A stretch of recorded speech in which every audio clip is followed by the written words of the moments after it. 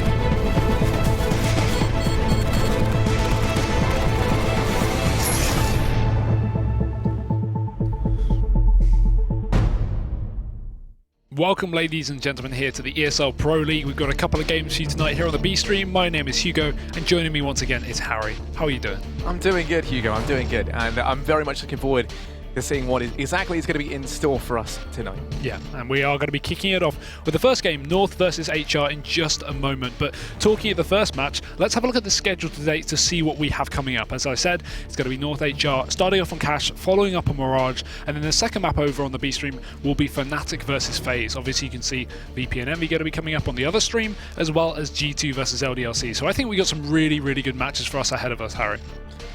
Yeah, definitely. I mean, coming into this, I don't want to brag, but I think, we came off better in this, Hugo. I really like the games that we have today. HR versus North going to be the first, double best of one series.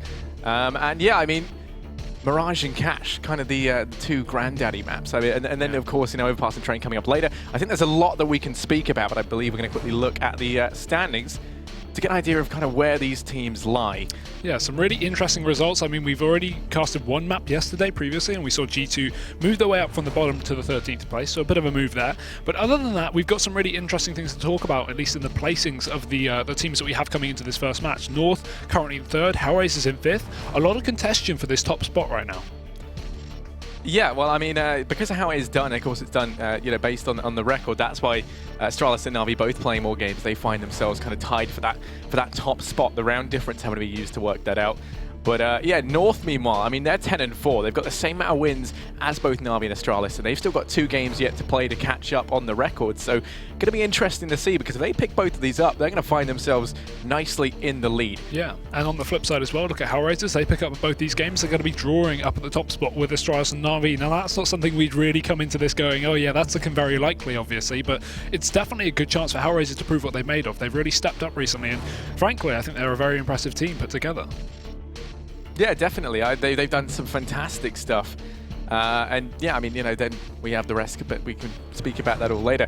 I think HellRaisers have really impressed me, in all honesty, kind of across the board. They came into this, and me and you were speaking about this earlier, actually. They're kind of one of these teams that float around almost kind of the T2 and T1 events. They take part in both, and they do have a nice bit of success in, up against the Tier 1 teams. And we do see them still taking part in these T2 tournaments. And I really feel like, now we're seeing this substantial breakthrough, I would say, from them. They've been having a very good run of things, kind of on the contrary to how they came into the year.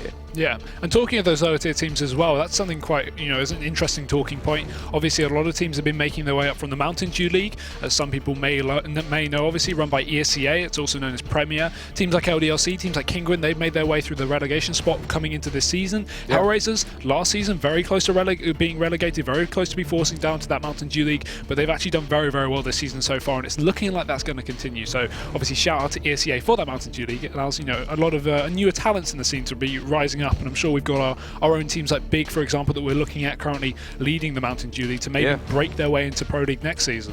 Yeah, Big have been looking very good, and I'm very much looking forward to see what they can bring to the table. Yeah. But yeah, I mean, moving on, we are... Do you want to? Yeah. Sorry. I'm not the host, so I'll let you Harry's take this. stealing it away from me, as usual. Obviously, guys, we do have a YouTube channel as well, which you are watching this on. So head over to there as well if you would like to watch the VODs from all the other previous Pro League games as well. We'll be updating it with the rest of the matches throughout the season. And of course, Harry, when you get to that YouTube channel, what have you got to do? Got to ring that bell, because that'll let you know when we go live. And in case you haven't had the bell rung, and you're only going to go ahead and do that now, you can go ahead and head over to the YouTube channel, catch up with any games you might have missed, as well as tips and tricks and whatnot. That's going to be uploaded there as well. They're also showing live, so if you're watching now, then I imagine we might see a couple of them coming up later on. Yeah, definitely so. But let's get into the nitty-gritty, right? Let's talk about this matchup. We've got North, we've got HR, we're going to be going on Cash and Mirage. You talked a little bit earlier about these maps being very good for both teams. Do you want to elaborate that a little bit? Yeah, sure. I mean, Cash is one that I feel like is... if anything, I think coming into this, when you think about North on Mirage, it's the one that when you first think of them, it's one that I don't think you really see many teams being able to take off them. We did see Maus take that map off of them previously, but I mean, Maus has been having a very, very commandeering start to the league, I feel, and have kind of had their ups and downs. But when they came into it, they did far better than anyone might have thought. That said, they've still looked to be very strong on it. But I mean, I think it could be the one that potentially we see HR pick up over on Mirage. It's just the fact that it's probably their strongest map, or one of their strongest maps, by quite a significant margin. It's one they've looked good on in good form. Yeah, I feel like even off just previous results in the Pro League as well, that would definitely dictate to be true. Didn't they take it away from both VP and Na'Vi recently in the past couple of weeks? So right now, HellRaisers is really looking on fire. And as you say, while North are doing very well, they are in that third place slot, there's still good potential for one of these maps to definitely be taken off. But let's look a little bit more at Cash then, the first map coming up. Do you think there's any chance that HellRaisers can really claw that one away, or is that just a safe pick for North? I mean, this is where kind of that idea of them being this transitional team between T2 and T1 comes into it a little bit. When you look at just, their sheer wins or whatever coming into this, if you go ahead and load that up on HLTV or something similar, it might look like Cash is one that they're fairly confident on, but when you actually kind of look into it more, watch back some of the VODs, you see the teams that they're up against, teams like eFuture, Maus, Kinguin, the new one, which is Triple Z or just ZZZ. God knows how you pronounce that, but yeah. Some of them, of course, being kind of the bridge gap as well, once again, kind of the T2, T1 teams, but then there are a couple of Tier 2 teams in there. And when you look at the wins, they weren't really that convincing. It's not like, there was any sign of just sheer dominance from HR. So it doesn't look to be one that they're amazing on, but they're definitely not strangers to it either. But, that said, they've already lost to LDLC, Maus, and Kinguin. So, the kind of teams that are more in the higher echelons, pushing them out. It is really hard as well, because if a team statistically looks great on a map, a lot of people really expect them to pick it up, but then you really look into the details and you go, oh, right, they're really not that good. They're only beating, far lower teams, and they're getting beaten by teams on their level, and some teams they shouldn't even be getting taken away by. So I feel like, I think we're both agreeing in the prediction that this is going to be likely what will be a North 2-0. But I still think it's a very good chance, as on the fence as I am, for HellRaisers to take that second map, to take Mirage.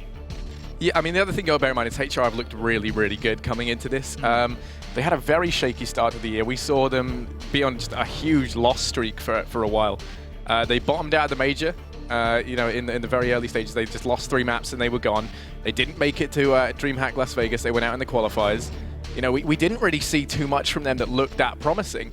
And then we kind of see them slowly but surely ride this roller coaster of success, but they've been picking it up slowly but surely as time has gone on, and we have seen them kind of get a lot more impressive results to the point where now, they do look to be a threat, and I think that's why they are where they are on the overall leaderboard right now. Yeah, they're beating a lot of teams you would really expect to be at that top slot. fnatic starting to build up a bit more confidence as of late. We obviously see the 2 French super teams. They've been struggling a fair bit. Right down at the bottom, we see teams like Heroic as well. You can't just call them French teams, by the way. Yeah, I said those 2 French teams. You said super teams, but yeah, super teams. They're not super teams, but anyway, Heroic also very far down below them. I think 9th place right now. So yeah, HellRaisers really are looking good. I think we can elaborate a little bit more. You talked about their recent rise. I feel like the addition of Stiko going full time. Obviously, he's talked about a little bit of that on Twitter. I think that definitely could have changed things, don't you think? Yeah, I mean that was something that we spoke about heading into this. Is the fact that Stiko did announce that he's going full time. In that same statement, he kind of elaborated a little bit more on how it was affecting them practicing. Of course, he had to try and run his actual, I believe it was university he was attending, alongside CS's, as like a thing on the side almost, and now he's just decided to go full-time that, and you can see that it is helping them improve. I mean, at the same time he made that decision and made that call, it correlates almost perfectly with when we see them start to pick stuff up, and I think that's because they went from being, this very, very tight 4-man unit with this 5th guy who's kind of there most of the time, but then has to step out every now and again, to just being a solid 5-man team all around. And all in all, I do think it is showing that, even that one tiny change has helped them a fair bit. Yeah, I definitely agree. And we'll see if Stiko's kept up to date, at least with his smokes, because obviously we've got a little clip for you, as Harry mentioned earlier, over on the YouTube channel. Let's have a look at some smokes you can throw over on the map cache.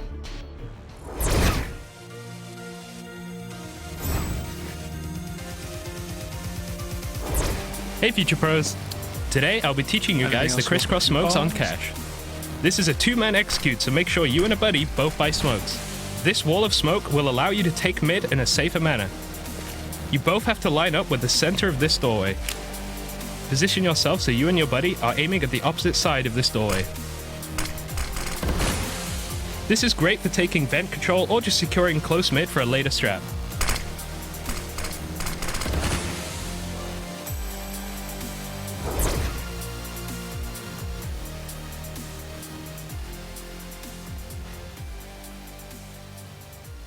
Welcome back, guys, and nice little video there from Rush. So, Harry, back into the nitty-gritty. We talked a little bit about the results of HellRaisers looking quite, well, statistically great, not so much actually if you get down to the results and the teams they are playing. So let's look a little bit at North. Currently 5-2 on cache, I think, or 5-3 at least in results. Why do you think that they, at least you said it yourself, that they're going to beat HR? Why do you think that that is going to be the case? I mean, there's a couple of reasons for that, really. I think the main thing that comes down to it is when you actually go into it and you watch how they performed on those maps, you can see that the scorelines were always incredibly close in terms of their margin. When they won, it was a very dominant victory, and whenever they lost, we kind of saw 16-14, 16-13 scorelines. Ones that it was definitely possible them kind of, being able to pull back had it been up against perhaps a lesser opponent. And not saying that HR are, but the point I'm saying is they do look like a very, very confident cache team. You can't take that away from them. And, they might have similar kind of wins to losses when you look into it, but the score lines and the teams they're playing up against reflect something incredibly different. Yeah, and obviously I think there's almost a bit of a storyline going into this one, looking at the results of the E-League Major as well. We obviously saw North and HellRaisers both go 0-2 at the start, North having their issues on Cobble, and then they finally moved to the first elimination match at the Major, which was them versus HellRaisers. Over on Mirage, North actually knocked HellRaisers out 0-3. So coming into this one, you say that Mirage is going to be a map that HellRaisers could very well pick up, considering that went into OT, and that was when HellRaisers were looking shaky. Now they're starting to look pretty effective. this could be a really, really interesting matchup, especially going over to the second map. I think there's a very good chance we could see maybe another OT, maybe even a HellRaisers win, and that would be great for the standings, because I do like the underdog story. I like to see Maus and HellRaisers, teams that you typically wouldn't expect in this top spot, to be up there. But again, flipping back over to North, if they take this series 2-0, they are going to be at the very top of the Pro League, and definitely going to be, you know, reaping the rewards of that. Yeah, well, I mean, even if they take it, you know, 1-1, they're still going to find themselves at the top for the time being. But yeah, I mean, and the other thing that you kind of brought up that I really want to touch on is the idea that, you know, there is a bit of beef between these two teams. I mean, you know, like you said, the last time they played was at the E-League Major, you know, in those kind of initial stages right before the playoffs, and you know, we saw it was the elimination match. Whoever lost was out, whoever won got to continue through, and then we later saw North actually be able to take it. But like you say, I mean, there's beef there. You know, North knocked HellRaisers out of their chance of playing in the Major. So as we do now head into the pista round anyway, we're going to be seeing HellRaisers over on the CT side, North starting things off on the T side. And well, straight away they boosted a player out towards mid in the form of Matchday. They're just going to be splitting on through, and actually they grab control events very early on. Now Zero's over towards B, but it's going to be falling on back in towards the relative safety of the site. Him and Stiko here, both peeking out wide. Stiko does find the first. Zero's there to back him up, going to get two of his own as he's just chiming in with frags. Aplenty on the back of his P2K. Dead Fox is rotated around, able to get one, leaving it all on config. 1v5 and just struggling for his life. Stiko's going to take that away from him, no problem. Yeah, HellRaisers to kick off with the first round in a very important map as well, considering obviously North, they are going to be the team that we kind of expected to be able to clean cut this map, pick it up fairly safely. And going into this one, HellRaisers now starting things off in the driving seat. It's going to be very positive for the guys over on that CT side. But the buys coming up, HellRaisers is a team we typically see a lot of SMGs for. They constantly like to go for the quad UMP buy with an MP7 on Bondic, a very interesting one, but nice to see they're playing it safely here with a few Famases as well, just to get those ranged engagements. But North obviously going to be going for these Deagles up into the second round. They've got a bit of cash to play with. Obviously it's just going to be a bit of a throwaway. If they can pick anything up, that would be great, but it's not expected too much of them, as they will be going for the buy coming into that fourth round. Yeah, right now Stiko's going to find himself alone over towards mid, and as North look to try and peek on out, he will very quickly be at the mercy of these Deagles. 3 players converging out towards mid. Smoke's going to go down. Stiko might take the peek, but there's already a player pushed on back. And actually, one's going to be a little bit up close. Angel's now rotating on round. Match is going to take the peek and does find one. The trade going to come through swiftly, but actually down goes Angel. Now Easy converting this back. The man advantage in further in favor of North, and now Bondic over towards quad, the lone A player. Got to try and hold this down.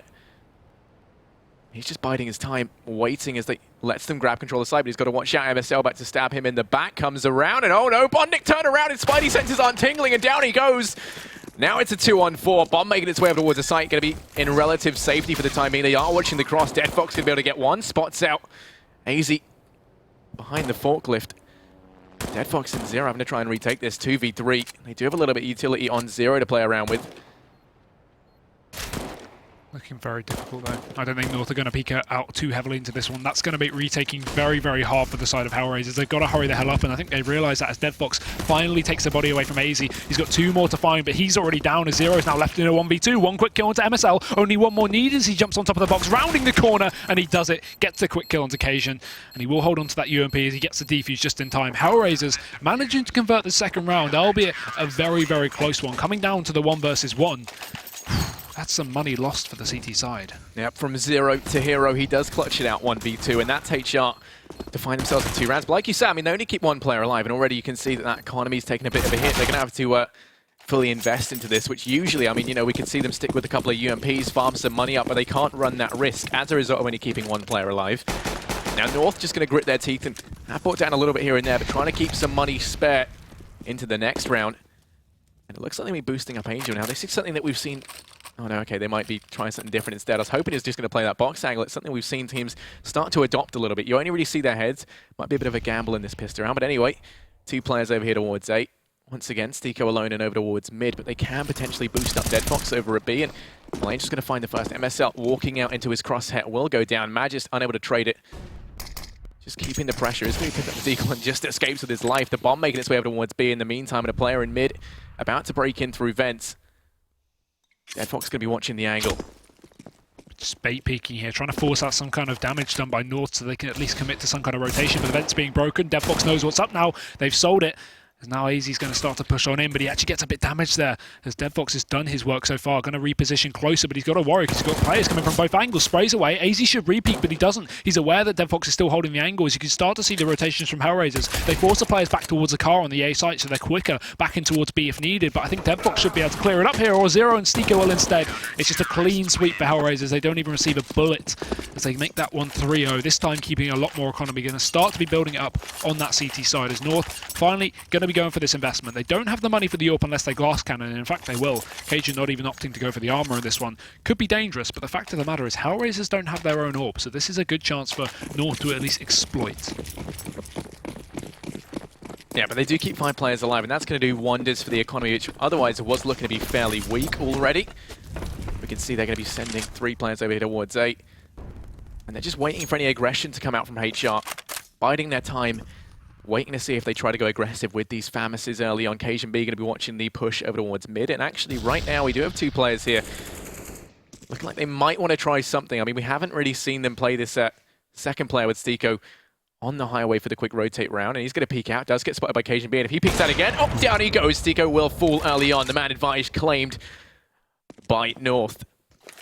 And that's not something you really expect as well. You don't always expect this, the glass cannon AWP coming into T-side so early on in the game. HellRaisers knew that North had been forcing all these rounds, so they knew they wouldn't have a lot of money. A nice surprise, but Config, talking of surprises, will bring in 2 quick headshots towards that B site. Now only Angel and Bondic are going to remain here for HellRaisers. Frankly, it's looking like a possible save situation unless they can grab a couple of quick kills, but North aren't even going to be walking into this one as they start their rotation down towards the B site. Cajun just holding off in the middle, and MSL's going to be hunting a little bit over towards A. It does make sense considering how HellRaisers already have rifles. So even if MSL goes down, it won't be too much of a loss for North, but look at the positions that HellRaisers are taking. It almost seems like they want to go for this one, or at least try and catch out some aggressive positioning from North, but they're aware of the flank coming in from behind. They're aware that MSL is likely going to be cleaning out this squeaky area.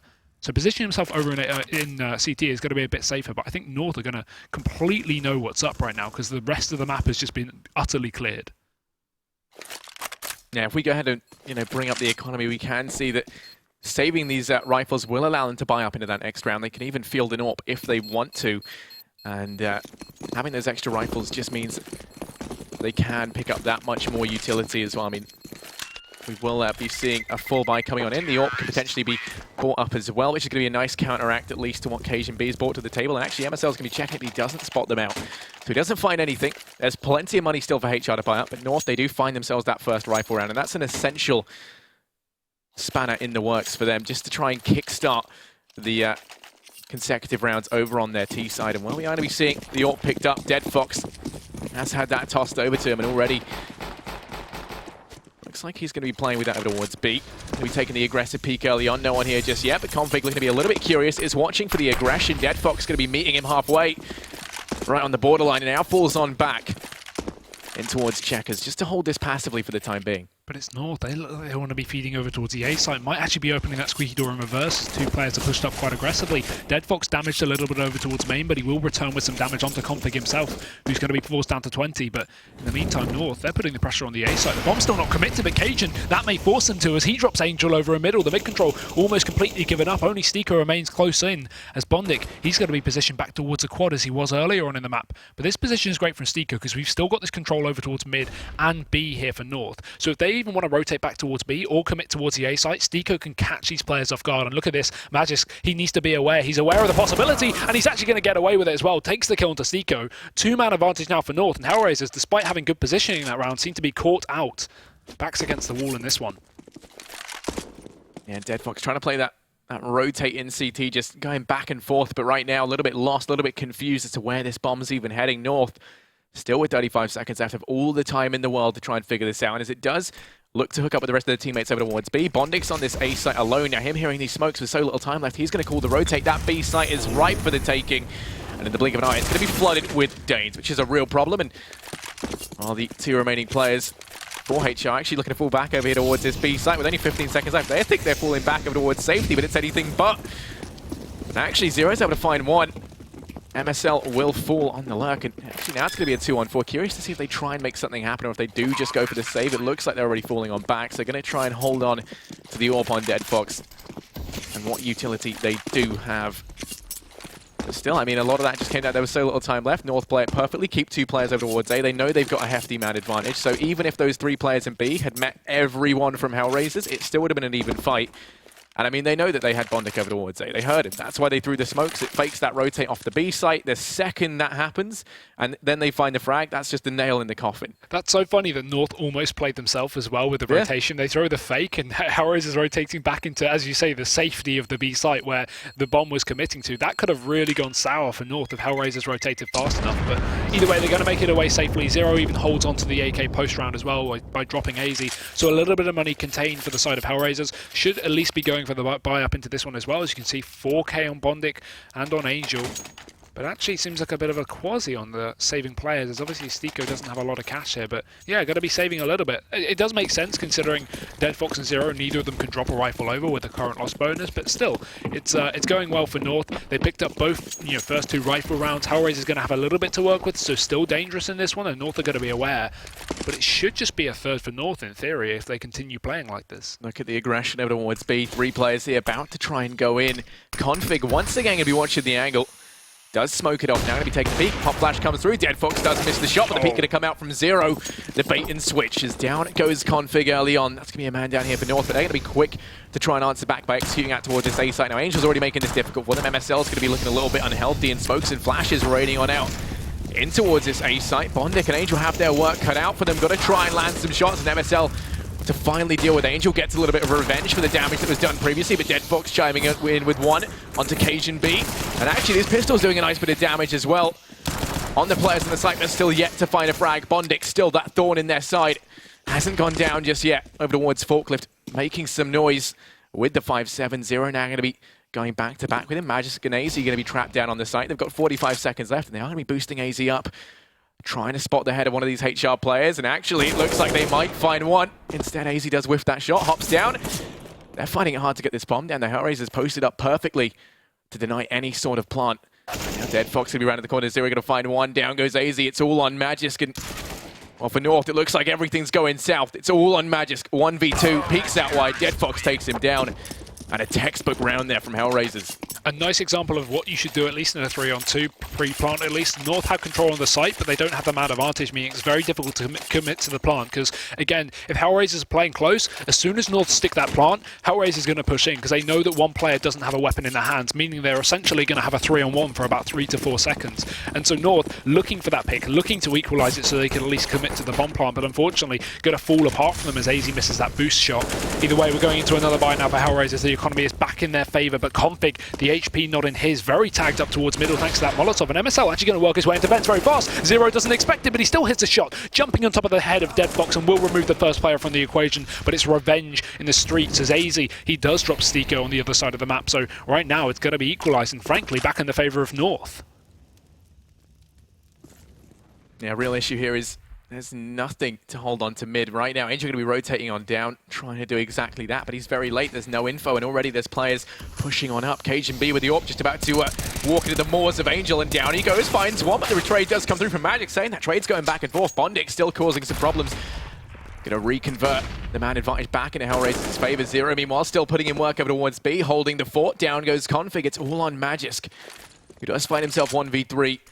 Over towards mid, going to be hopping up in vents. He does have the bomb at least, which is a little bit of a silver lining here. Full control of middle as well. No one going to be challenging him just yet. And actually, with 2 players over towards B, and Bondic in CT spawn, that A site's looking right for the taking. They've just given it up and opting to play for the retake, but Magisk, he's unaware, pushes in towards B, will be spotted by Zero. And Dead Fox in CT with that AWP, just going to be a huge threat. And Zero, you might want to get out the Molotov. It's going to be tagged down a little bit, but there's 3 players here. If he does this, it would be insane. As he just crab walks out into the side of Dead Fox.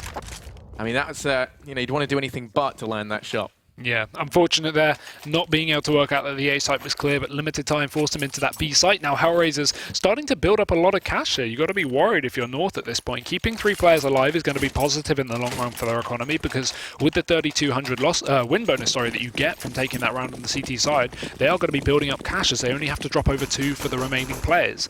Now North, they're almost on full eco. They're almost on bare bones here as we see 3 pistols board up, 2 Deagles and a P250, no armor, no utility, and not a lot of hope. HellRaisers are even going to remove some of the HB very early on as Config and MSL get dunked down in middle. And this is looking very difficult for North right now. They are not having the best of starts to this matchup in a map that we kind of expected them to pick up, Harry.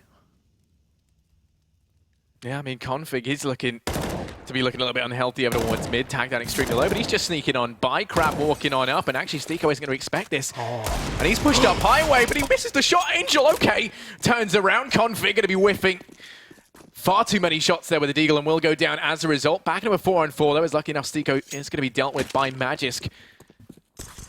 Config, well, just, you know, I mean, he would have been the one to put the man advantage in favor of North in this round. And actually, a bit of a misjump there from Magisk. He will go down. Angel going to be continuing his reign of terror over towards mid. Okay, Angel will finally go down at the hands of AZ as it gets put back into a 2-on-3. The man advantage still very much in favor of HR here. Very little to work with for North, but they have got mid control for the time being. And once again, we're going to see Bondik full on back, passively towards CT. Now looking like he might peek out through Z.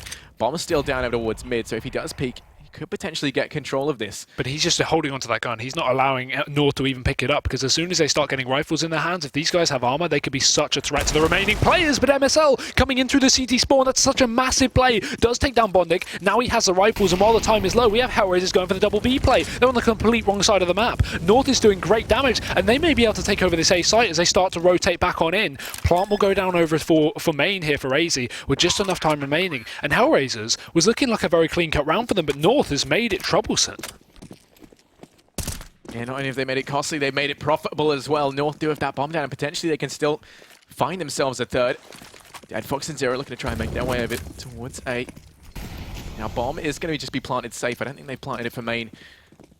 And while Dead Fox and Zero, they're playing this very cautiously, checking every single angle so methodically, going to be staying side by side so they can trade this out. And now they separate it on the site. AZ could have been the player to make a difference, but he does go down at the full mercy. No head armor. And he will fall. That's going to be HellRaisers find themselves yet another round. And while North, they do get themselves a bomb plant, but a 6-2 scoreline right now. Yeah, great stuff there from HellRaisers to at least get the retake, but you've got to give it to North for actually getting so much damage done over in that round. I was really quite scared that that site could have been completely controlled there by the Danish side. Frankly, HellRaisers giving up way too much control. Bondik got caught out over in CT spawn trying to defend into that rifle, and really good stuff from North to actually get the bomb down, get 3 kills with only 2 Deagles and a P250 to their name. Yeah, I think, you know, we've seen some good stuff from North right now. That's not to say we haven't seen good stuff from HellRaisers, but I do think they've got more to bring into this. I mean, you know, when we saw them pick up, I think it was in round 5 when they picked up that rifle round, thanks to the really nice play that they did. They found the early frags, they took a man advantage, and they found themselves another, luckily enough. And then you saw that they took it very, very slowly. They left it down to the wire. They take the players over towards B. You know the round I'm on about, right? Yeah. And, you know, then they have Bondik solo over towards that A site. He's holding the angle. He hears the smokes come in from just the 2 players that are there. And as a result, fakes that rotate off of B. They get the site entirely for free. And, you know, then they utilize that, get themselves their first round. And it was just overall a very nice idea. But HR are very, very quick to counteract. But we're going to be heading back into this anyway. I'm sure there's time for us to discuss this afterwards. And while Dead Fox is going to have the AWP in hand, Cajun B going to have one of his own to try and counter AWP the HR player, and that native mid already going to find some early damage. But look at this aggression from Angel, forced up inside of the main. The deep smoke as well, going to give him a lot of leeway to push himself on top of these boxes. And AZ on the other side isn't going to be too aware. The Molotov could force him out from this position. Although Angel will just hold on, counting valuable seconds, spotting Cajun, and there we go, free kill. AZ doesn't trade, and Angel just going to run right back down now with the 4v4 in play, but he does get picked up from MSL, who pushes his way out of the squeaky door just in the meantime. Nice positioning from North, and they do take the man advantage back in their favour after that refrag onto Cajun. But still, it's under contention. Either team can pick this one up, and frankly, the North have been playing their T-side very, very slow and methodical. However, it has, as you said just there in the freeze time, and times almost come back to bite them, so they need to make sure they can convert this round. And HellRaisers not stacking a site as well is going to be more beneficial to North, because it means trades are going to be very difficult here for the CT side if North commit to be here. Yeah, for HellRaisers to make their way back into this, Zero needs to hold this site down. He needs to do it for a while, and he needs to at least get 1 for 1. If he can't find anything, goes down straight away on the entry, then that's it. HR just have to fall back and save. Don't see them going for this. And with very little time left, that Molotov going to signal that it is going to be B. You can already see the rotate coming on round. They leave Bondik because last time they fell for this, and Zero going to go for the spray. He falls straight away. And already, there you go. HellRaisers, they fall on back. He couldn't hold the site down, couldn't buy time for the rotates to come in. If he'd stayed alive for maybe 5-6 more seconds, we could have seen Dead Fox rotate in from mid. Bondik would have already been on the rotate, could have come in from behind through vents. And, you know, then we would have had the crossfire as well between the AWP and the M4 of Zero on site. But sadly, he falls at the drop of a hat. That is going to be Bondik and Dead Fox now looking to save Bomb is down, and North, they keep 4 players alive. I've been playing it very methodically here on the T side. I do like to see that, but only 3 rounds yet. Let's not sing their praises too far, because HellRaisers are still going to have the money to at least rebuy into this one and then potentially get the reset back onto North, because again, they picked up a few rounds in a row, so this could really be a dire situation for North if they can't convert a couple in a row. We obviously saw their previous 2 rounds be stacked together, which is good, but it's a very, very hard situation to hold into the economy. If North can get on this one now and start chasing these saving players a little more effectively, take these guns out of HellRaisers, rebuys are going to be far more difficult, and that's going to mean maybe North can get back into this game sooner rather than later. But HellRaisers going for the rebuy now. We've still got the AWP as DeadFoxes. He did save that from the previous round, and Cajun's been dropped 1 over as well. So we still have a full buy from both teams. It's still under contention, but this is a chance for North to at least cripple the economy of the CT side. Yeah, it's a shot to start to chain rounds together as well. They are going to be taking things slowly early on, just holding their ground as they have been doing, waiting to see if any aggression comes out. And actually, Stiko might be the man to give them just that. DeadFox as well. Both these players taking a little bit more aggression early on. That pop flash going to be beautiful. DeadFox gets forced on back. Doesn't lead to a frag, but they do at least know he's here. Meanwhile in mid, Cajun B with the AWP of his own, trying to make some magic happen. The jump peek's coming in from Angel, but it's Stiko, the man to watch. Pushed up close, and oh, never mind. Down goes Angel. A nice fancy frag from Cajun B, and now Stiko pushing in towards mid, trying to trade this out, but Cajun B's going to be faster on the trigger. Down he goes. That's 2 frags early on for him, and a very dominant start here for North. It is going to be Bondik solo over towards A0 at this B site, and the bomb's rotating background. The pop flash could even fake the rotate, and now actually Zero's going to hold his ground for the time being. Sneaking back to the site with the open hand, looking to try and hold on to this, but North, they're stacking up, about to make their way in. This player coming in through vents as well to split out onto the site. Zero's in CT, playing this very passively, does land one into AZ, but now has a lot more work left to do, and is in a very dire situation, looking to try and just fade away. Config wants to go on the hunt, pushing up through the smoke. But it looks like he might be able to escape, rejoin Bondik, and that's going to be yet another save for HellRaisers. Well, maybe a save, but look at MSL. Pushed all the way up. Zero does catch it quicker on the trigger there as he will back off. And to be honest, this round was a bit of a weird one from HellRaisers, right? Because they instantly get put into a 4-on-2. And this is the kind of round where if you have a separate site split from the last 2 players, Bondik and Zero, you typically want to put them in the same position, because then you can sit both on the site. You know North are likely going to be forcing at least 3 to 4 players towards your positions. And then you have 2 options. Either you've stacked the correct site, the players rush into you and you have a good chance of holding a 2-on-4, or you've stacked the wrong site, North take the other site for free, and then you save both rifles safely. That's kind of what you should be doing in those kind of rounds. It did get lucky for Zero, at least, for getting that pick and then dropping on back, but usually, if he was committed to the site, maybe if he was sitting deeper over towards default, and he got a kill, and then he got traded, all that we would have seen is Bondik trying to save a rifle, if he even could. So that's the kind of round where you should see HellRaisers both double stacking the same site in a 4v2, because it means it's far more likely that you're not only going to be able to either get the round, but more likely you're going to save both rifles. But either way, we're going back into this one. DeadFox going to be on the AWP here. No armor to support. Zero's just got a P250 in his hand, and Bondik, he's going to be holding onto a rifle as well, as we see DeadFox force his way down middle, but the lack of armor is going to mean aim punch will be apparent. Config opens it up. AZ will follow up, and North, they should have a clean round here on out. Only 3 players remaining for HellRaisers. Yeah, now Bondik going to be the main threat with the M4 over towards this A site. Stiko's rotated around as well to try and join forces with him here for their final stand. AZ and MSL both stacking on up. Pop flash going to come through, but actually it fully blinds AZ. He's got a full-on back for the time being. Config and a dispatch of Zero in mid. And now Bondik and Stiko find themselves in a 2-on-5. The last hopes here for HellRaisers in this round. And Bondik's going to try going aggressive. He will pay for that with his life. Down goes Stiko as well. And a very, very quick, clean round from North. That's exactly what they need. Their economy now starting to build up massively. Cajun B just rolling in money right now. And HellRaisers, well, they've got enough to buy once again, but they are on the cusp of having that economy reset. It's looking so fragile over on the CT side. Yeah, this is one of the really awkward buys as well. You know you have to commit to an investment, but you haven't really got enough to go for those utilities and that kit as well, which is so apparent on the HellRaisers side. Not having a kit is going to make it very difficult on retakes, but either way, it seems like they've been getting picked a lot before they even get into the post plant, so I don't think it's going to be too much of an issue, but this time they need to get that man advantage. They can't afford to instantly allow North to take that 5-on-3 that they have been doing, and we are going to see a bit of a switch up in setup as Angel. He gets boosted on top of that Shroud box over towards the A site. This could catch out about North, considering they do have a sizable amount of players outside of A. Once again, we have MSL down in Squeaky looking to catch anyone out, and AZ as well supporting in main. No commitment, but with the bomb centered towards that side of the map and only one lurk player over towards B in the hands of Config, the setup so far is looking based off of this pick towards the A side. If Cajun can find a quick kill, they will be able to convert it up through highway and go for that A side split, but it's all going to depend on the pick. HellRaisers has been giving up a lot of early control to the side of North. They can't afford to carry on in that same regard. This time they won't. Yeah, they do find Magisk. A trade could come through from Cajun, though. It's going to be going aggressive, and there's one rattling the Tech-9 downrange. Does take the head off Deadfox. But they have already found 2 early frags. Config goes down over towards B as he tries to go aggressive. And are they going to expect the boosted player? No, they're not. Angel raining death from above. Finds himself one, but now he's trapped. Stuck between a rock and a hard place. Going to take the peek and actually chains together a second. Down goes AZ. It's all on MSL. He's trying to push in through mid, but Stiko is here watching the angle up on top of the railing. MSL's able to find one, but now they know exactly where he is. And he's only got 12 HP. So he is dead in one shot. Trying to make his way over here towards this B site. Zero is going to be watching the angle, though. And I mean, no one really plays here. MSL going to take the peek, and down he goes. That is HellRaisers to find themselves a 7th. And I think in a very good time as well. I mean, they do put an end to North winning rounds consecutively. The money now going to very slowly start to slow down, but we can't already see kind of them at the economic mercy of that loss.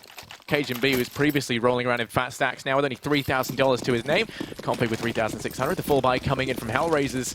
Deadfox going to have the AWP. It's an ideal situation here for HellRaisers to try and reset North. Yeah, it's been very back and forth on the economy. Neither team being able to really build it up, but North, they're looking to switch up the pace. They've gone for these pick play rounds. Now they're just going to fully charge in, not even looking for the mid split. They want to contain the 5-on-5 over towards the B site. As we can now see, HellRaisers only have 2 players in position. We have Zero here towards the back of the boxes as well, with the support from Deadfox over on the site. A good position here to at least bait out, but if they Molotov Zero, it's difficult. But in fact, they'll molly Deadfox. He just gets his head removed. Zero will peek out aggressively, and fast rotations as we had an aggressive mid play from HellRaisers. In through the vents they will go, but Zero, he's caught at the back. He needs his team to smoke him out. And AZ, he's going to even drop Zero before the smoke comes in to dissipate the Molotov. It's a 4-on-3 now. And North, they've got the control of the site. HellRaisers need that pick. If they can't find a quick kill, it seems like it may have to be the save. And frankly, it looks like they're already backing off of the site. It will be another one for North. Back on the grind.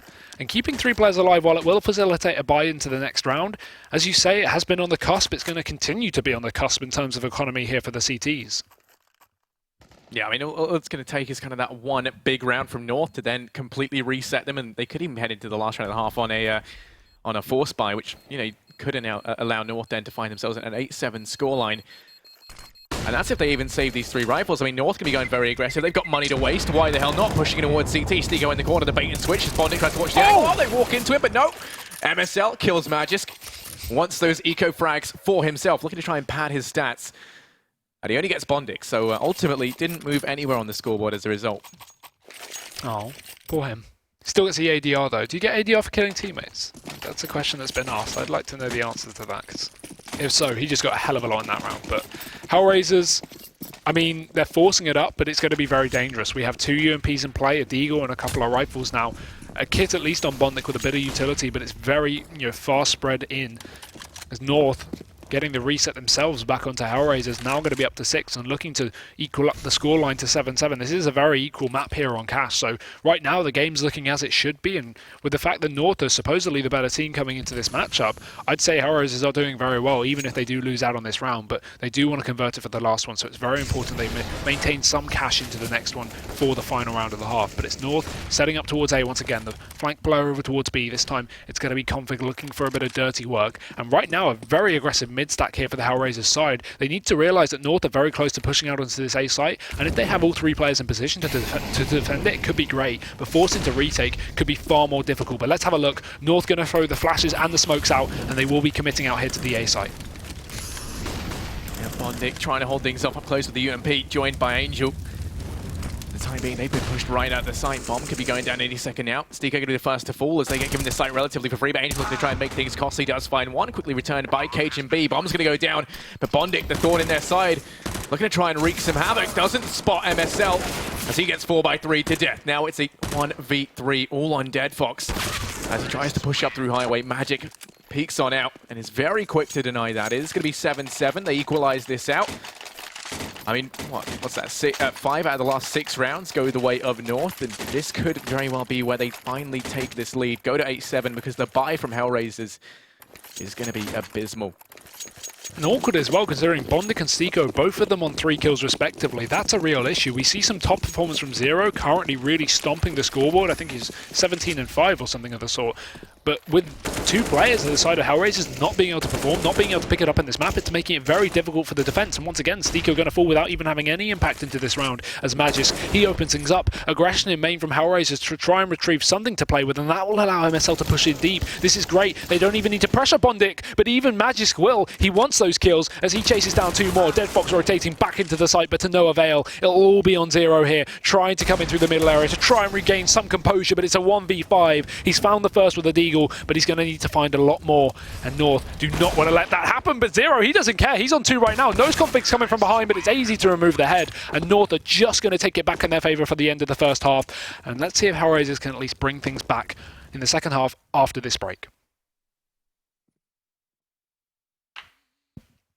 That's a good pass.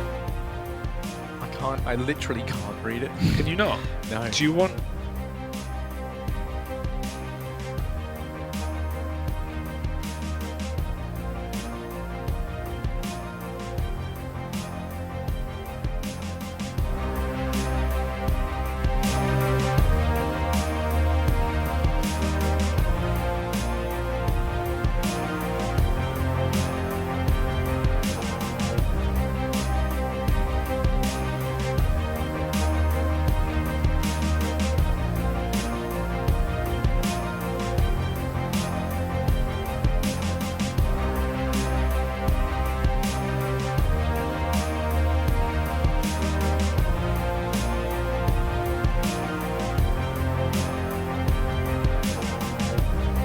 Welcome back, ladies and gentlemen. We just had a very exciting first half here over on Cash between North and HellRaisers, and to be honest, I think it's going to continue this excitement. It was 8-7, a very close first half, something that we didn't expect to be as close as it was, and I was very impressed by the performance of both teams. What about you? Yeah, definitely. I mean, I love some of the stuff that I saw from both of them. I think there was a lot of interesting things that we can speak about. I mean, one of the things that I noticed that I thought was a little bit unnecessary is in one of the kind of the first rounds that that was the catalyst for North picking up a whole bunch there at the end was the way that HellRaisers played one of their buy rounds. I can't remember what one because it was the only round I didn't write down, but yeah. It was, you know, the round, so cajunB finds the early frag in mid on Angel as he's jumping over to peak, then you've got Stiko up close. And, you know, Stiko goes in for the trade, which is rightfully so, apart from the fact that they've already lost a player over towards B in the form of Dead Fox. He keeps taking that duel with Config, who'd been playing B every single round, waiting for the early aggression. And, you know, he lost it straight up, so they find themselves in a 3-on-5. Straight off the bat, and then the aggression comes out mid from Stiko, and he falls once again at the hand of cajunB, who does pick up both of those frags against all odds. And it was the round, you know, where they instantly found themselves there 2v5. And at that point, you know, what can they do? They've thrown it away in a matter of seconds. Now, I know that frag had to try and come through from Stiko at some point, but, you know, already being 2 men down, was it the best call to make peeking over towards mid? Was that much aggression warranted early on anyway? I'm not sure, because it was kind of the thing that we saw it make their economy look so weak, and then that was their downfall. It's kind of a damned if you do, damned if you don't situation. Yeah, exactly. Even if he gets that kill, it's still a disadvantageous situation for HellRaisers to be in. So I do understand his justification of trying to go for it, but it is a very, very hard situation to at least play off. And obviously facing up against Cajun is going to be a hard one. I think as well, you've got to look at the fact that HellRaisers seem to really have struggles with losing those first fights. We always saw North getting that man advantage, instantly getting a 3v5 on almost every round that they won. And to be honest, you know, late rounds where HellRaisers didn't win many, the only ones they managed to pick up near the end of the half were the rounds where they picked up those first picks. So for example, we saw, I think it was round 12, where Dead Fox was aggressively down middle, peeking, gets himself the first kill, and then he backs off and just gets support from Bondic coming down towards Highway. And instantly, with that first pick, they just seem to just crush North. But as soon as, you know, you saw North, for example, Cajun just opening things up, it goes on the flip side, and HellRaisers really just started to crumble. I'd like to see a statistic after this map, at least on that first half, to see, you know, round win percentage after getting the first kill, because I think it would be very, very high, because it really seemed like whoever was going to open up with the first kill really managed to convert the round. So difficult start, I'd say, for North to get into, but they at least managed to regain their composure towards the latter stages, and going into the second half as well, a very momentum-based team as they are, I'm looking scared for HellRaisers if North can pick up this pistol round. Yeah, definitely. I mean, I do think the HellRaisers are going to fare a little bit better on their T side. I feel like there were a couple of problems that were kind of starting to emerge that they weren't fully sure how to deal with. When they did deal with them, we saw them have a fairly decent time. I mean, mid did seem to be a bit of a reoccurring problem. They didn't quite know how to handle that. We saw that it was kind of Stiko and Angel having to try and play it from highway. Whenever they sent Stiko aggressively, he just got isolated and died. They finally end up rotating Dead Fox around and watch mid. And then things start to work out for them a little bit more, but still, I mean, then it just leaves another side to look a little bit weaker. But anyway, as we head into the second half, let's see if North can fare better on their CT side.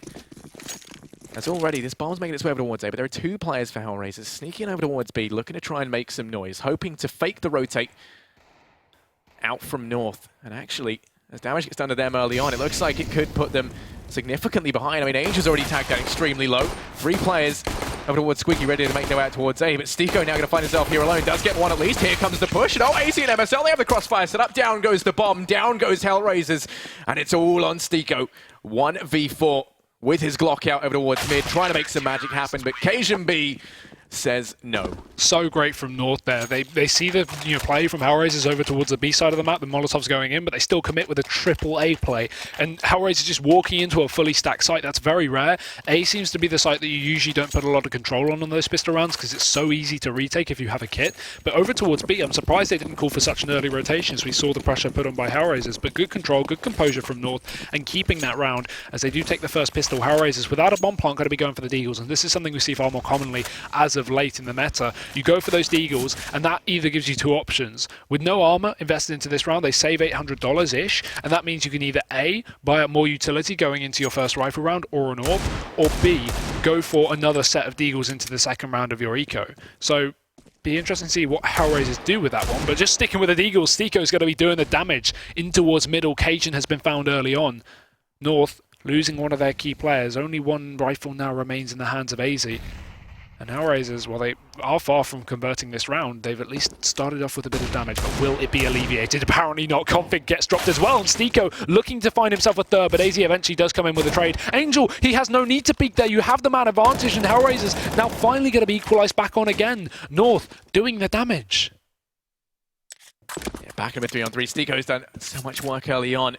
North do luckily find those two in return, thanks to that unnecessary peek from Angel. Now we can see, as a result of this crux taking place, they find themselves 3-on-3, equal numbers, and they're trying to regroup, make their way in over towards B. Now, to their benefit, North are playing this with a player in mid, player on that B site, and one very far away for the rotate up on A. So MSL has to hold the site down, but that nade, that's exactly what they needed. Damage has been done. These guys are looking very unhealthy. Molotov going to force them back, and he can hear the pitter-patter of their little feet as they try to dodge, burning in the fiery flames, because that's what they are. And already the bomb looking to try and make its way back over towards A. They're quick on the rotate, and actually this might pay off for them here. As you can see, AZ rotated over towards B, leaving a lot of pressure here on Magic. He's going to get spotted out over towards Quad, tagged down, but already peeking wide. Finds a burst, finds a second, looking to try and make some money. And there's AZ on the rotate. They all go down in a blaze of glory. And North, they do convert that second round. That's so unfortunate to see from HellRaisers. They take the first 2 picks and they completely throw away that round. They could have at least, decided to back off and go in towards a site together in a 5-on-3, which gives them far better odds. Obviously, I understand them peeking through middle, trying to get the picks, knowing that North are likely going to be on SMGs across most of the players, but still a bit of a throwaway. And now we do see the first option that I said, saving a bit more money going into this round, meaning you can at least buy up some more utility going into your first buy, and I like that. But HellRaisers do obviously still have a couple of pistols just to play with to try and get some damage off of North if they can. But some aggression here from the CT side, just trying to look for these picks. We do still have 3 rifles in play, so the chances of HellRaisers converting this one as well is almost nil. And with MSL pushed all the way up over towards B, Zero's not even going to be given a free pick as he decides to back off towards Checkers. Yeah, with how bomb has been dropped very passively, even if they manage to find these entries over towards A, they've got to go back and pick that up, rotate round, and that will give North plenty of time to get in positions for the retake. Stiko will go down over towards mid, Cajun B taking his head clean off, and the push looking like it might come through over towards A, but once again, bomb's been dropped very passively. Even if they find these frags, someone's going to then run all the way back, pick that bomb up, and then look to get it down. And in that time, North will be crawling all over the site. They'll be everywhere. And instead, we're going to see HR now look to fall on back to side A. Isn't the site in question. And now they'll be picking up that bomb, looking to make their way potentially over towards B. But instead, Angel's going to get boosted on up, trying to spot something out in mid. And while KGB is here, just rounding the corner, looking to try and take this peak, and they just miss each other, but there we go. He's going to take the peak. Does find the damage with the Deagle, and oh, KGB.exe has stopped working. Down he goes, back into a 4-on-4. Angel still alive and kicking in mid, and Config going to take the peak. Crab walking out, finds one, finds two. Oh no, MSL steals it. And then completes it for the double at the end. A little bit of money farmed up on the back of that UMP. An 11-7 scoreline in favor of North, but now HellRaisers can finally buy down. And they should be able to get that up as well. You can see Deadfox is just taking a second before he commits to it, just checking that it's exactly what they want to do. But actually, no, he doesn't go for the AWP that he has just enough money for, even with armor. He instead decides to get the utility on that rifle, which is safer, yes, but they still could have had a great AWP potential, considering they should be confident that Cajun is at least going to be on his own AWP coming into this buy round. So their lack of AWP could be a bit of a pinch in the side. But let's have a look. North have got this one player on the UMP. MSL pushed up aggressively in towards middle. We have Matches as well being boosted over towards the A site. And this is looking very likely to be an A take so far from HellRaisers. And with MSL still pushed in so deep, look at his position on the minimap there. He's already found his way down towards B. And the fact that he's cleared it out as well, look at the rotations. Cajun's going to move off of middle. He's moved back towards the A site. We have a triple setup. And they know what's happening. But Zero, he's already started to lurk. He's back in towards B as he's found MSL very early on. Some good damage. He hasn't converted the kill. And MSL, he's just jumped back with the help of that handy flashbang. At least gives a 5-on-5 still in play. It doesn't allow that pick for the side of HellRaisers, but now after that, aggression has been spotted from MSL, HellRaisers is going to know that North have this A stack, so they will go back into more passive positions and take a different approach, this time towards middle. Yeah, I think the setup here from North is looking to be very good. 2 players to lock this down. If the smoke goes down for Z, you've got AZ there primed and ready. As he rounds the corner, it's going to be forced back. That nade will be dodged for the time being. They relinquish mid control over the side of HellRaisers for the time being. Bomb's still looking a little bit unsure as to where they actually want to go. I mean, they know there was aggression early on out through mid, but then he since fell back over towards B, and that's going to leave them guessing. HellRaisers here now looking to make their way up highway. Bomb in A main, looking like A is going to be the site in question. Magis, those boosted on up. Pop flash going to come through, goes for the spray. The flashes are plenty. And he does do good damage, but it's going to go down at the hand of Bondic. Angel and Deadfox find some frags in the meantime. Now it's all on Config and MSL. Rotating around, trying to find some leeway back into the site, but Stiko says no, it's all on MSL. The lonely lurk player. Looking like he might be able to find one in mid. Does good damage. Stiko will go down. That's an M4 picked up for him to try and hold on to. Oh, now it is. Butterfingers there. Well, it is all on MSL. 15 HP in a dream. Let's try and hold on to the M4. Angel quick to guillotine that. Doesn't want to let them take anything out of this round as HR find themselves an 8. I love that repositioning from HR. As soon as they spotted MSL pushed up towards B and knew that he had the information that it was likely going to be an A take, instead of committing towards the A site and walking into that stack that North had rotated onto, instead they repositioned towards middle, try and find a different avenue to attack, try and exploit North in a different way, knowing that the mid control is going to be lackluster due to them having this A stack in play due to the information. So HellRaisers is actually managing to pick that one up with a very nice recalculation after spotting MSL. So now we go into this one when North are a little more limited. Utility going to be fairly low. AZ's down on a pistol as well. And no AWP in play means this could be a difficult one here for the CT side. HellRaisers looking to make their comeback as they pick up the first buy round of the half. And if North don't get aggressive and don't find this early pick onto Zero, HellRaisers are going to be sitting pretty for the time being. 1.5 minutes left on the clock. And right now, North not doing anything too special. We have close positions. We have the boost up in mid. Over towards vents. But HellRaisers just holding their established default, not committing to any site of the area, any area of the map just yet. Yeah, now how North are playing mid here is fairly good actually for them to try and deny the early presence from HR if they decide to go for it. It has been a point of contact for these guys in their last round, and imagine we're going to be seeing more of the same. They've got the AWP on Deadfox. Stiko's already trying to make his way out. There's 3 players here with the crossfire set up. The late peek can come in from Cajun B to get the trades if necessary, and that's if the bait and switch doesn't work initially. MSL in Vent's going to be able to cause a bit of a problem for them. And it's when they first go out, the plan is AZ makes the contact, and then the other 2 players peek and hopefully mop these frags up. He's just going to get spotted, but he does find that first frag because Stiko whiffs everything. And that's going to be an early man advantage taken. The trade hoping to come through. Bondic does find that at least, and the other 2 players can't quite pounce in time. They just decide to leave mid, maintain this 4-on-4 situation they find themselves in, and hand it over to the side of HR for the time being.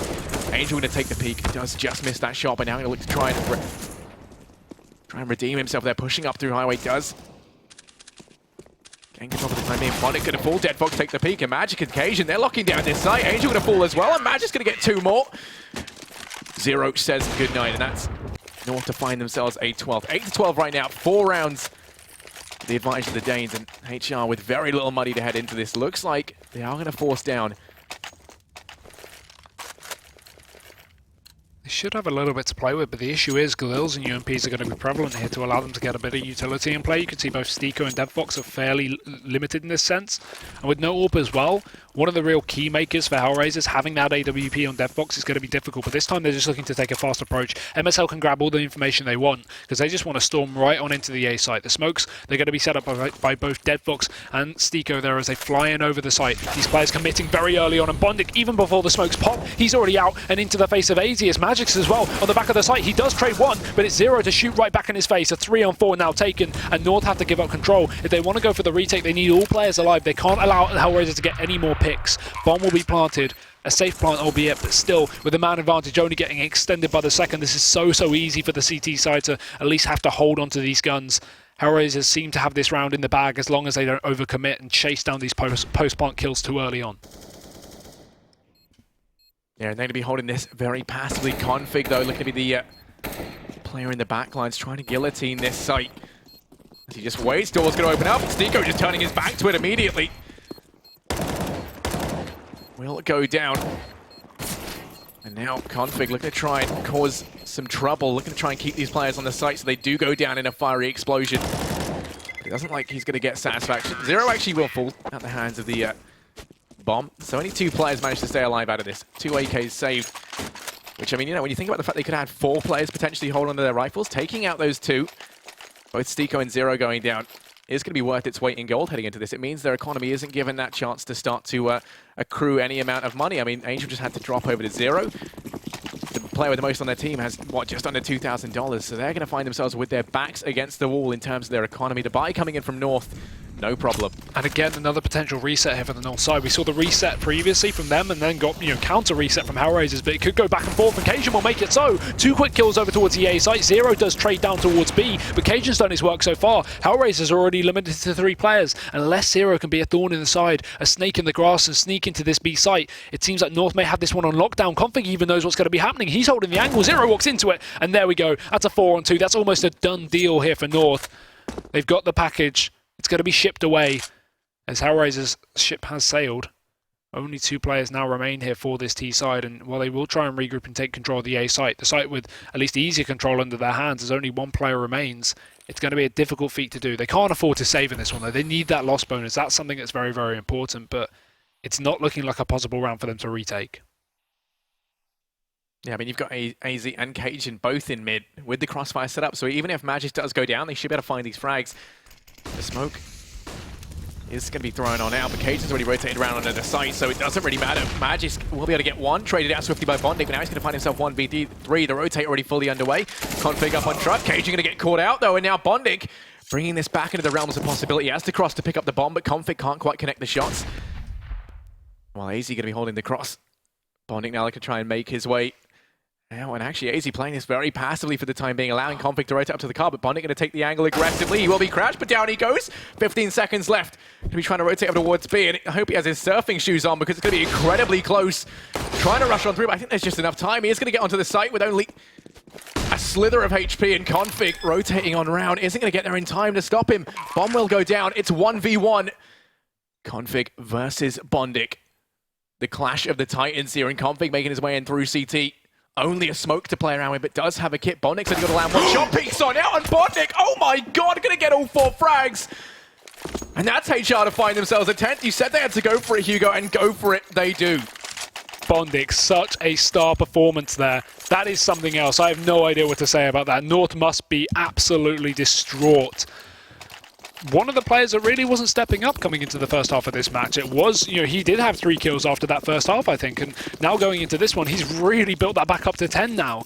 Just completely silencing North in the one round that really would dictate the economy for the next few. It is going to be a complete shutdown. Only 2 players now remain here for the CT side. Make that 1. And while they have been a little bit costly, we've seen already a couple of HellRaisers players fall away. North are only going to have 1 pistol player left alive. HellRaisers have done some really good damage for picking up that previous one. And Config, not a lot of hope for him to do anything with the USP, but he does have the element of surprise up his sleeve. Sneaking in from the back, Bondic will just be there close. We know he can be dangerous. And Config, trying to look for something, but I think they're going to be faster in the reactions than they will. Zero takes them down. HellRaisers going to be 11-12 now. So close on equalizing it, and North's money is just going to be enough for them to buy up as well. So it will be a proper round. But if HellRaisers take this one, not only will they take themselves to 12 and equal up the scoreline, but it will force North into eco, allowing them to more than likely take a 13th. But we will just see a pause just to take a few seconds. I can imagine this will be something tactical maybe for North to kind of work out what they want to do. Oh, it's a technical pause. Okay, so not too long, hopefully. Work out what is going to be happening, and we'll get back into the game in just a second. But what a play from Bondik. I'm still shocked. Yeah, no, I mean, that was phenomenal on his part. I mean, everything going exactly how they needed it to. Well, that was a 2v4 when it started, and then they somehow managed to turn that around. The crossfire was set up on A perfectly, and I mean, that just shows the years of experience, because, you know, knowing that timing, knowing that you had enough time left, considering how little time there was on the clock to rotate in through mid and then get the bomb down over towards B. Just a flawless execution. Second. Yeah. Oh, what a crazy play. I'm sure we'll see that in many highlight reels for years to come. As now we go into this one, it is going to be a round of paramount importance. No AWP for North. However, HellRaisers have done their own. With only one kit over on the CT side, they need to get those opening frags. We talked about how important they were going into their first half, and it is going to continue its importance going into the second. But it's a very fast mid play for HellRaisers. Denied by Config, but the trade does come through. Yeah, swiftly back into a 4-on-4. And actually, Dead Fox looking to try and make a difference. Does find another, just railing an AWP shot downrange. Cajun B going to be facing the full front of that. And now MSL Crab walking potentially to his demise, falls at the hands of Zero, who was just watching the angle, the aggression over towards B. And as a result, we're going to be seeing North 2 men down. Some aggression coming out as Magis making his way up through A main, trying to find something. Dead Fox is posted up here. No one's watching it right now. But Bondik has just rotated back around. So he can potentially pick this up and deny the aggression coming in from Magis, who is just going to be holding the angle for the time being, waiting to see if any player from HR just walks unknowingly into his crosshair. Meanwhile, over towards B, you've got AZ just holding it very, very passively. They're not going to opt to just load all their eggs into one basket. That's because they have Magis so far pushed up that he can call for the rotate early on, but as they lose AZ over towards B, it's just going to be put back into a 1-on... suddenly put into a 1-on-4. Magis all alone will just have no choice but to try and save. Exit frags at a most, but I don't even see that being too much of a possibility here. Deep in towards CT and with no cash on the reserves. While I do understand getting a couple of exit frags will limit the economy of HellRaisers in terms of it being built up, if you only save 2 players in buy rounds, you don't build up cash. So that is his intention, but 2 kills is a big one to ask for. He will get the first. There's Zero being dropped, and they should be at least trying to trade that. But then, again, HellRaisers do want to keep 3 players alive, and knowing that Magis will have this gun saved, that will be the only limiting factor, really, going into the next round. The rest of North are going to be down onto the eco. I would not like to see them buy up round 1 rifle with only $2,400 on the loss bonus. And HellRaisers, they're even going to make it work. They even remove the rifle. That removes any chance of North investing into this one too heavily. We could see a bit of a quasi, as they actually, are up to $2,900 loss bonus, so we could see them buy down to about 2k here, then get the loss bonus 34 in the next round, and that will allow them to buy up fully, at least the AWP and everything else. But HellRaisers is actually picking up that round now means that we're going to be up to 12-12 and maybe even 13-12 in just a few seconds. So this is looking very, very dangerous. We said that HellRaisers were coming into this one with a great chance of taking away Mirage. We thought Cash would be a lot easier affair for North, and with HellRaisers showing up on the first map, I'm scared to see for North what's going to be happening later on.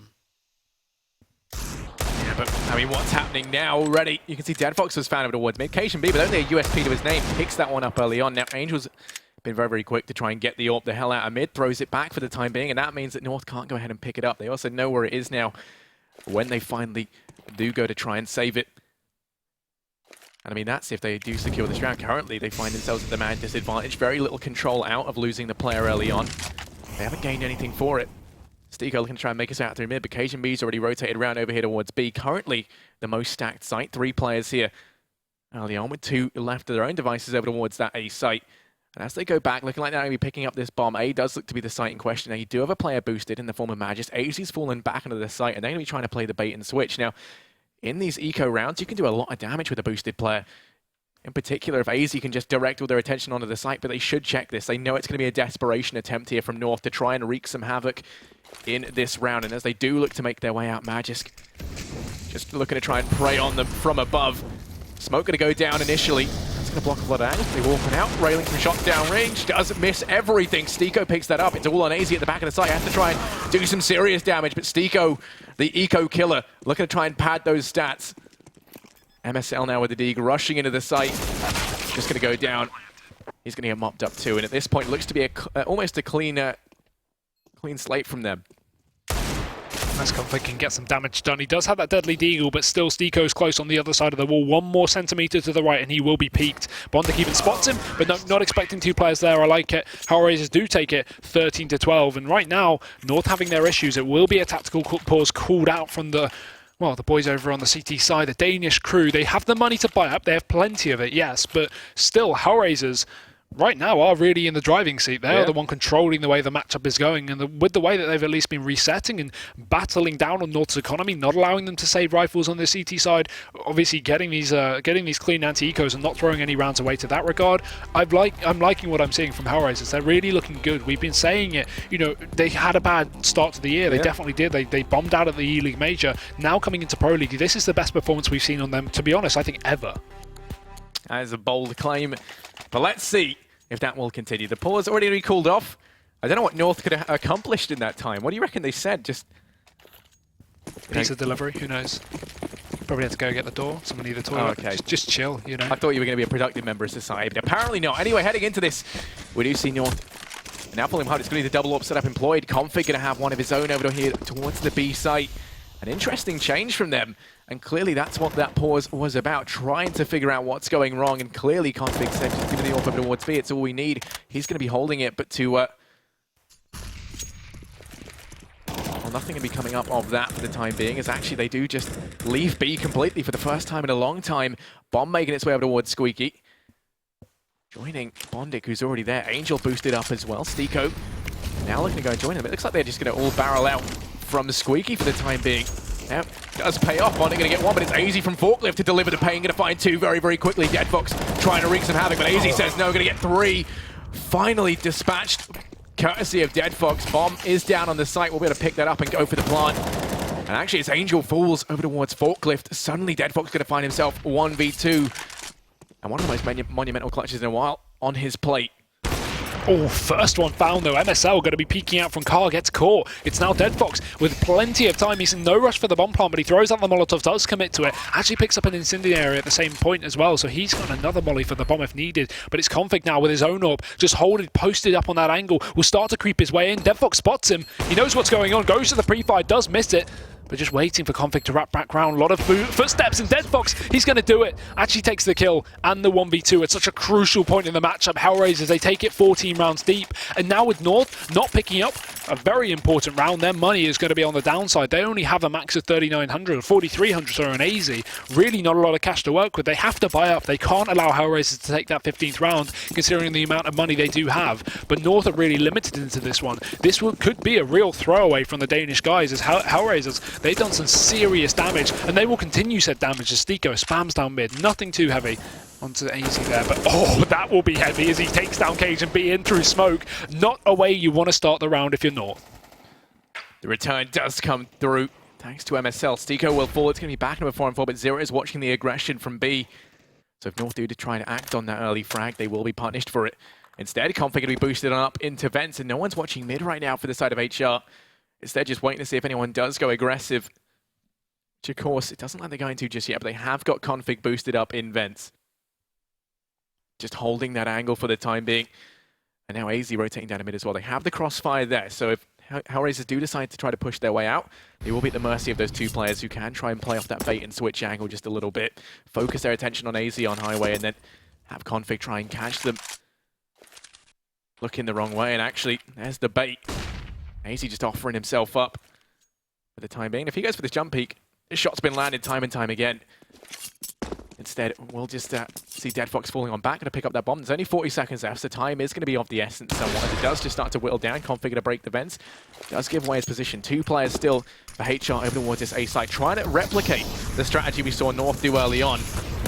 And it might pay off. Ace is going to be tagged down a little bit courtesy of that Molotov. Bomb main is way towards B, and look, the rotate going to be almost in full effect. MSL actually looking like he's about to push out through CT. Now it does fall on back onto the site, but there's 3 players over towards A, and only MSL on B. And only 20 seconds as well. They need to get this bomb down. If MSL can delay it at least for another 10 seconds, this could be huge. He's not peeking out. This is dangerous here for HellRaisers. He does finally make contact, but it's 0 to take the kill. 6 seconds remain. The bomb just getting planted, and Angel even catching out the rotational kills as he drops another. Will be traded by Magisk, but it's a 1v2 now. HellRaisers, they got themselves in a great position. The Fake as well working out wonderfully to drag the rotations off of that B site, and now with Magisk trying to make it back into B, he's at some very limited time. No kit as well. It seems like he may just be going for exits at this point. He just simply doesn't have time to commit to this retake. As HellRaisers, they've done it. They've brought it to 15 rounds.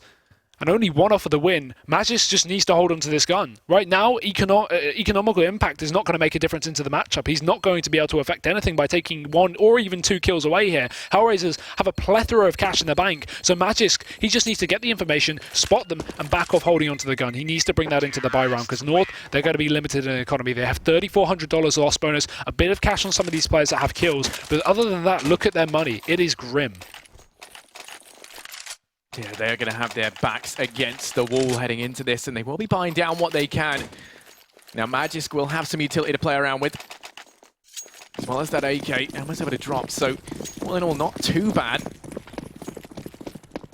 But is it going to be enough? I mean, we've seen them lose rounds having far more on the table, and that's going to be their issue right now. That Molotov misses, and that's going to be terrible, because Angel's going to get the fast peek as a result, going to get 2! And on the back of a missed Molotov, so much was reliant on that landing, that aggressive mid-play entirely shut down courtesy of a bad nade throw, and that's how important these can be. Magisk going to try and create some results as he goes aggressive in through A main. It might catch one of these players. Dead Fox trying to rotate back, going to be tagged down low, but just leaves it. He doesn't have to take the peek. Instead, looking to rejoin the rest of his teammates into relative safety over there towards B. 2 players out in through mid, and a lurk over in Squeaky as well.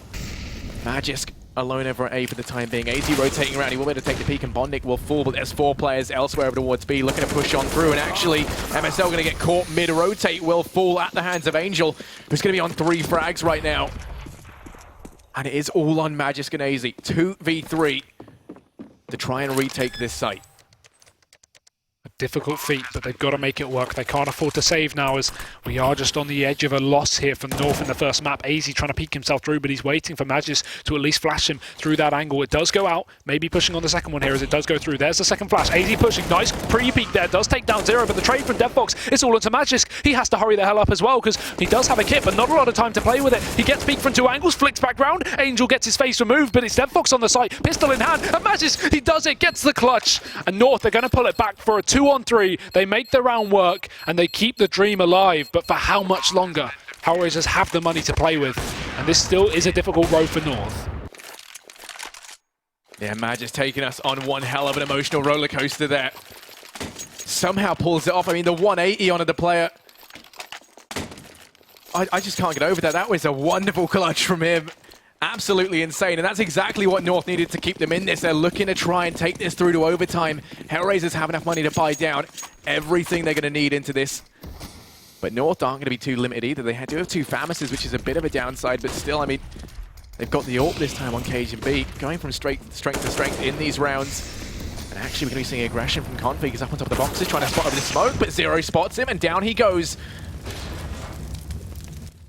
Now it is going to be the man advantage in favor of HR as they make their way over here towards B. Only MSL to try and hold the fort. The rotate coming in from Cage and B with that AWP. He posts himself up in CT, but he can be rendered useless on the back of a single smoke.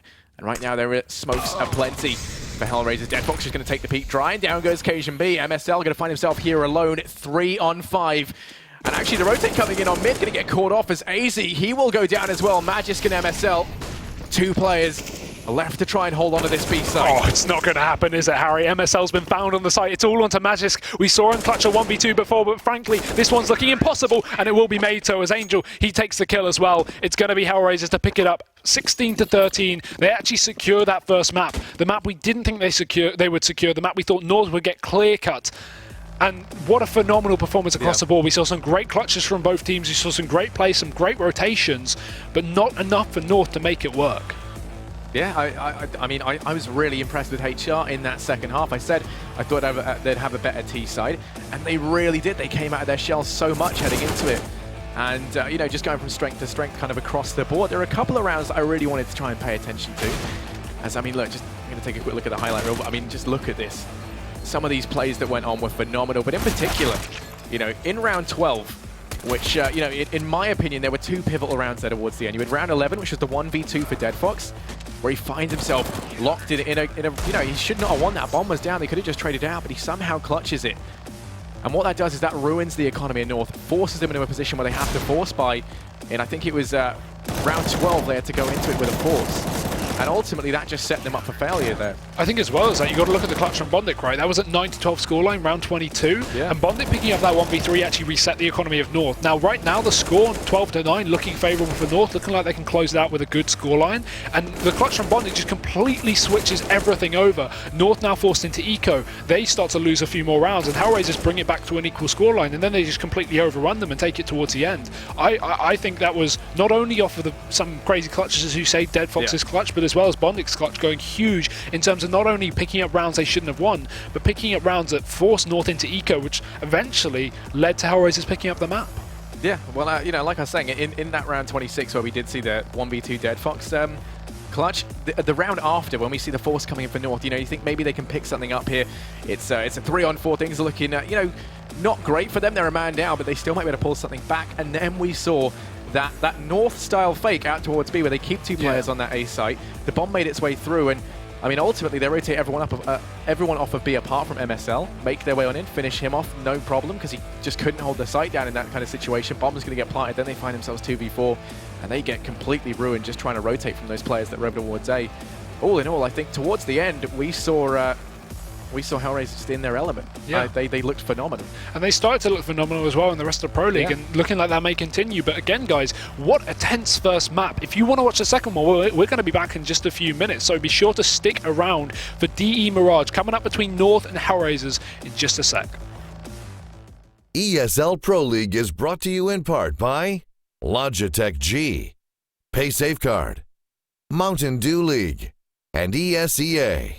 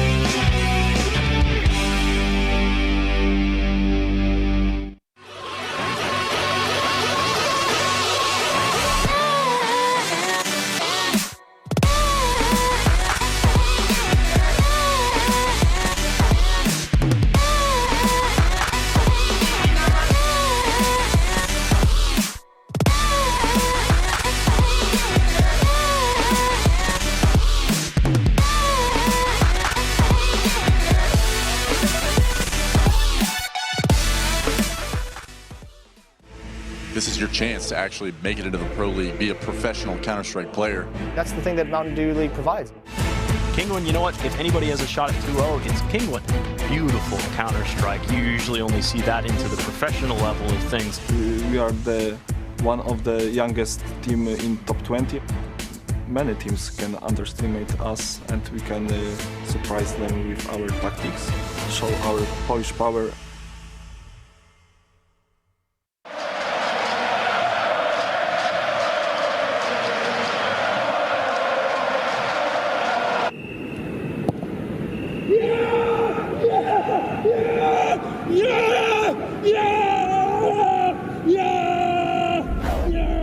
Start your esports career now at play.eslgaming.com.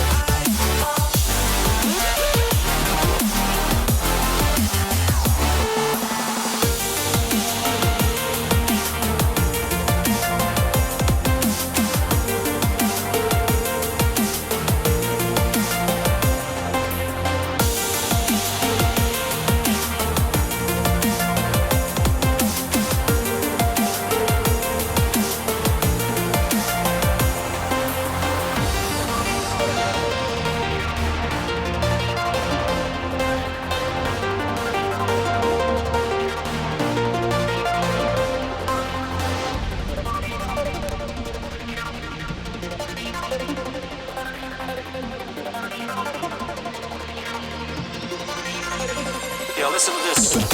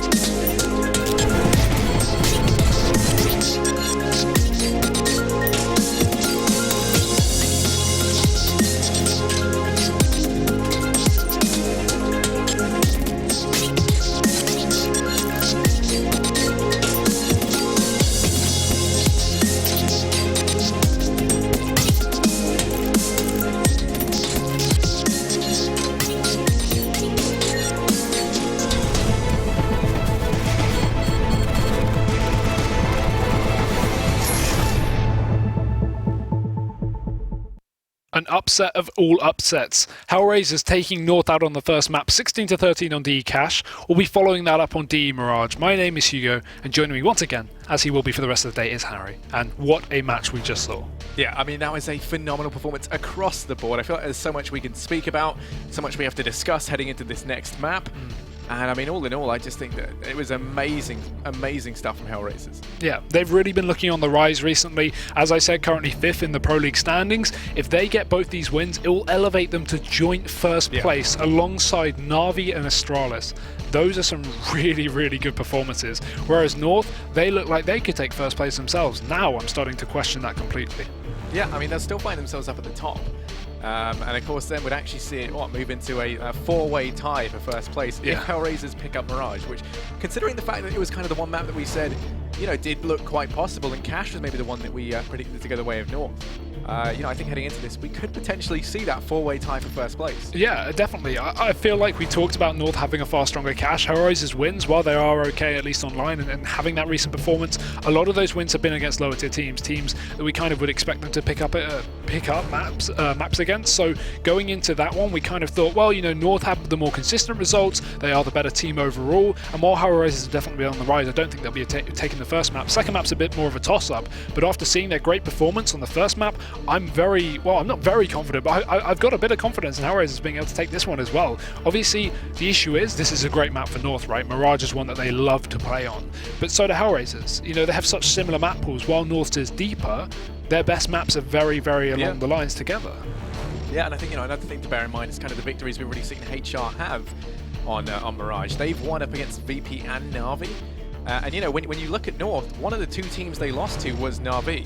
And the scoreline wasn't incredibly close either, so the fact that HR have already been able to win up against the team that previously beat out North on this map, I think bodes fairly well for them. Yeah, exactly. And considering that's a really good map for Na'Vi as well, it's something quite interesting. But again, it's all down to what we see here into this matchup. It is going to be the second map of these two best-of-1 series to decide who is going to be up into first place, who is going to be, you know, milling around the middle line, and what's going to be happening with the standings. So let's go into this one, Harry. It's North versus HellRaisers. Are we going to see the 2-0, or will North draw it up?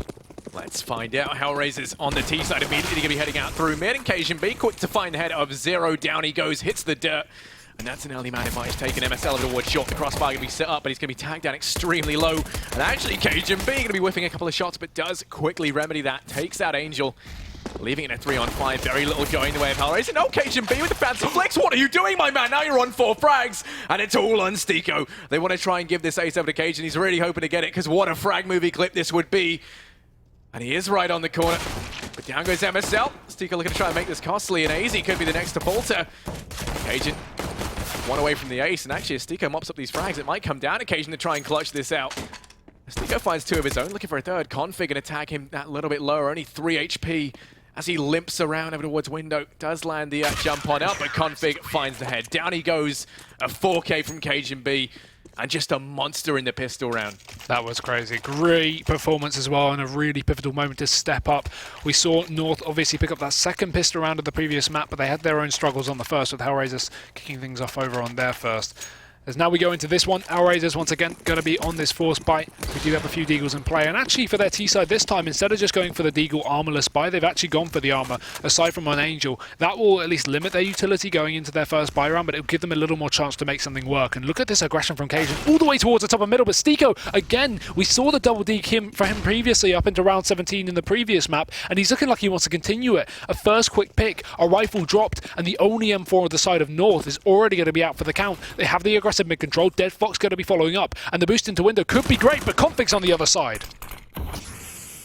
Yeah, going to be quick to dispatch of Zero, deny that presence up into window, and now HellRaisers, they've been relegated on back. We can see they're just going to look to try and fall out amid for the time being. Dead Fox still here with the bomb, trying to rotate on up, and actually it's MSL who's going aggressive that you should be keeping your eye on. Could catch this potential lapse push off guard. They have got Bondic all the way over towards A. Curious to see if he's going to rotate round, or if they use him as a lurk, and it looks like instead Angel going to be the player tasked with lurking as he makes his way over towards B. The bomb rotating back through T-spawn. And over on this A site, there is only Magisk deep in CT, MP7 in hand, primed and ready to try and tap some heads over towards ramp.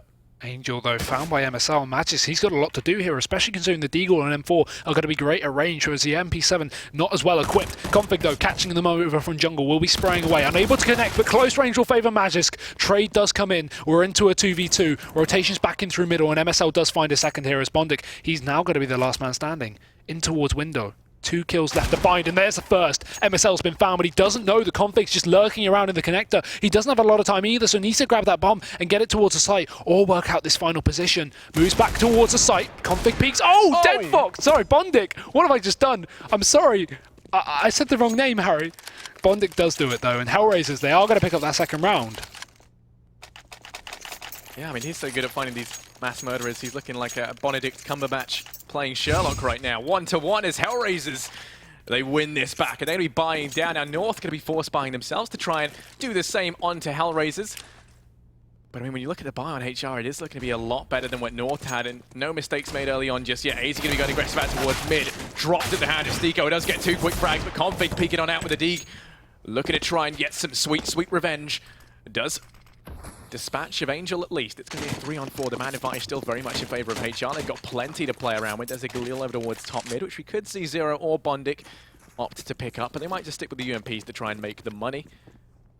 And while with North falling on back, they're going to try to take this a little bit more passively. Magisk all the way in CT once again. Cage and B now rotating around to join him. Bondic over in Palace as well. It doesn't like A is going to be the site in question as the bomb slowly but surely rotating on round. Now there are 2 players here, and as Config goes aggressive towards B, he's going to very quickly get the information that B is not the site in question, and that they have made the right decision, keeping these 2 players over towards A. Great information found, and this will really affect the positions of North as they're going to be able to expect occasion, waiting for this first contact play. The nade does go in deep. That'll do some good damage onto Stiko, and then Scout following up as well with some further damage to put them down to low HP. Stiko, there's still another entry, and this man is on fire. He's on roll for the ace right now. 4 kills have been found. It's all onto Config as he rotates in from the T-spawn. Stiko won't be in position to do it, but Zero will just be right and ready to close it out. It's HellRaisers to actually pick up their second round. A phenomenal performance from Stiko, considering Harry, he had a bit of a difficulty in the first map getting started. He had some good anti-ecos, but by and large, he really didn't end it at the top of the scoreboard like we typically see him do. Now he's switching things up. Yeah, I mean, this is him in good form early on at least, which is going to be reassuring for HR. And well, we can see that North aren't going to have anything into this to play around with. Just USPs as they look to try and make this costly over towards mid, loading all their eggs into one basket. And now going to be peeking on out. They peek wide and suddenly just a conga line of death emerges. But it looks to be costly as they do find Stiko at least. MSL and AZ going to be quick to bite their dust, however. And well, mid control going to be taken by HR. The right choice to make. They've also been able to get Zero on the flank over towards B. No one was here early on, so Config now having to try and clear this out. No info, and he walks into the waiting arms of Zero, who's loving embrace.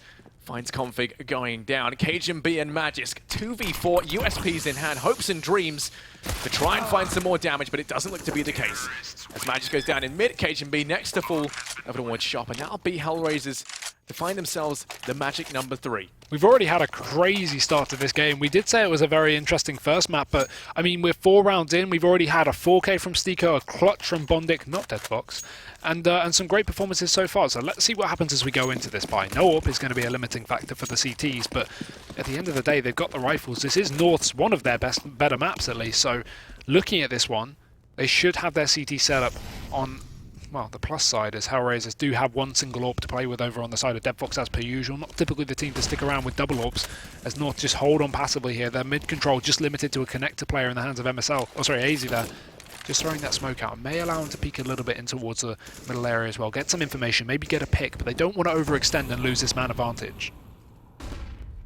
Yeah, it is the right call to make from North for the time being, leaving mid open. They know that there's going to be an AWP on the side of HellRaisers, and they don't have anything to contend with that. As the smokes rain in, it doesn't like Connector's going to be the order of the day. And oh, Bondic with a nice peek. Down goes AZ, but the trade going to come through from Magic. Now the push in through Connector going to be a real problem. And Config looking to be the thorn in their sides, coming in from behind. But it doesn't matter because Cajun B's tapping heads. He's angry. And Config finally going to pounce. It is all on Angel. 1v4 over towards Ramp. Isolated, alone, and probably a little bit scared. Trying to find some sort of leeway back into this site. And on top of the warheads, Cajun B just going to take that dry peek. He's going to get himself the triple. And that's North to now answer back with a second round. Yeah, so huge as well. Bondic could have completely turned that around when he peeked out of the Palace area, finding that first pick. As you can see just there on the replay, Magic getting that trade was instrumental because it allowed them just to have full whereabouts. If Bondic could double down and take both entries into the site, they would have completely had control. Even if Cajun went big, the man advantage wouldn't have been taken so heavily in the favour of North. But now we go back into a buy for both teams. The AWP going to be retrieved over towards Cajun, and this time they can play a more aggressive stance over towards middle. But talking an aggressive, look at Zero's position, deep into the apartments, trying to find this jump onto MSL. He will be spotted, but no kill comes out.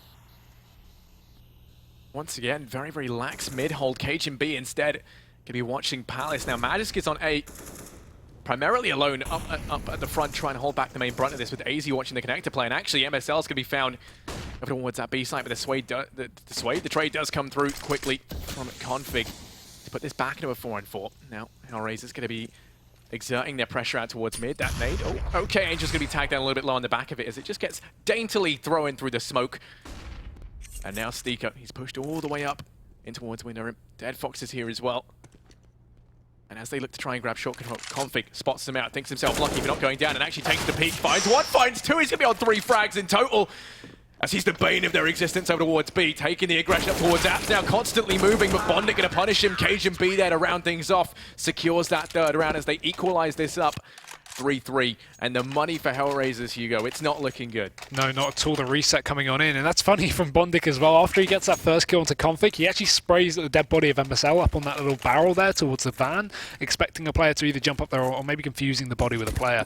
As you can see though, as you say, the money from HellRaisers being limited into this one. North are going to have a great amount of cash to play around with. AWP still in play, they hold on to that one. And I like the fact that they at least change things up once they bring the AWP in. They take that mid-control. We have AZ close connector and we have Cajun up into the window. And now it's a bit of a switch-up as Cajun, he's repositioned towards the back of A over from CT. And AZ instead taking the window control, knowing they're against an anti-eco. So, again, not too much pressure on that AWP being in middle because the rifle's going to be fine at taking out pistol players, even if they do have Deagles on the side of HellRaisers. But only P250s and Glocks remain here for the T side. So it should just be a done deal from North. They shouldn't be able to throw this one away considering the amount of utility and weaponry they have. And I think AZ, he's gone on to this mid-control. Magic's going to spot it there from close positions, and Angel falling down straight away. We have a quick readjustment from Config. Aggressive up on short, finds the kill onto Steeko, or it's actually AZ taking it away, and Magis will follow up. It's just going to be a clean one from North. No issues thus far. Yep, Zero isolated and alone over here towards B. Bombs dropped over towards top mid, which he has to go get if he wants to stand any chance of even getting that down. And I mean, 1v5, that chance is already looking fairly slim. He's going to hold his ground, wait and see if MSL gets a little bit curious and tries to round the corner instead.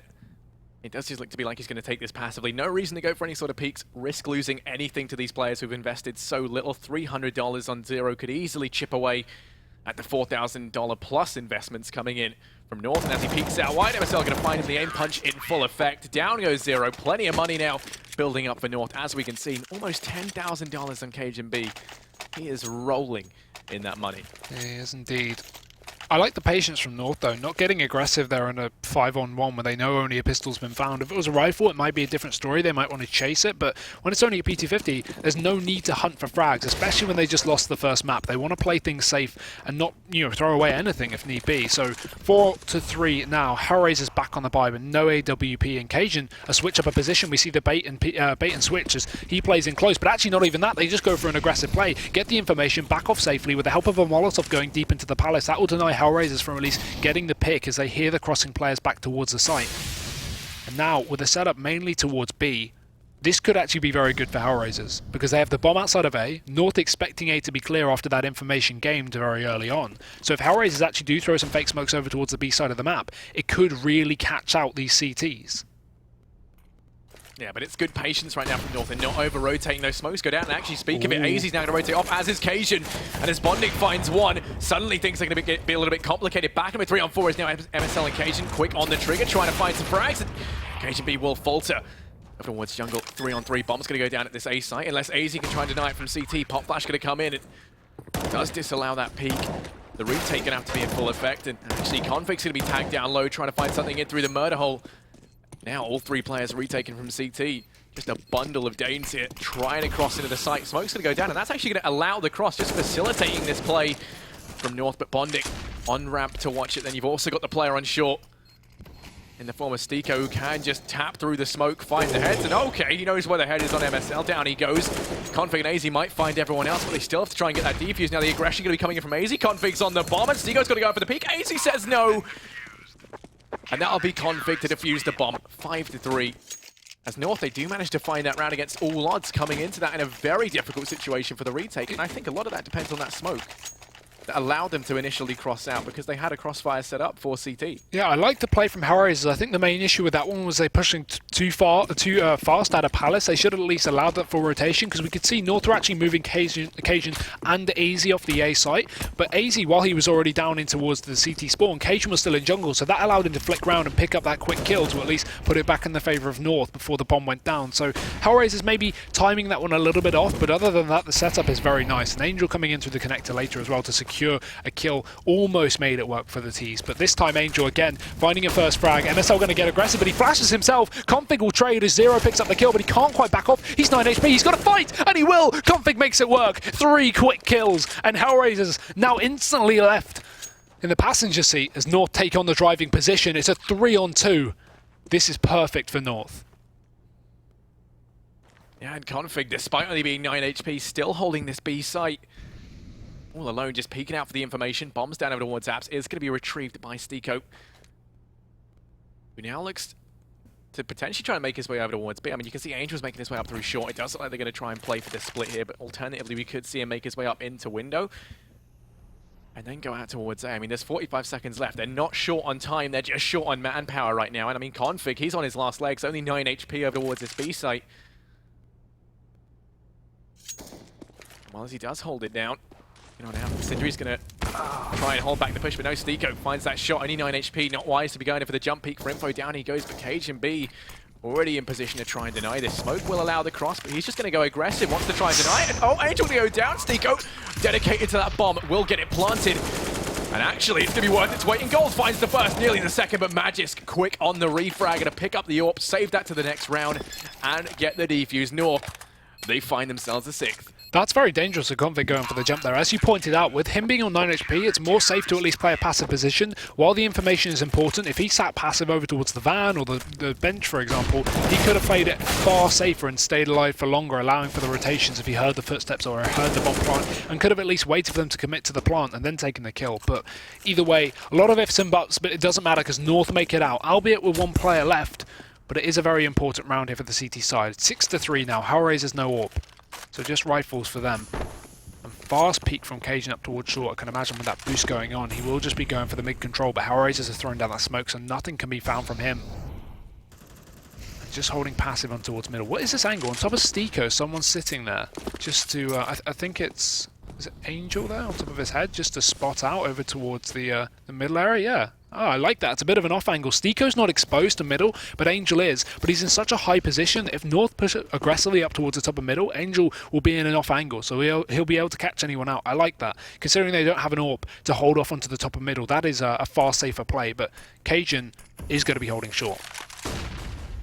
Yeah, this smoke has faded that was previously down, and he peeks on out. Actually, Angel will be quick to capitalize. He hits the dirt. And that's the man advantage here for HellRaisers. They're going to have 2 players pushing up through short. They leave Angel in towards lower mid to watch for any play out through connector. Config spots these 2 players. He's been a real linchpin over towards B, but this time going to go down almost immediately. MSL to try and hold things off alone at the mercy of the double peek.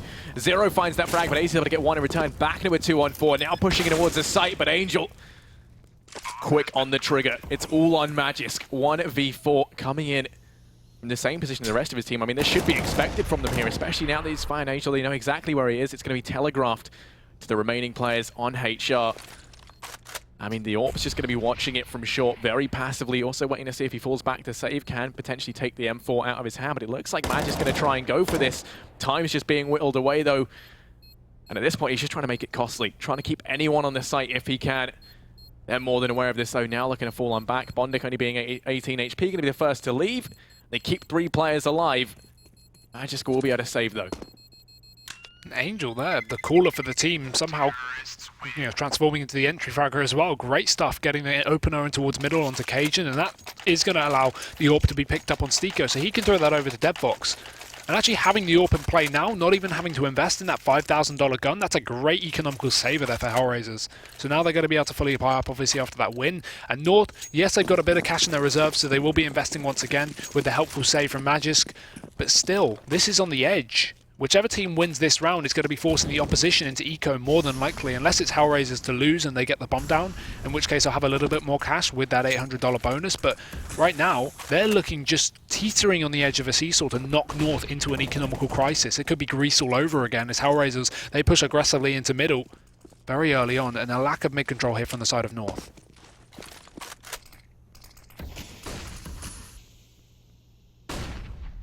With his Cajun B to spot that first frag out. Angel will go down. No refrag in sight as the bomb joined by Dead Fox tries to make its way over towards Apps. Now, Zero's already been holding this angle, but he's not aware that MSL is just waiting as they push on up. Might be able to spot him out.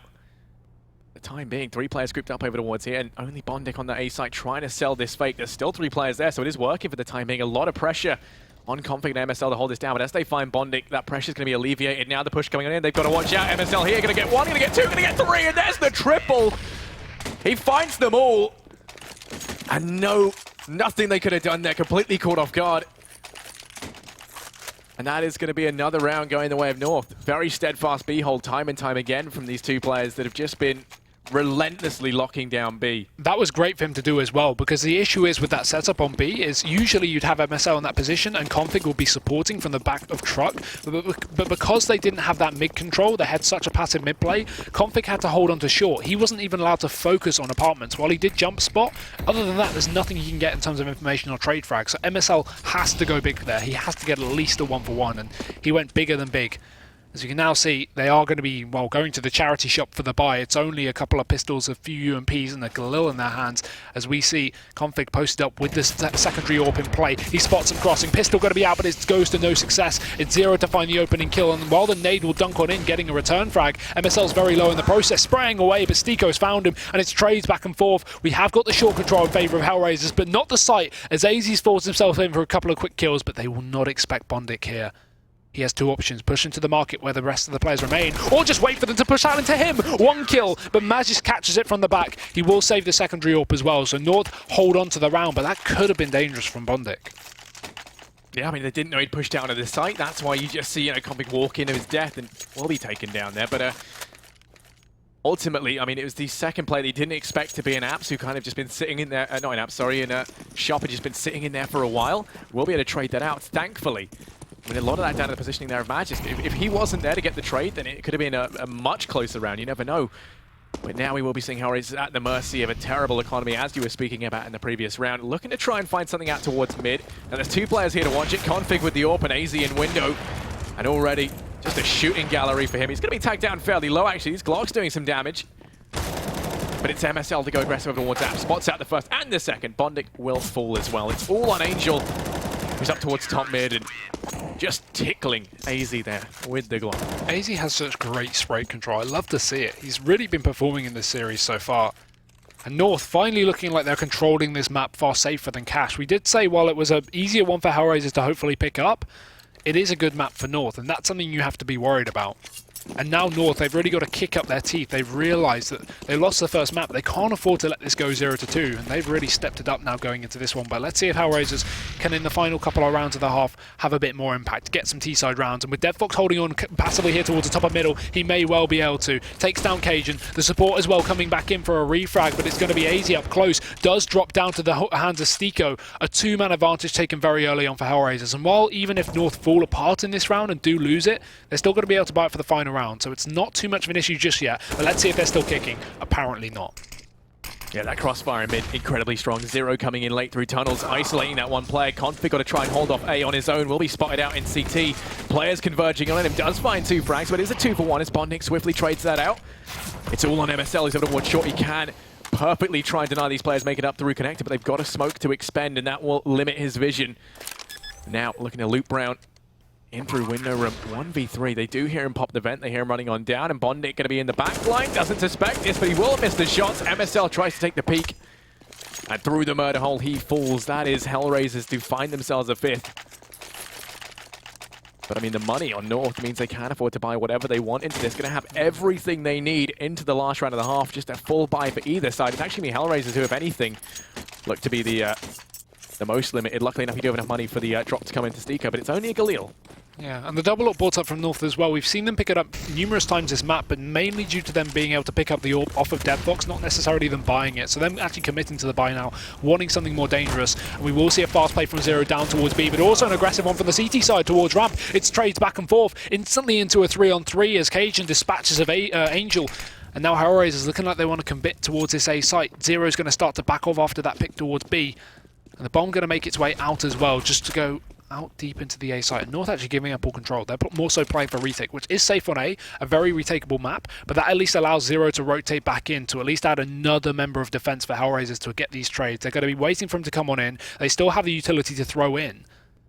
And North perfectly positioned for this crossfire, although the rotation from MSL, just to be safe, in case this is a B wrap, he's going to be moving back in towards the CT spawn towards market. But now HellRaisers looking like they want to commit.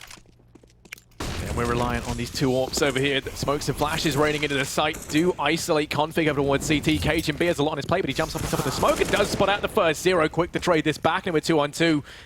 And they're hungry for this 6th round. They don't want to allow North to reach double digits. They're worried though about Cajun B with the AWP in connector, and it's MSL who's slowly but surely sneaking in. It's through CT, who could be the linchpin into this round.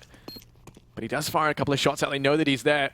And actually, it looked like Zero is going to try and take that duel. Does fall back into cover, which means for the time being, it's a 2-on-2. They hear Cajun B in it. Bondit going to catch him off guard, but MSL's quick to equalize it back to a 1-on-1. Bondit going to get the second, though, and down he goes. That's 9-6. 3 rounds the difference as the first half is all finished up. Let's see how things go in the second half after we go for a very quick break.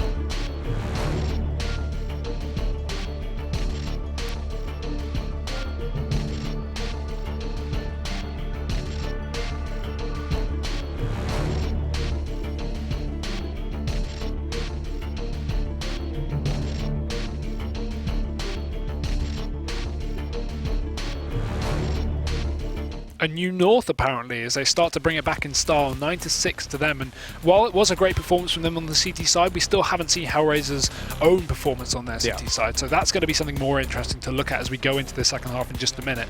Only 6 rounds on their T side, but I'd say for a fairly CT-sided map, that was quite quite an expected half, wouldn't you say?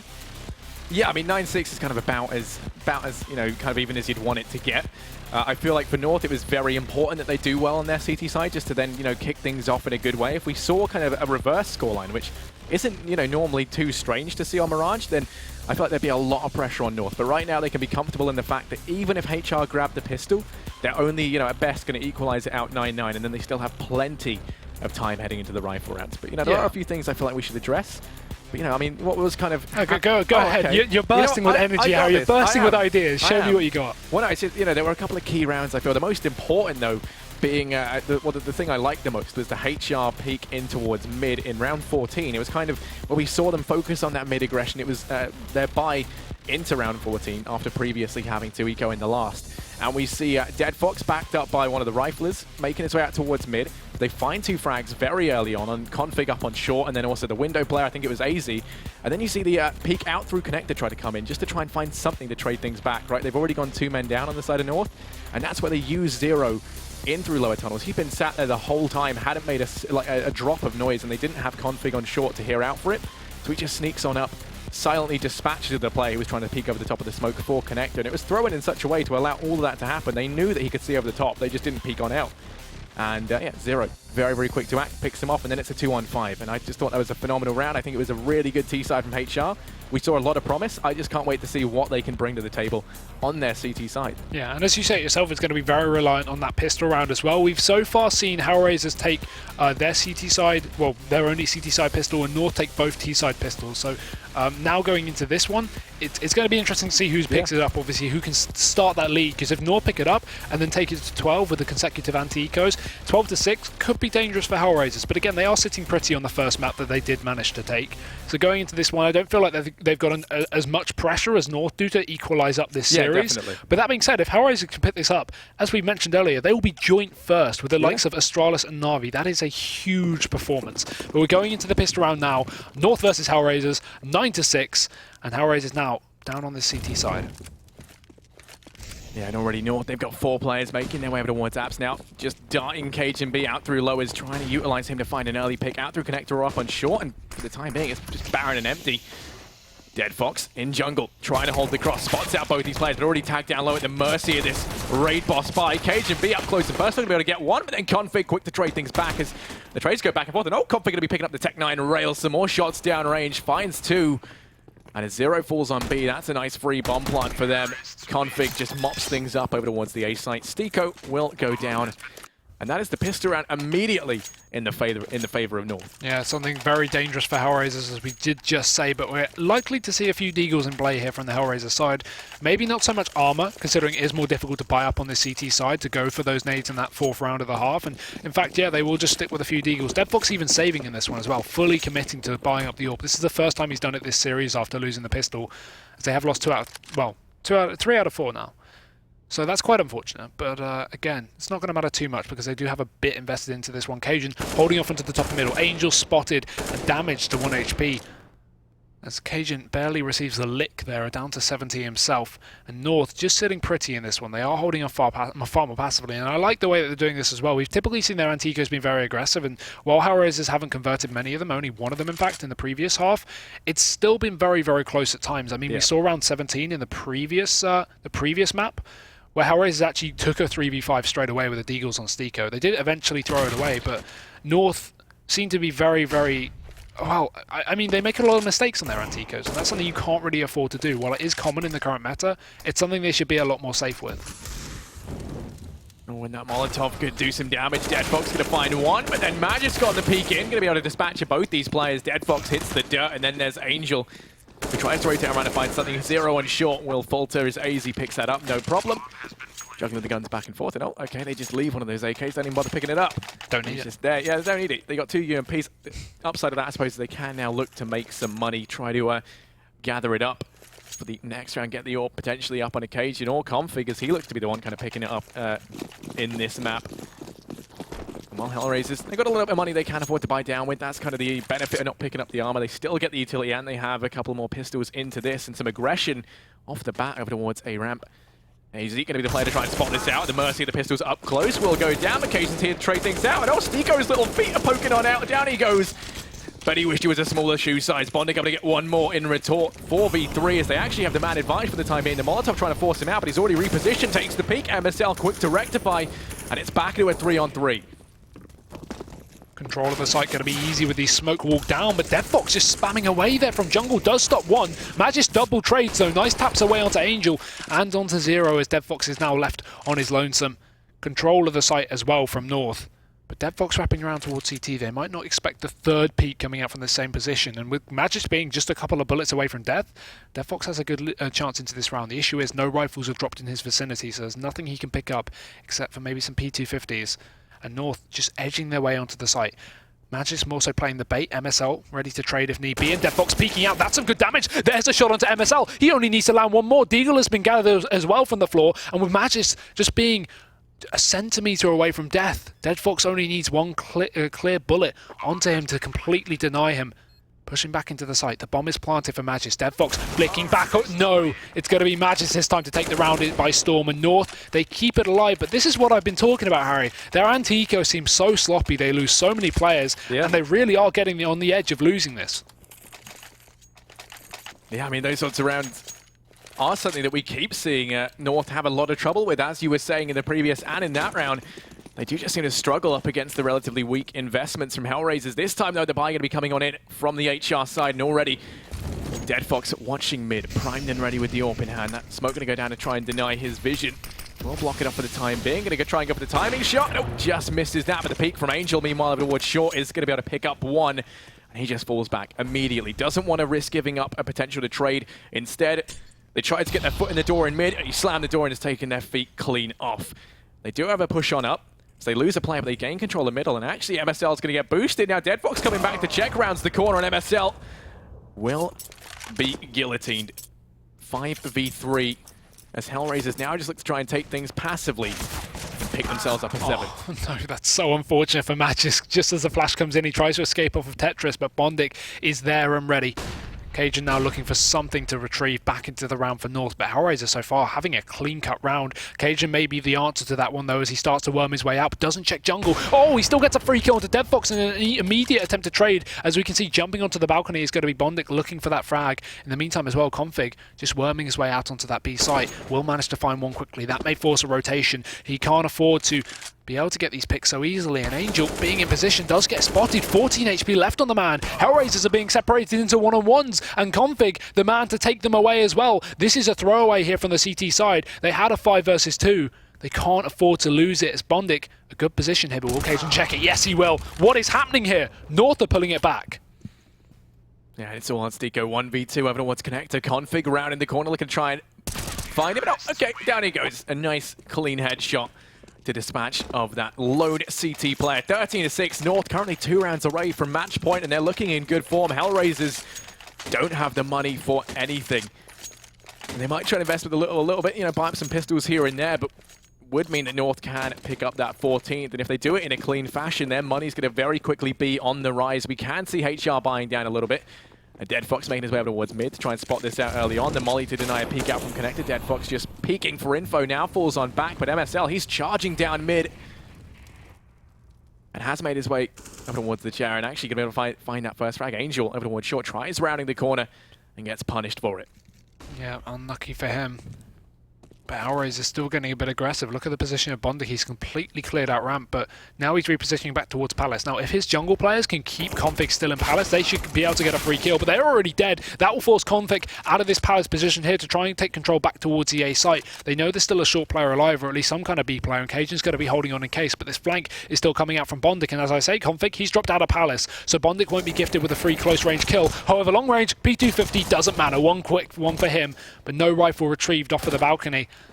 A dink comes in for 0, bit of damage, could convert it, and he will eventually, just almost whiffs it, and Magis does get the trade, so nothing there. But Bondik's at least done a bit of damage so far, and actually runs into the spawn as well to grab himself a rifle. Unfortunately, he didn't find that earlier on, or he could have done some serious damage. But now we see a 1 versus 3, and obviously with him saving, but look at the bomb. Yeah, the bomb's gone down towards B, and I think he thinks it's A. That's where all the frags happen. He's rotating around, and he might just discover it. I mean, MSL and Config fairly out of position. He doesn't have a kit, so they will have enough time to rotate in. But he could make this costly. I mean, if he finds a frag near the site, they're going to have to rotate around to try and protect the bomb. And at that point, he can just try and mop up a little bit more. I mean, they can buy next round regardless. So him saving this AK isn't necessary for their success. But it's Config on the flank who can... Oh, okay. Bondik going to be firing a shot and then just walks out. Magis Boy's there, as is Config. They both have that cross nailed, and he goes down. But they will be able to buy up regardless. Find a couple of frags here and there, which means that North's economy doesn't really get given the chance to grow as much as it could.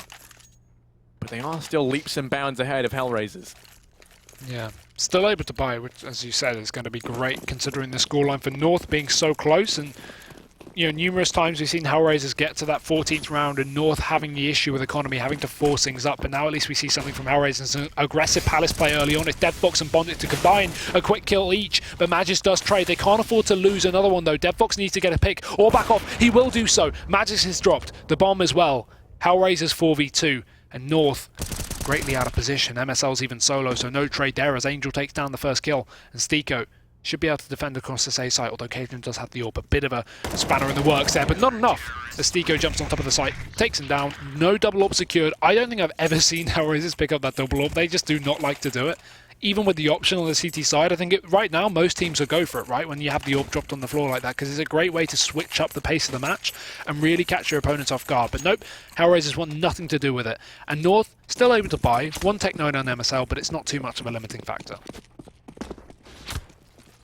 Yeah, if anything, it means they have someone they can send to go aggressive, send to take these risky peeks, and already 3 players over towards mid. They do leave Magisk and Config between B and A respectively.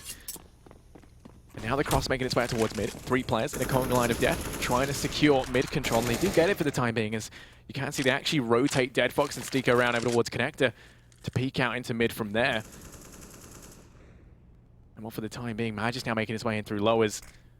This allows them to double peek out into Connector from either side, potentially catch a player off guard. Dead Fox now rotating around towards mid, could get caught out by Magisk. That smoke's going to deny his presence there for the time being, and straight up through Connector, it's AZ trying to catch these guys on the off guard. Angel over towards short has a lot on his plate. He doesn't even realize it yet. And now as he peeks out wide, going to get caught. The trade comes through courtesy of MSL with that Tech 9. AZ able to find Bondik over towards that A site as well. The rotate making its way through as the bomb now traveling up through Connector. Dead Fox in CT has a lot to try and do. And well, he's able to find one. They're converging on his position. They know exactly where it is, just telegraphed to the rest of the team. But he's already made it a little bit more difficult than it had to be. Pop flash comes through, but he hears it. Can't quite deny the player on the cross, though. That's Magisk with the bomb, so it will go down for free. Zero rotating around as well. They find themselves in a 2-on-2, courtesy of Zero, and that frag was huge. That's massive. That puts it back into a 2-on-2, but the drop from MSL is going to completely deny him, as Dead Fox is now left in a clutch position. No smoke for the bomb as well, and they have the perfect crossfire post plants. First one peeking is AZ, a bit ballsy, but he does make it work, and that will take a 15th round for North. Dead Fox unable to get anything done, and while the AWP isn't secured for North and they can't rebuy it, it's not going to be an issue, because look at the money of HellRaisers, quite dire. It's in fact almost a reset onto them, as you can see. And M4 is going to be brought up. Steeko could follow suit as well with some body armor, no head armor. He's actually going to go for the UMP. That will allow him to buy up a bit of utility. And Angel limited as well, but he has a Zeus, Harry, and those are dangerous. Oh, okay, he's already shot it in spawn. No, he doesn't. So 15-7, a very different North we're seeing. While still unable to close out anti-ecos, they are they are doing very well. Yeah, I mean, the issue is, with what you just said, this is a force buy coming in from HR, so they might be able to try and convert this as they have done previously. Now, Zero spotting in towards B, trying to spot out this player, and he does see Magisk. Gives him some sort of idea, at least, to where some of these players are. You got 3 players for HellRaisers over towards A, only 1 watching mid in the form of Angel.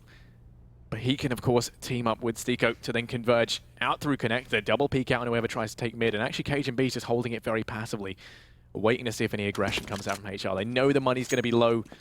They know they're going to be desperate, as North just knocking on the door of victory, and HellRaisers doing everything to try and hold the door. But it's not going to be the case. Maybe. Let's see. Maybe. Who knows? It's looking like the A split, though, with the position from Config over in Palace, and the mid control got to be taken, but they could at least go back towards short if they need it. Flash going in as well. Angel spotted. AZ catches a jump, and that will just force him back. He can't even take the fight there, because he only has a 5-7 to his name. Smoke will go down, and now North, they're looking ready to commit. But again, this site is very stacked. We have 4 players there, or if you count Angel over in the window. But look, it's actually the short play. This could be interesting. It depends where they commit, because they do still have Connector, but the bomb is just positioned over towards short. And finally, it's going to make it known. Over towards A they go, but Dead Fox denies the first. Magisk not able to trade as no one's exposed from the CT side, and Config needs to clear out these close positions, or they could be completely ruthless against the side of North. But Magisk pulls another one back. Config dropped over towards the Palace, and it's all onto Magisk once again. An ace is going to be needed to pick up this round, and with 10 seconds left, it's all but said and done. Another one for him. Turns round for a third, but he's just overrun with HellRaisers players. The stack was perfect, and they will continue this on. You said it yourself, I said it myself, unable to close out the forces and egos from HellRaisers. And now they find themselves reset. Now this is where things could get a little bit dangerous, right? Because HellRaisers, if they start to pick up a couple of rounds, and that's when they become threatening. You can tell whenever they're feeling confident. And North don't want to let them get in that state of mind. We're going to be seeing the force buy come in, just trying to push themselves over the line at the last minute. But they could come to regret this decision. As you can see, 3 players already over towards A. AZ trying to dart in through lower tunnels, but there's 2 players up on short to hear this. And I mean, he stampedes down those stairs. They know he's there. So they're going to be more than ready for that. AZ making his way out. For the time being, going to be unpunished as everyone else trying to exert something out towards A. But MSL is already down to 1 HP. A flashbang would kill him at this point, and he's going to fall away. 2 players now to push out through ramp. Actually, it's Config with the Deeg. And a bucket full of dreams to try and open up this A site. Nothing exposed here, and actually Bondik will spot the traces from the Deagle, takes the head off of him as well. And now North almost relegated to 2 players, considering MSL is on 1 HP here, but at least playing a headshot angle will favour him in this position. It's going to be one shot regardless. But he actually pushes out a ramp, does the damage. 1 HP is all he needs as Bondik's head is wiped clean off. An execution back for North, but still looking like it should be a clean one from HellRaisers. They shouldn't lose too many more, although that smoke may allow the cross. It depends if HellRaisers want to push out that nade. Good damage, will take the kill. MSL's dropped, Magisk tagged on the cross, and Stiko closes it out. It will be the round going to HellRaisers. So starting to claw their way back, but again, it's only going to take one mistake here from the CT side for North to close out a round. Yeah, they've still got plenty of rounds to play around with on the T side. I mean, the Danes not in danger of throwing this away just yet. If the scoreline was a little bit closer, then, you know, I don't think they would have gone for that force there. They would have just played it safe. But now they are going to be at the full mercy of only having these Glocks. 3 players over towards B. Bomb, however, over in mid with Config, and actually they're just going to shoot down in through lower tunnels. A conga line of Glocks, and well, they're trying to open this up. Dead Fox over in window should be able to shut this down as they all converge out towards mid. It's just going to be a shooting gallery here for HellRaisers, and well, Angel peeking out from short finds the first. Him and Bondik, they're just mopping this up, looking to try and pad those stats, and actually Angel gets a little bit overzealous on the peak. They want the Zero. Hello, what's going on? How have you seen him? Oh, okay, there we go. Playing to go down, but it was actually Stiko to find the frag anyway. I don't know what just happened. That was confusing. Anti-ecos go clean though, at least for HellRaisers. And North back on their buy. Their next chance to make a mark. It's just going to be buying eco, buy eco, buy eco until they get that max loss bonus and have those bomb plants in those buys. And that will allow double buys. But let's have a look for North here. Full utility, for the most part at least. But the lack of AWP on Cajun has been quite dangerous because Cajun's been having a lot of impact this series so far, really stepping up for the team. And HellRaisers still continue with their only AWP on Dead Fox.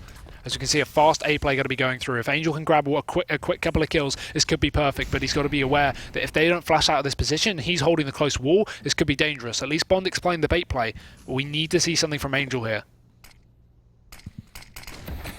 Yeah, 100%. They have got Stiko in position. MSL so will been able to get his way down through short already, though, and it's just waiting for him to peek out in towards mid. Zero is on the cusp of discovering this play, but the smoke's there for the time being. As it starts to dissipate, will he spot it out? Oh, there's a MSL just perched up there, but he's perfectly around the corner. And as a result, that window position thinks going to be clear. Angel going to take the angle aggressive, finds one, and actually MSL going to dispatch of Zero towards short as well. Angel only gets one and done. Swiftly traded out. It is going to be a 3-on-4. The rotate coming in. HellRaisers and Stiko able to find one more. Looking to try and make this costly, but will be tagged down on the cross back into jungle.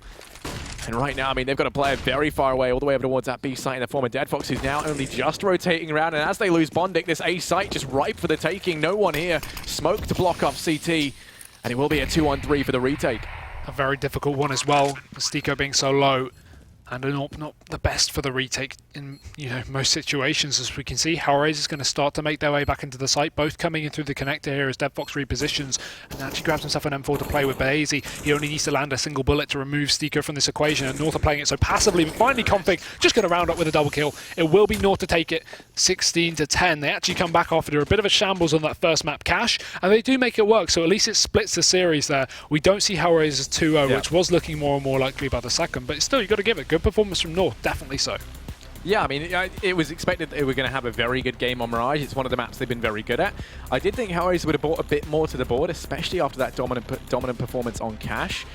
But, I mean, it just seemed like North, they really kind of knuckled down. They had things to sort out. They didn't want to let it go 2-0, especially to HR, who are coming into this, the underdogs.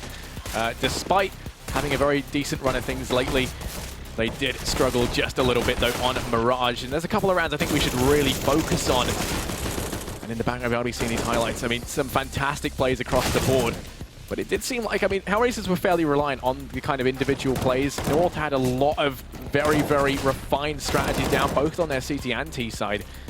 And I feel like there's just a bounty of things we could speak about. Here we go. So what would you like to start with, Harry? We need a weatherman segment, I think. Go ahead. I don't know if that... well, I'm putting you on the spot. I don't think I'm the one to do that. But yeah, anyway, so...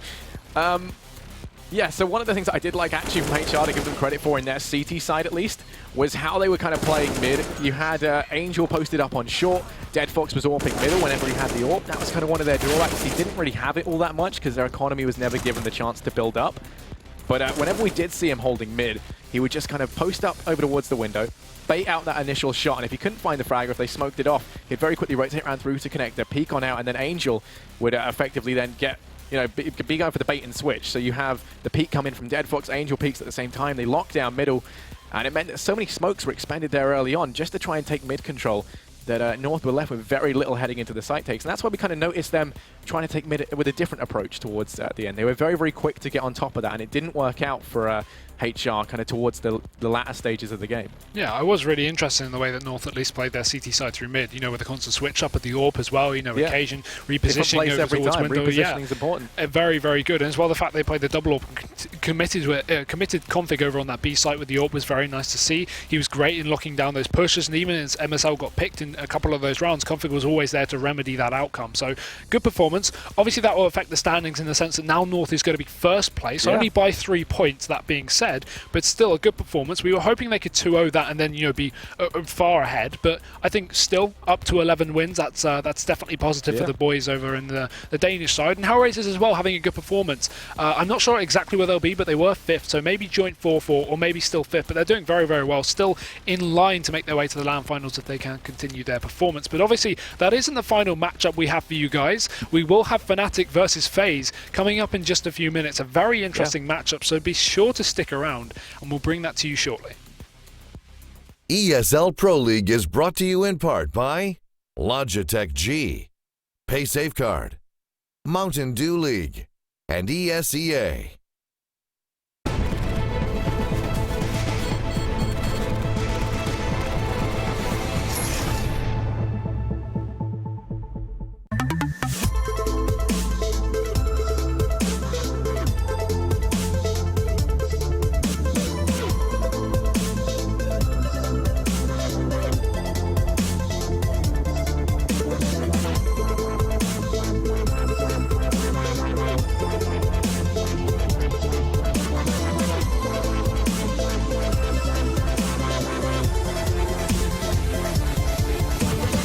Get your team apparel now at shop.eslgaming.com.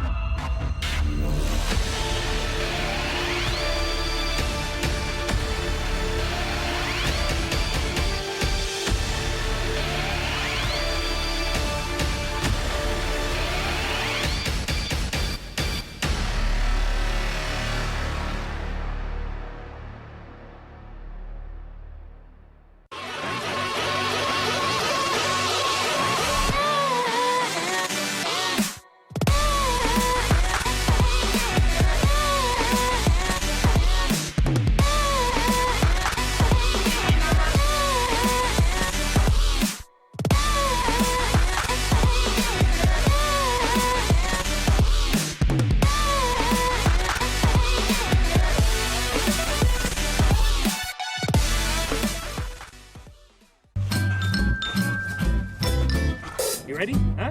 Hey, easy boy, huh? You ready? Huh?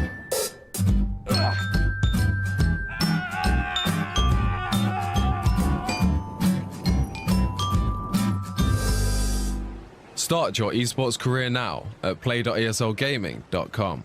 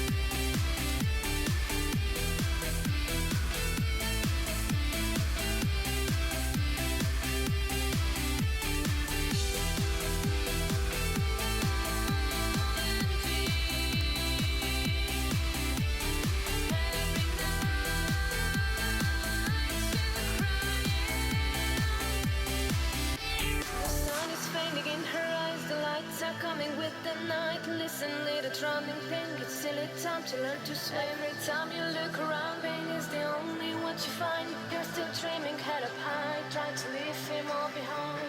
Your black eyes betray you empty. Your tears can't heal you empty. But even the years go by, you're still smiling. I hear you empty.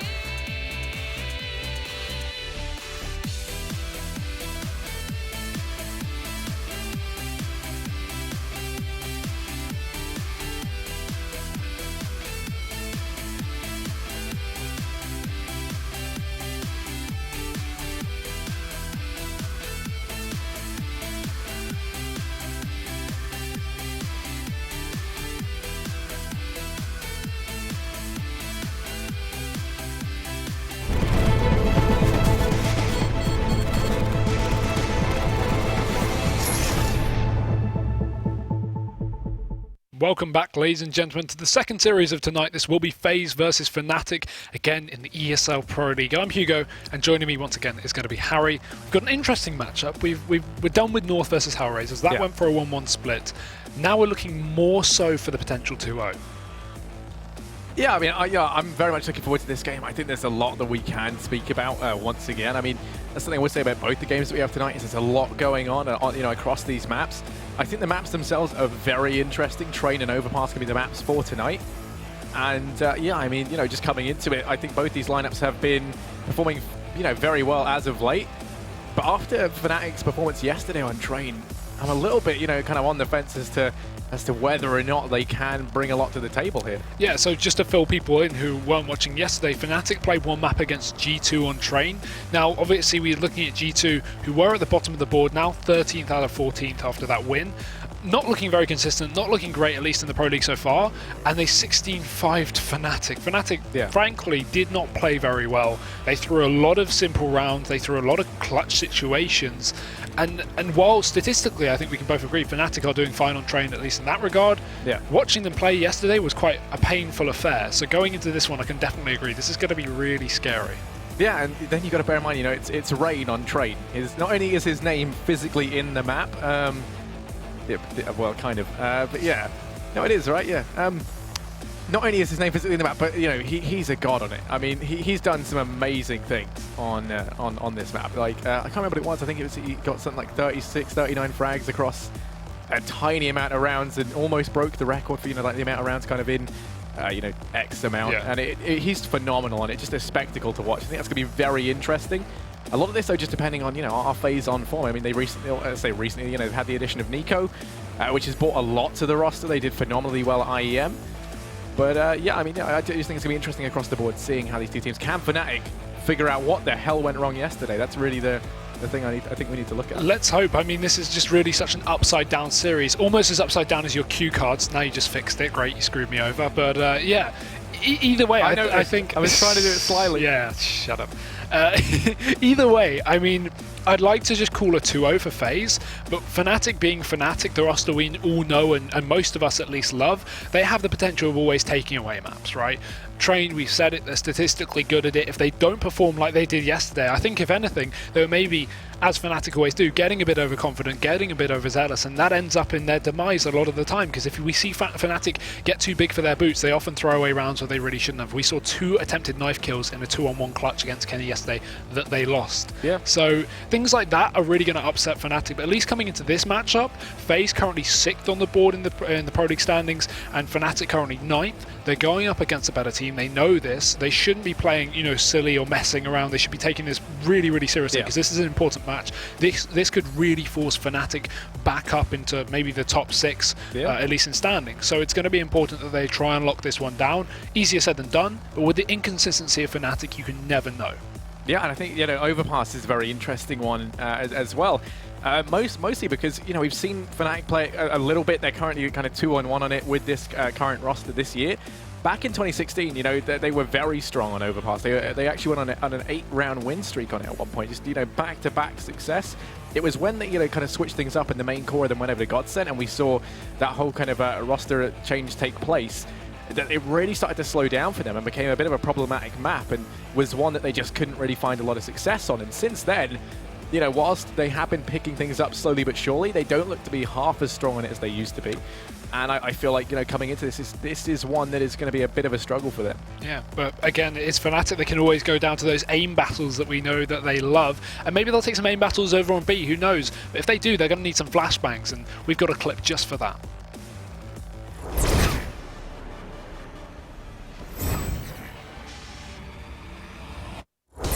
Hey Future Pros, we have a flash for you that should aid in pushing through the monster tunnel on Overpass. This flash should leave your teammates unaffected while the CTs should be blind as heck. To do this flash, line yourself up over the tip of this bottle. Aim over the wall slightly and to the right and then throw the flash. That's it. This should make the Rush B Don't Stop strat work way more in your favor.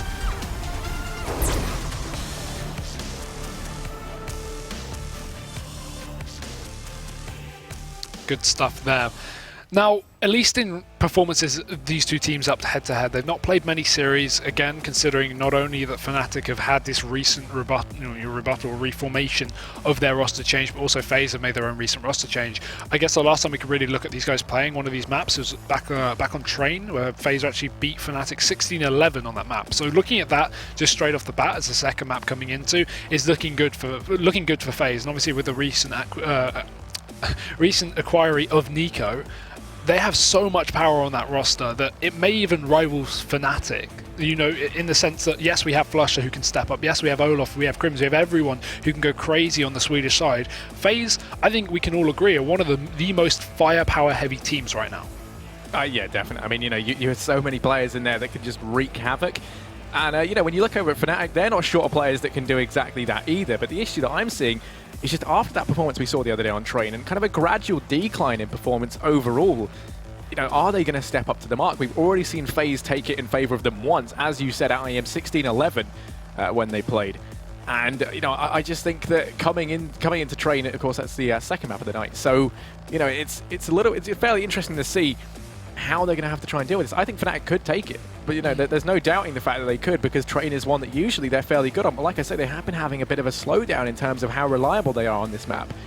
And, I just feel like ultimately FaZe are so, confident in how they are right now. They're kind of going through that honeymoon period as well. They've just got Nico in the roster, and I mean, he's just firepower all over.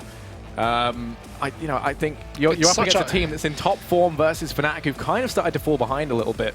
I mean, you even say honeymoon form, and that does come into play for a lot of teams. I don't think Fnatic even had their honeymoon form. When they reformed as this roster, have we seen anything from them? Have we really seen anything from them? Have we seen land wins? Not really. They've not performed as we would expect them to do, as the old Fnatic did. And I mean, they said they got bored of playing with each other. They got bored of winning. I think soon they're going to get bored of losing. They need to step up, and this is a good chance for them to do so. And to be honest, I know what I'm going to be doing with my esports money. When either team wins this, if it is a 2-0, I'm going to head over to the ESL store and I'm going to buy myself a jersey of a team, and you guys can do that too. Head over to shop.eslgaming.com. You can buy yourself a jersey. That'd be lovely. I might buy a Fnatic jersey. I might buy a FaZe jersey. I don't know yet. I'm going to see who wins this matchup. And Harry, will you be buying your jersey? No.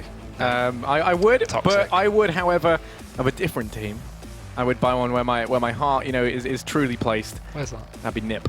Oh, he's a fanboy, boys. He's a fanboy. Head over to the A stream. Get away from here. We don't have Nip here on the B stream. We have better teams. Teams that actually are high up in the standings like FaZe. But anyway, this game's going to be starting in just a second, guys. So hopefully not too much delay longer. The players are just connecting to the server. And yeah, I mean, we kind of said most there is to say about recent performances and recent statistics of both these teams. I think it could go either way. I think Fnatic are not in that honeymoon period, but are starting to build up. We talk about them on a slow burn, similar to the sense of G2. One of those teams that have also had a recent roster change, started off quite shabbily and now are starting to build up and starting to get some recent performances. So G2, for example, when they first formed, they weren't doing very well, and frankly, they're not doing great at the moment, but they've started to build up. I mean, we saw them beat Fnatic yesterday. That was a good upset. We saw them qualify for the SRI League Star Series down as well. Yep. They've started to build up, and hopefully Fnatic are going to start to do that as well, because I really want to see the old Fnatic in play. I want to see this match go 1-1. I want to see some great performances across the board, because I think Fnatic are the team that can do that. I'm not counting them out, and I think we all kind of expect them to come back in in the same sense we expect these French super teams to really come back in eventually. It's just going to take a bit of time to work out what they want to do with it. Yeah, definitely. But you know, I think as we do get ready to head into Overpass, one thing to really pay attention to, as I was saying, is just how fnatic have kind of slowed down on this map. I mean, when we saw kind of the core head over towards Godsent, it was one that they looked to be very weak on. I mean, Godsent was riddled with problems throughout, but there were a few glimmers of hope, and Overpass definitely wasn't one of them. We saw them lose to teams such as Dignitas and Tricked, which, you know, definitely not at the same caliber. So, you know, there's always that to bear in mind. Of course, now they have reformed, and I do think, you know, we've seen an improvement, right? But the issue is when you look at kind of the Godsent experiment is what I would call it. And when we did see that breakdown of teams is, I mean, they certainly didn't have a honeymoon period. They went straight to divorce. And, you know, now coming back into this, the honeymoon period has definitely kind of lifted them up because we've seen the overall play be better.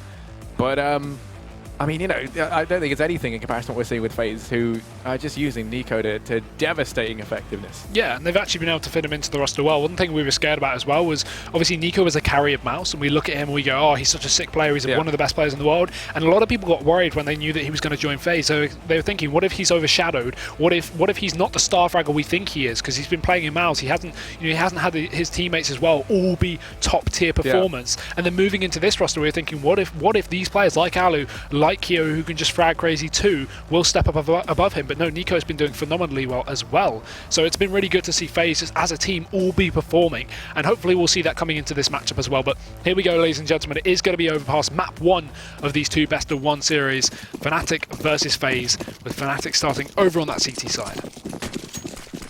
Yeah, now already we can see FaZe putting some players down through connector, as well as sending NiKo backed up over towards this B site, looking to try and exert some pressure towards Short early on. Now, as Olof does peek on out, he's going to be sent back. Doesn't want to be at the mercy of these Glocks. They might try and employ a boost. I mean, currently they have 3 players over towards this B site.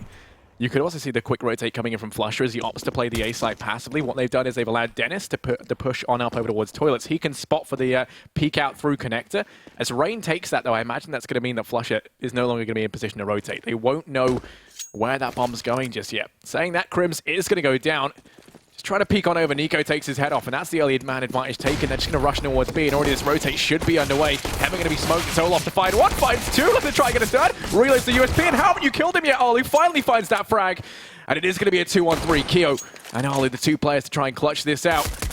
JW going to be able to win. It's going to be spotted out for the time being, but there's flusha, finds 1 through the wall, and then Dennis to dispatch of Kyo. That is going to be fnatic to find the pistol round on the CT side. Great start there for the CT side. Obviously, FaZe are a team that love their forces. They love their Deagles, and so for the second round, they will be fully investing into this one. We don't see them saving for the AWP very often, even though you know, they do pick it up so much on Alu, and even have that double AWP, you know, prowess as well. NiKo's a player who can. He can do everything. He can pick up the AWP as a double AWP. We can see Karrigan as well. Previously in Astralis was doing a lot of AWPing, so you know, so much AWPing potential on FaZe. But they're just going to stick with these Deagles, a Tech 9 on Alu, and a P250 on Rain as well, just to spice things up. A nice mixed by fnatic. Themselves, they're going for a couple of UMPs. So fairly default here, nothing too special on the CT side themselves, and FaZe just looking for these picks with the Deagles. That is what they are so great at. Only going to need that one-shot potential, and just spamming away towards the A side. They're going to start to assert a bit of pressure as NiKo, supported by Rain up close, are going to be making their way towards the site. And look at these rotations. fnatic already know what's happening. Olof has found his way back up towards the stairs. They're going to be in position for this full A take. And while FaZe don't have a lot of utility, if any, they do have the aim of some incredible players. Yeah, NiKo going to be the player to try and break the barrier of Swedes. flusha over in this corner. NiKo's going to try and check this. And actually, is the push coming up from long from Arlu. Could potentially find this. I mean, Olof is going to be there to try and trade things out. We'll be watching the smoke. flusha takes that first strike, but they've got to worry because Ali's up close and personal with the smoke, looking to try and make his way on through. Kyo rattling some shots downrange with the Deagle as well.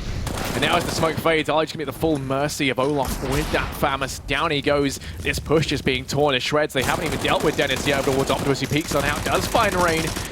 And now it's Karrigan and Kyo. 2v5, some damage done to Olof, but that's about it. And with no utility to flush him out, the aggression going to come in from JW because he just doesn't care, and Classic. It pays off. Down he goes.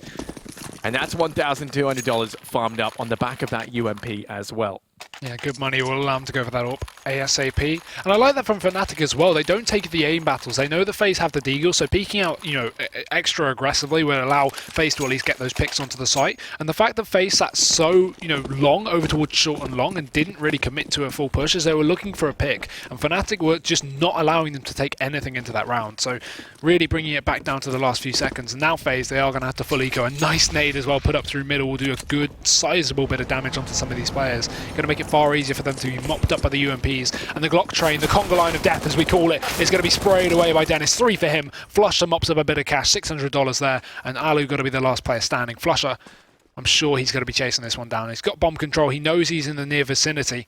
I think he will just hear these footsteps, going to be ready for it. Spraying away, teammate comes in for support. Dennis rounds up with a 4K. So Fnatic 3-0, but FaZe are going to be on their bye. Yeah, this is where FaZe really have to try and kickstart their TC, their TC style. Yeah, it's a new side being added to Counter-Strike in the next update. Kidding, there are no updates. And it's just going to be rifles across the board. A little bit of utility for them to play around with. An abundance of smokes, some flashes as well. 4 between them. And the molly on Nico. Over on Fnatic, though, they actually decide just to keep the buy. Going to try and take this one for free. It's a relatively low investment round. And Dennis going to be charging on in with this famous interconnector. 3 players down on B. And Flusher with the UMP to watch his back. Now the issue is Dennis can very easily be isolated here with no one in a great position to trade, especially seeing as you have Rain trying to contend for control the connector. Nico will be able to find one, but then with a hop, a skip, and a jump, Crims finds one with the ump. It's going to be a 4-on-4, and Kiyoshima over towards Party. Going to get one, but it's quickly traded out by Flusher. Back to a 3-on-3, and he's just going to look to get the hell out of there. Olaf, meanwhile, gone very aggressive, and that's going to allow Crims to rotate on off, as now Rain's going to be hurt on the rotate. Olaf is just going to post himself up here in the corner, wait passively. Should be able to find themselves the man advantage as now Crims is making his way over towards A. Rain's going to check it though, and down goes Olaf. That is a 2-on-3 FaZe against all odds. Pick up the man advantage despite an aggressive play from Olaf. And this B site now looking ripe for the taking. Control going to be regathered though as Fnatic rotate back on in. The flashes hold Rain back for a mere second as Crims tries to get in position, but Rain doesn't care. A quick tap to the head will remove him from the server, and Flusher is going to be the last man standing, coming back in from the CT spawn. There's Alu close, there's Rain on the site, there's a bomb being planted, and Rain, he's just going to clean it up himself. 3 quick kills, lovely stuff from the man himself.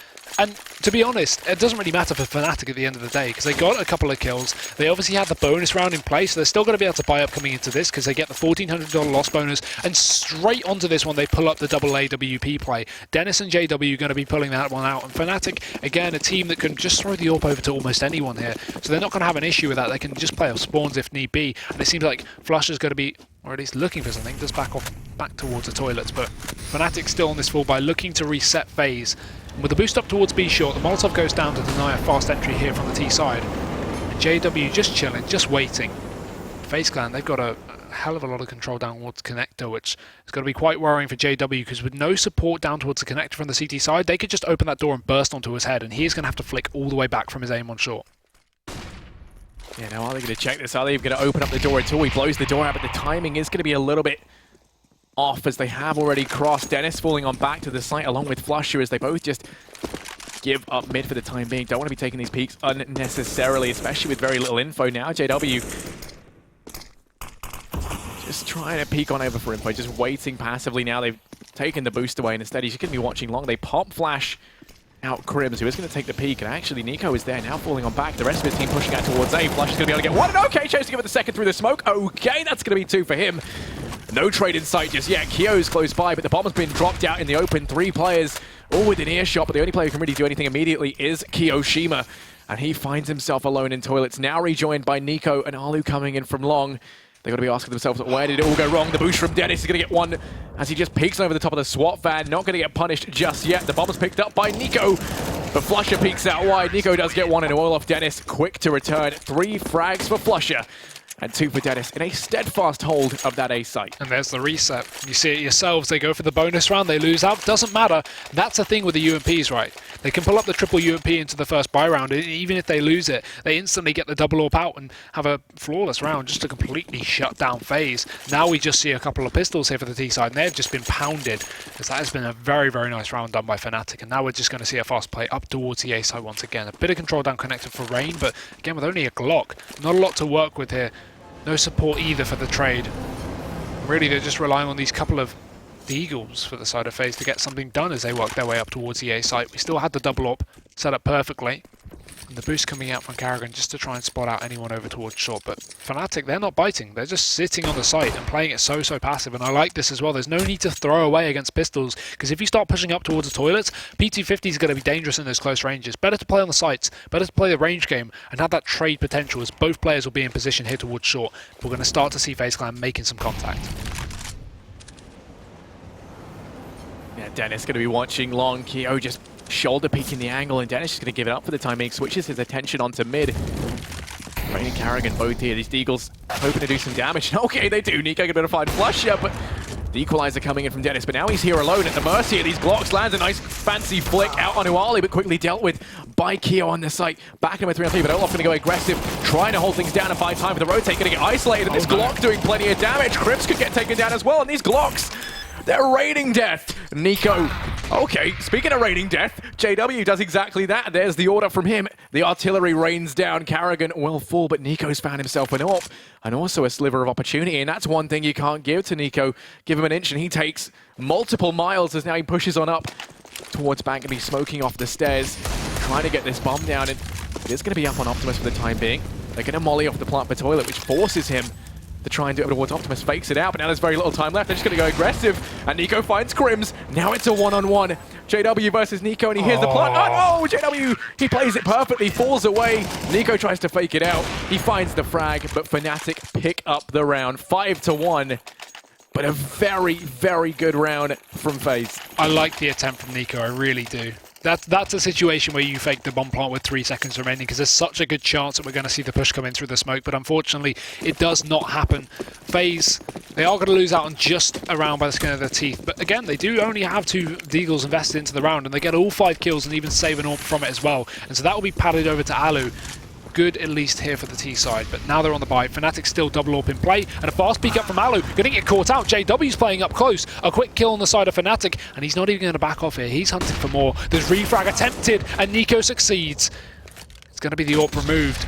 Grabbed back for Nico as he starts to push his way back. Crims is alone over towards short now, but he does have a bit of support when he grouped as Olaf comes, but Nico just in through the smoke. It doesn't matter to this man. Smokes aren't anything. Takes down Crims, and I like the push up from Olaf to at least try and grab some control back for the side of fnatic, but it's very risky here. Oh, Nico going to miss that shot. Olaf going to pivot round and actually lands the 180. Down goes Rain. Olaf now falling back into the B site to try and buy time for the rotate. It's already coming on through. And Olaf spots out that player. Down goes Karrigan, and he looks to get all 4. Olaf with a very quick return. He was angry as a result of that previous round. And there we go. 4 frags for him as he single-handedly holds down the B site. That is crazy from Olaf. FaZe just shut down right now. They are going to have, again, a few pistols to play with. But right now, this is looking like a new fnatic. I'm glad we didn't see them crumble after their quite embarrassing loss against G2 yesterday on Train. And coming into Overpass, they are having a huge amount of effect. It's pistols out now here for the T side. A Deagle with armor on Nico, as he did do very well in the previous to get some money after those kills. But other than that, not a lot of hope for FaZe. Although that being said, they did have good effect with the Glocks a couple of rounds ago, so you can't completely count them out, especially with the aimers on this team. But again, fnatic are just playing it safe. They spot out firstly towards toilets to see if they can catch out any FaZe members, and after they're gifted no free kills, they back off towards the sites, play this passive style once again, and wait for FaZe to bring the hurt. Yeah, you can see they're going to be rotating Olaf up now. I'm curious to see if he's just going to go straight to A or opt to play Heaven, and it looks like they've made the call to send him over towards A. Now, I don't want to trouble you, but you're going to be up against JW. If you peek around this corner, he actually misses the shot. Very uncharacteristic, and he misses the second. You can't have that many missed shots, as now he just falls on back, doesn't want to risk going for the third. And actually, Nico going to peek out wide. Dennis goes down up on A quickly. Going to be remedied by Flusher, however, who does equalize it back into a 4-on-4. The rest of FaZe posted up outside of B. Now going to push on in. The smoke is down, but only nets Crims 1 as Rain quick on the return. And Karrigan just going to be flushing his way onto the site. Himself a second. Now Kirishima trapped on the other side of the plywood. Karrigan will go down. But Rain's quick to get that trade. Now it's all on Olaf. Clutch King going to try and clutch without switching out of the USP. It's a desperate attempt, but Rain says no. The P250 faring better in the battle of the pistols, but I mean, it's another round. We saw that first one very, very close from Fnatic up against the ecoing FaZe clan. This time, they actually win it out. How is this happening? FaZe only getting success on their eco rounds. Three PT50s and 2 Deagles, and they win the round. And now Fnatic's money is screwed. The double up was reinvested as well, so now we just have pistols for them. 1 rifle on Flusher, that is going to be it. And while, again, you can't count out the pistols in the current meta, that's just crazy for FaZe clan to be able to do that twice in a row. 2 ecos and a lot of success in both. They've really screwed over the economy. Even though the one they lost a few rounds ago with the Glocks, because they got so many kills, that is limiting Fnatic's buy here. It's coming into effect 3 rounds later. So let's see if these pistols and Fnatic now can have any damage done. Keo's up towards short. The smoke is down, but he's still piling on some hurt with some bullets into the body of Dennis and JW. But FaZe clan not gifted anything just yet. Fnatic just going to re-smoke, plenty of utility to do this as well, so they can just hold on, but they will eventually back off towards more passive positions on the site. Still a lot of long control in the hands of Toilets, but FaZe clan haven't really been taking much control over towards the long side of the map, so it's not too much of an issue just yet. Change of pace from both teams, like you said, 2 players for Fnatic now up towards the Toilets. That's going to be Dennis and Flusher trying to hold back the tide of FaZe, who this time look to make their way out towards mid. Something we haven't really seen them focus on too much. Dennis going to get spotted out as he takes the aggressive peek. That's a free one for Keo. No trade in sight as Flusher, the only player with a rifle, currently resides over on long. Nico watching for the push up through short down on B as the bomb rotates background. The smoke is going to be there, but he's spotting through the gap. JW looking to try and push on up. Pop flash rains in, and well, Rain does fire off a volley around it. Does give away his position. Nico going to get one, but the trade comes through swiftly from Krim as they find themselves. Olaf and Krim's on the site. 2v4 in this take, and actually, Rain's going to go down. Ollie is as well, and they're making this very costly. They finally deal with Krims, who has 12 HP on the site. He will be falling. Now it's all on Flusher. 1v2, but he's in the backline, making his way up through short. The only problem is that they've got Keo up in heaven. Bomb's going to be planted for him, but Carrigan will go down, and this is where things get troublesome. Flusher knows. And look at the drop from Keo right as the nade goes off. I don't think Flusher will have realised he's actually dropped, but spotting him through the smoke, just on the edge. Gonna spam away a bit of damage, but Keo asserts towards his position, closer and closer. He doesn't know though, Flusher's wrapped. And he's gonna get the defuse as well. Harry, the pistols, again, they succeed. 4 P250s and a rifle on Flusher, and they managed to pick up the round. A great performance again from Fnatic, but this is just Eco City, left and right. We're seeing Forces have more success than buy rounds. But now Fnatic, FaZe, are going to be back on the rifles here. 1 UMP limited to Rain, and Alu going to be on his own AWP. But Fnatic's buy, despite winning that round, is going to be worse. Because obviously they lost 4 players. The UMP for them themselves, Olaf, he can't really get utility unless he goes for a UMP, and he will do indeed. Because FaZe, if anything, have a better buy. At least looking at the rifles. And look at this. Maybe a fast B. All 5 of them just charging on over a stampede. Now they've slowed things down and wait and see if any early aggression comes out. But it's Nico to go aggressively up short. Tries to find one, but actually misses everything. It's Carrigan to entry onto Krims. And now he's looking for more. Gets a second and a third. Give him an inch and he'll take a mile. They're trying to get the bomb down, but he's stuck on Keo. But at this point, showing why he earned the nickname The Problem.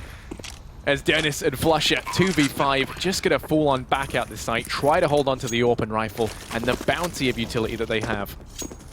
So much damage done onto FaZe as well, which is why it's so unfortunate for Fnatic. If a few more shots landed, they could have really taken maybe a 3-on-2 quite early on and grabbed themselves another potential round, but it's back and forth here.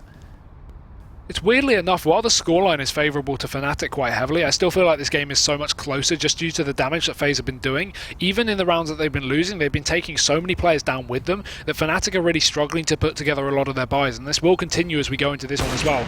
Not going to have a lot of cash over on this CT side.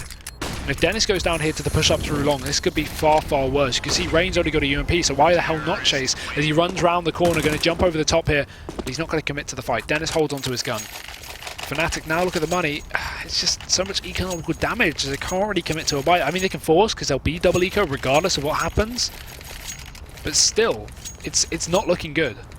Yeah, I mean, in this scenario, we've seen Dennis and Flusher play A almost every single time. Now they're going to go for the force. I imagine we're going to see those positions not change, in spite of having the catalyst. But instead, oh yeah, there we go. Okay, they still stay up on A. The reason being, if they lose B, they can just save these, and then the buy-in in the next round will be all good. If not, then they can hopefully rotate around quickly, and they're actually going to go aggressive, and it's going to yield them 1 frag early on. Keo will go down. The man fight is grabbed for Fnatic, as now they fall on back out of mid. FaZe just quickly reroute that bomb round over towards B. with only Olof actually on the site. The other two players pushed up short. They're allowed to sneak on out, up through Monster now, grabbing control of Pit and just walking onto the site. No opposition here to hold them back as they just prepare for the retake. And actually, Crims will go down. Now the push into the site going to be coming underway. Nico will fall, however, in retort. The Magnifiers return back in favor of fnatic. JW on the flank gets one more, but Alu quicker on the trigger with the AWP. Pivots round, finds himself 1v3. A lot on his plate, gets one more. A parting gift onto Olof, but flusha. The crossfire set up, the trade comes through, and now fnatic find themselves with an 8. Neither team being able to build up the economy. That's the main issue we're seeing here. Both teams just on the edge of eco. If either team lose this next round, they're going to be eco. So that is a real issue right now. Again, it's unfortunate, but it's the way this game's been going with the amount of force buys. The double AWP is back in on for fnatic, and FaZe still have theirs on Alu.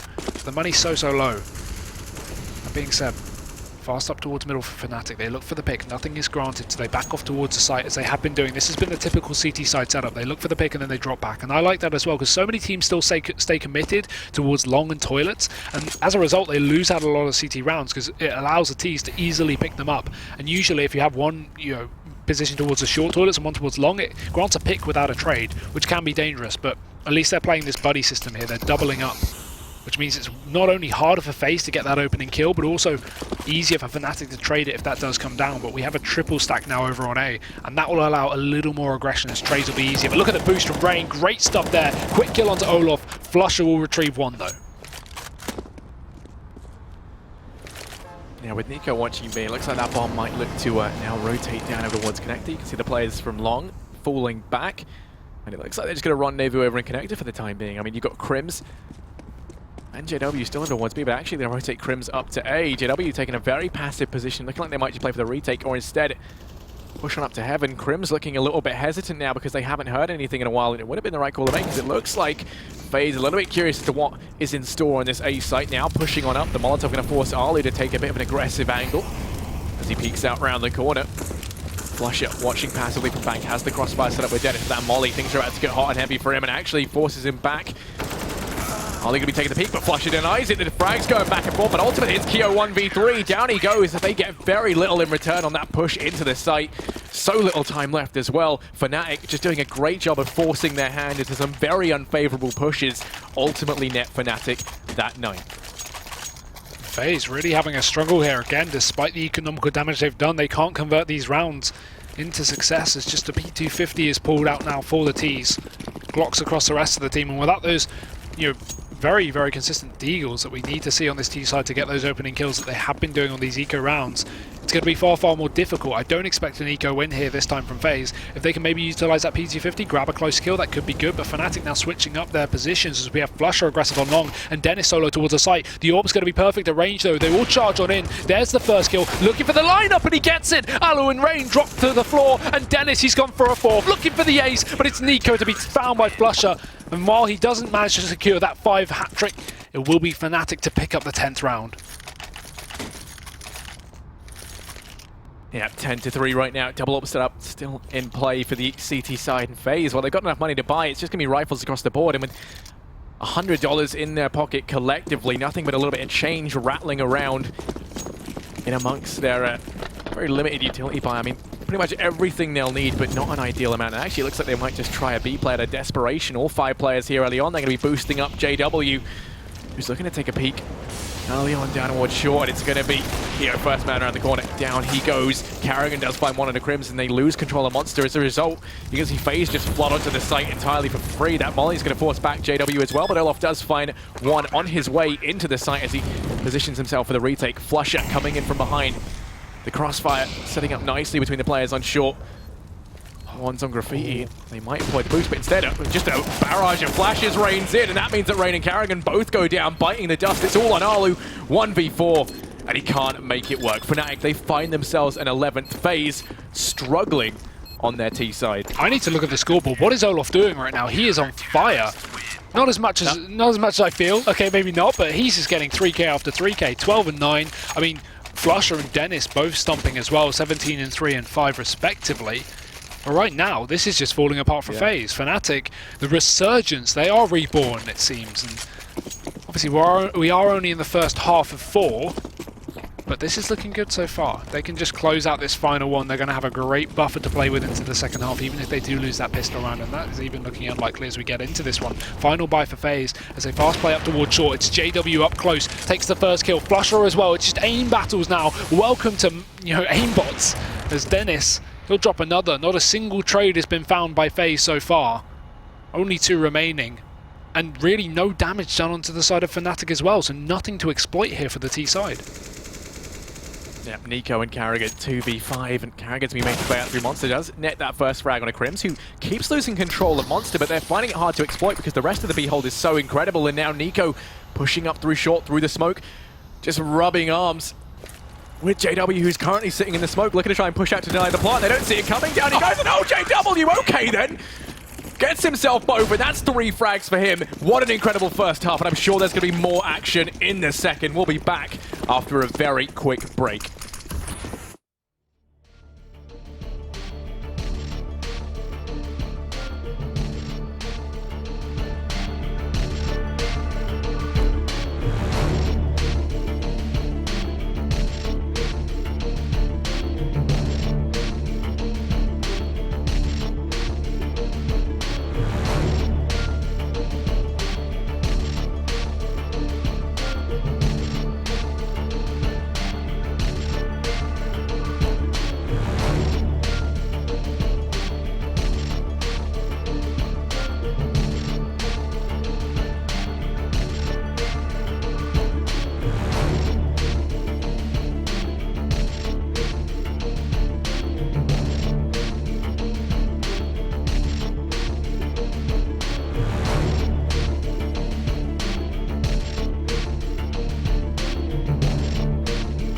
fnatic are back, and they are bringing the pain here over on Overpass. It's 12-3 in the first half.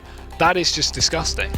Yeah, I mean, this is so good for fnatic, right? It means that they're effectively a pistol win away from potentially taking this to map point. Yeah, I mean, 12-3, they pick up the pistol, they convert the next 2 rounds, something that we did see them have a bit of trouble doing, or at least coming down to the wire. But still, I mean, if they get the pistol, the chances are we could see them at map point very, very quickly. FaZe need to pick it up. There's so much riding on the back of this 1 round alone, almost. That, I mean, the pressure's just insurmountable at this point. It's crazy, and the fact is that FaZe have seemingly been having almost as much success on their, you know, eco buys than they have on their buys. I mean, if not more. Yeah, right? if not more, because they've only got 3 rounds, right? And I think one of those was an eco win, and one of a full Glock round they took to a 1v1 and only just lost out by a few seconds of time. So really, what is going on for FaZe here? Why are they falling apart? I mean, but I think, so what we're seeing, right, is a very, very confident fnatic for a start, and they're a team that you cannot let get confident. I mean, early on, right, with the JW thing where he just kind of pushed through with the UMP, took the duels regardless, just, you know, he was very confident then. Yeah. And they came into it with a lot of confidence. Now, sometimes we see fnatic kind of taken to their knees as a result of that, because they come in very confident. If they lose a couple of rounds, and they do seem to kind of, you know, tilt a little bit, you know, fairly easily. You come in it thinking it's going to be an easy win, and then you get put, you know, on the back foot. They do struggle. But if they come into it, you know, already feeling cocky, already feeling good, and then they dominate from the outset, then that's just a terrifying prospect. As well as that, some amazing performances across the board. I especially liked early on, we saw a lot of promise. We saw the push towards the A site. Olaf, Flusher, and Dennis lock it down completely. They boost up Dennis during the site take, allowing him to net a couple of frags from the flanking players on long. Just so much to speak about. So little time, though, as we head into the pistol round of the second half. Yeah, full armor for fnatic. The confidence is well and truly in play as we can see the charge up towards short here. Support from Flusher as they come out through the connector as well. And while FaZe will get aggressive, that actually relinquishes a bit of control towards the B site. And you can see Crims trying to exploit it as you can see the long push coming out from Nico. Nothing will be found though. There's still the triple play over towards B, which makes it very difficult. And actually the quad play now as Karrigan's rotated on down. And fnatic, I think they've realized this. They're going to be shooting their way back up towards this A site. And we'll start to see the rotation come in from Karrigan. There's only a solo player, just Alu to defend. And Flusher, he dives into the B site with Crims. A good combination there. They can wrap him from the back as well as the bomb goes down. FaZe Clan are pinched like a sandwich. Yeah, sandwiches run out for being pinched. And anyway, Dennis up towards back, looking to try and dispatch Shivalu, who is putting up a bit of a fight, but he's quickly going to be surrounded. And there's Crims to deal with Dennis. Thank you. He was becoming too much of a problem on this server. It is going to be a 2-on-3. Rain and Nico, the 2 players you would want in this retake to try and secure this A site, and Nico's behind them. Flusher's on the stairs and he has no idea. Nico's going to sneak on by. Flusher will fall at the hands of Rain anyway, so he just watches his teammates expert marksmanship dispatch of these players. Down goes Crims. And now it's all on JW, does get one. Nico in the backline could connect the shots when it mattered the most. It's a 1v1, but time is going to be of the essence. Does pick up the kit, he can't connect them. Nico, you're meant to be one of the best players in the world. What's going on? There we go. Finally gets it, but the bomb's going to go off. fnatic, they pick up the pistol round. And already, this is FaZe Clan down and out for the count in this. You've got to admit it, right? There's surely no way they can pull this one back after such a star pistol round. I like that from fnatic. They go for the fast A play, they split in towards B, and I know you took the mick out of my sentence structure, but they were pinched in between two teams of players. Like fnatic, a filling in a sandwich. There we go. Right, the wording's better when you're not rushing it, but yeah, really, really crushed in between. And Nico going for the deagle, the rest of FaZe on the full eco here as USPs will be donned. And fnatic, even playing this one fairly safe with a couple of rifles, not going for any kind of meme buys, no full Mac 10 buys. They just want to, secure the map. They don't want to throw this one away, and they are very, very close to doing so. Money is not going to be too much of an issue for them for the time being, though. So we can imagine just a couple of UMP rounds here, to be honest, and just a bit of a shutdown onto FaZe as this full eco. I can only expect a buy up next round. That's why FaZe are doing this, but even so, that would be a very weak buy. Yeah, the best they can hope for is somehow find some damage, use Nico's deagle to their advantage, tag them low, and then hope the USPs can pick up the rest. You can already see they've loaded all the eggs in one basket, just putting everyone over towards B. Now Rain can quickly rotate. As that flash Rain's through, though, I think he's now going to opt just to stay on the B site anyway. And as a result, this A site's just completely open. fnatic, as you said, playing this very passively, taking it slow, clearing every angle, and Nico looking to try and pick out from short. Down goes the deagle. Rain trying to pick it up, does manage to secure it. So it's going to be juggled around, similar to what we see with these Catalyst Orbs, but instead it's the deagle.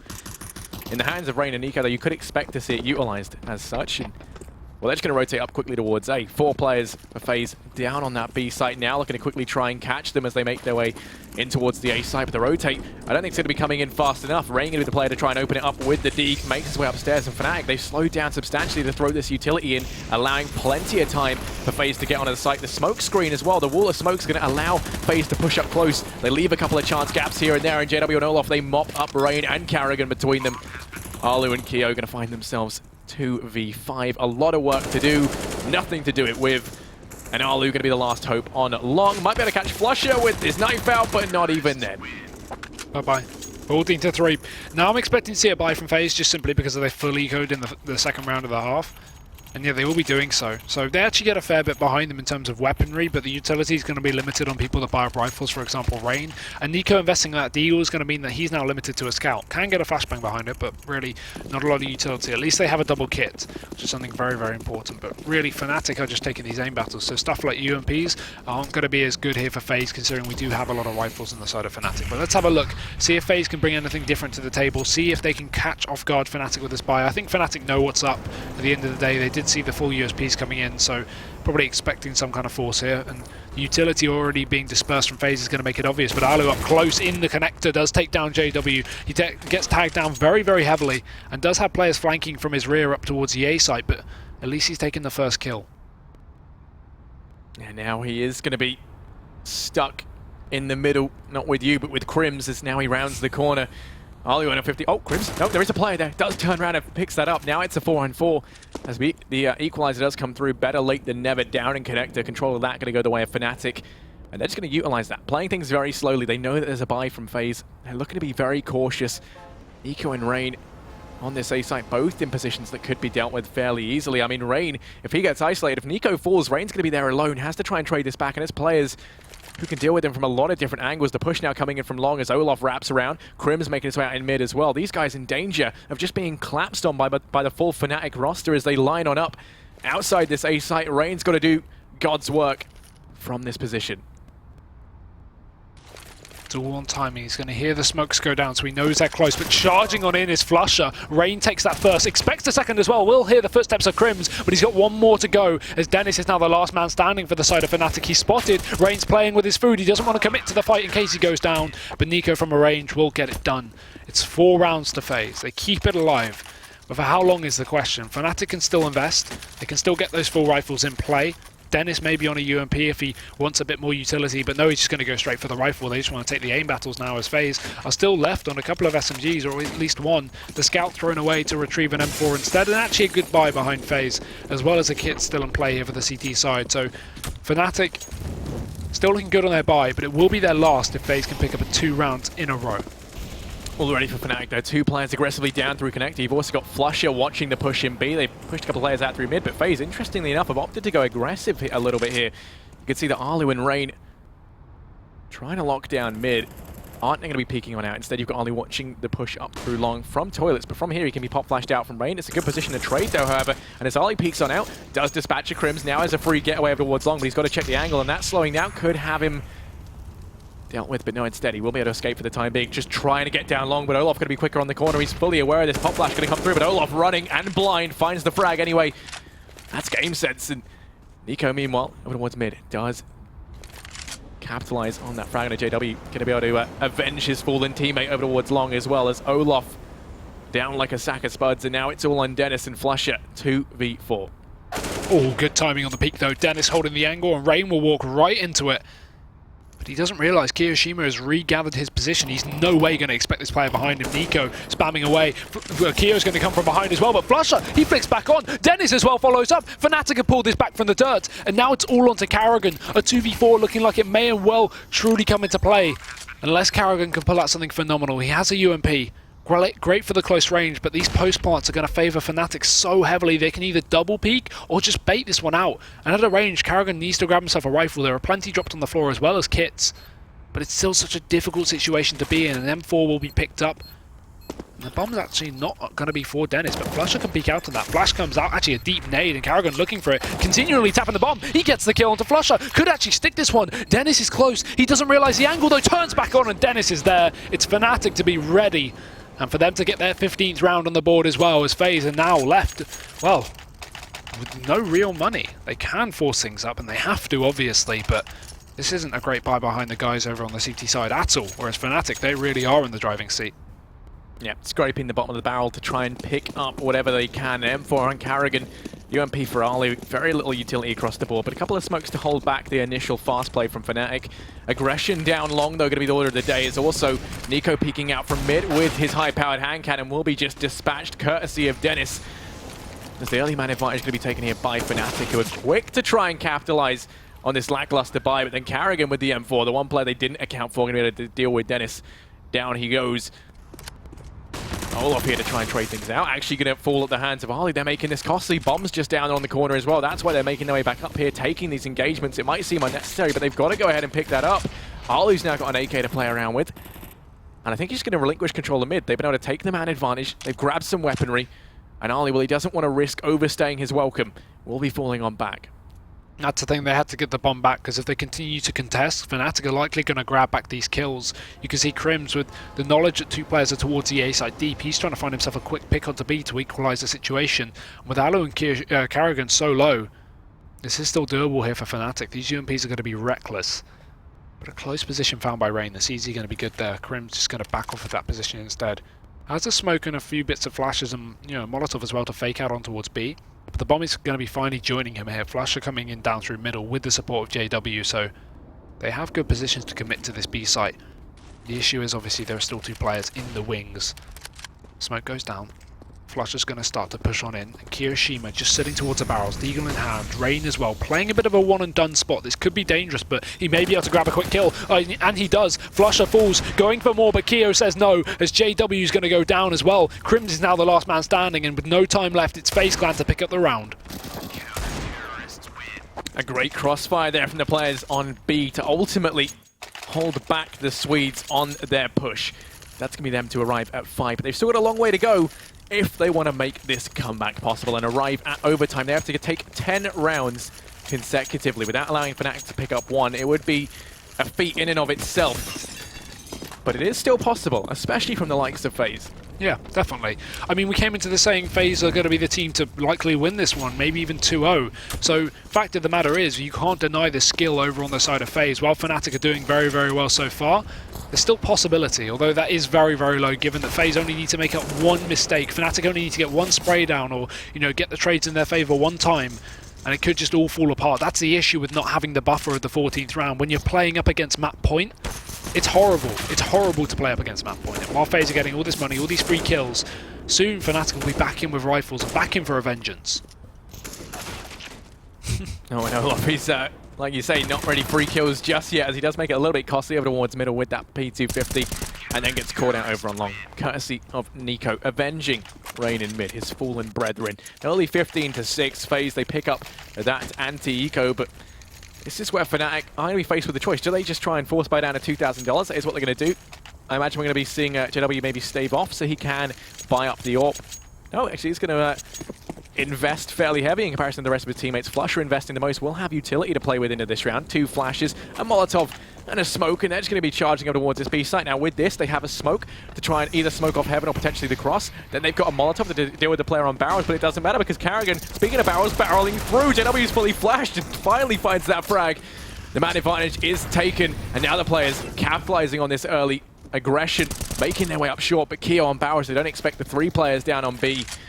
And look at this play from Arlu. He's gone aggressive. He's all the way up through Park in their backline. He knows that they're over towards B. He's got so much information on the back of this play that we can probably see Rain rotate off of that A site anytime soon.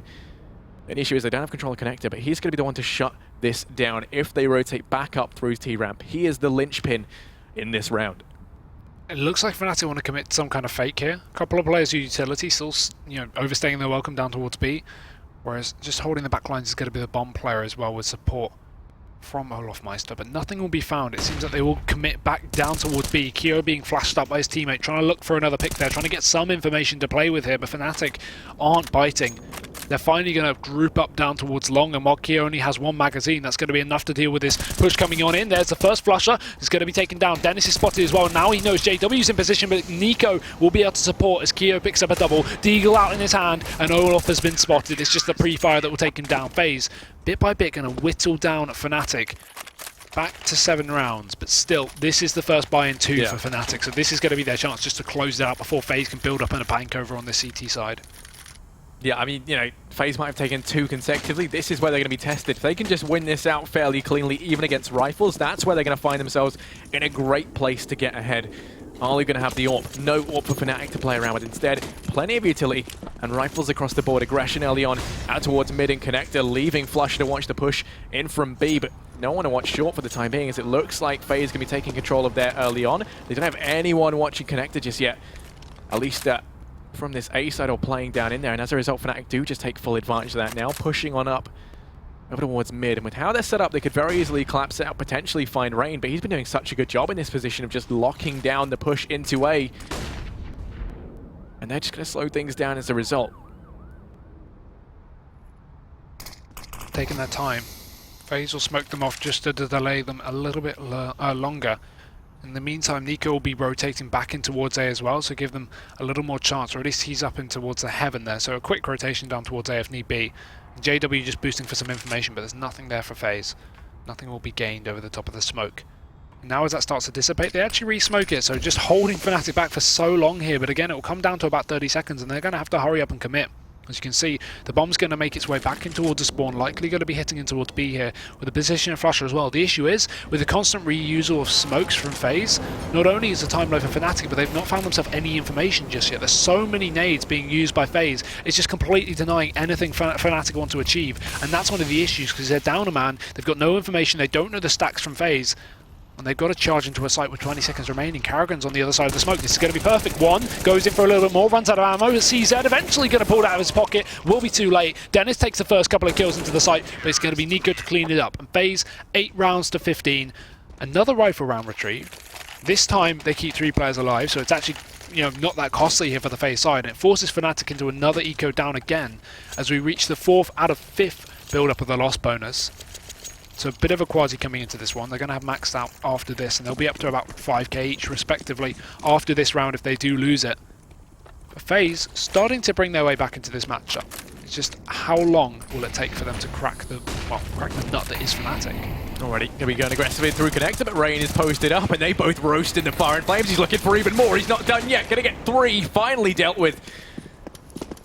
As it is now a 2-on-3, they also find Arlu over in mid, who doesn't get anything done. Now Flush has got an AWP to play around with. Crims has an M4. A deadly combination for the Swedes, but the swift rotate coming in from Nico and Keo forces them back from A. Crims has got the bomb and it's already looping down through A ramp, and I mean, when you look at it, Karrigan's actually gone aggressive. He's holding the cross from both long and also watching the play out from Connector from his position down in water. Now Flusher is watching A from long himself with the AWP in hand, but they're not going to go peeking. They've got the man advantage. There's no need for FaZe to overextend here, try and take any peeks they don't need to and give any sort of advantage away, because fnatic are a team that you cannot give that foot in the door to. And what Flush is trying to do now is essentially bait out a rotation from FaZe, an aggressive one, because you can see the position at Crims is positioned back towards T-spawn. Flush is throwing these nades, is hoping that FaZe will push up on B in this 3v2 and try and wrap in through T-spawn where Crims will be able to strike. It's a nice setup, but FaZe aren't biting. With the current setup, you can see, obviously, as you say, with Karrigan towards B short, it's going to mean that they can just position himself perfectly, because Karrigan's already as aggressive as he needs to be. And now fnatic, with 30 seconds left,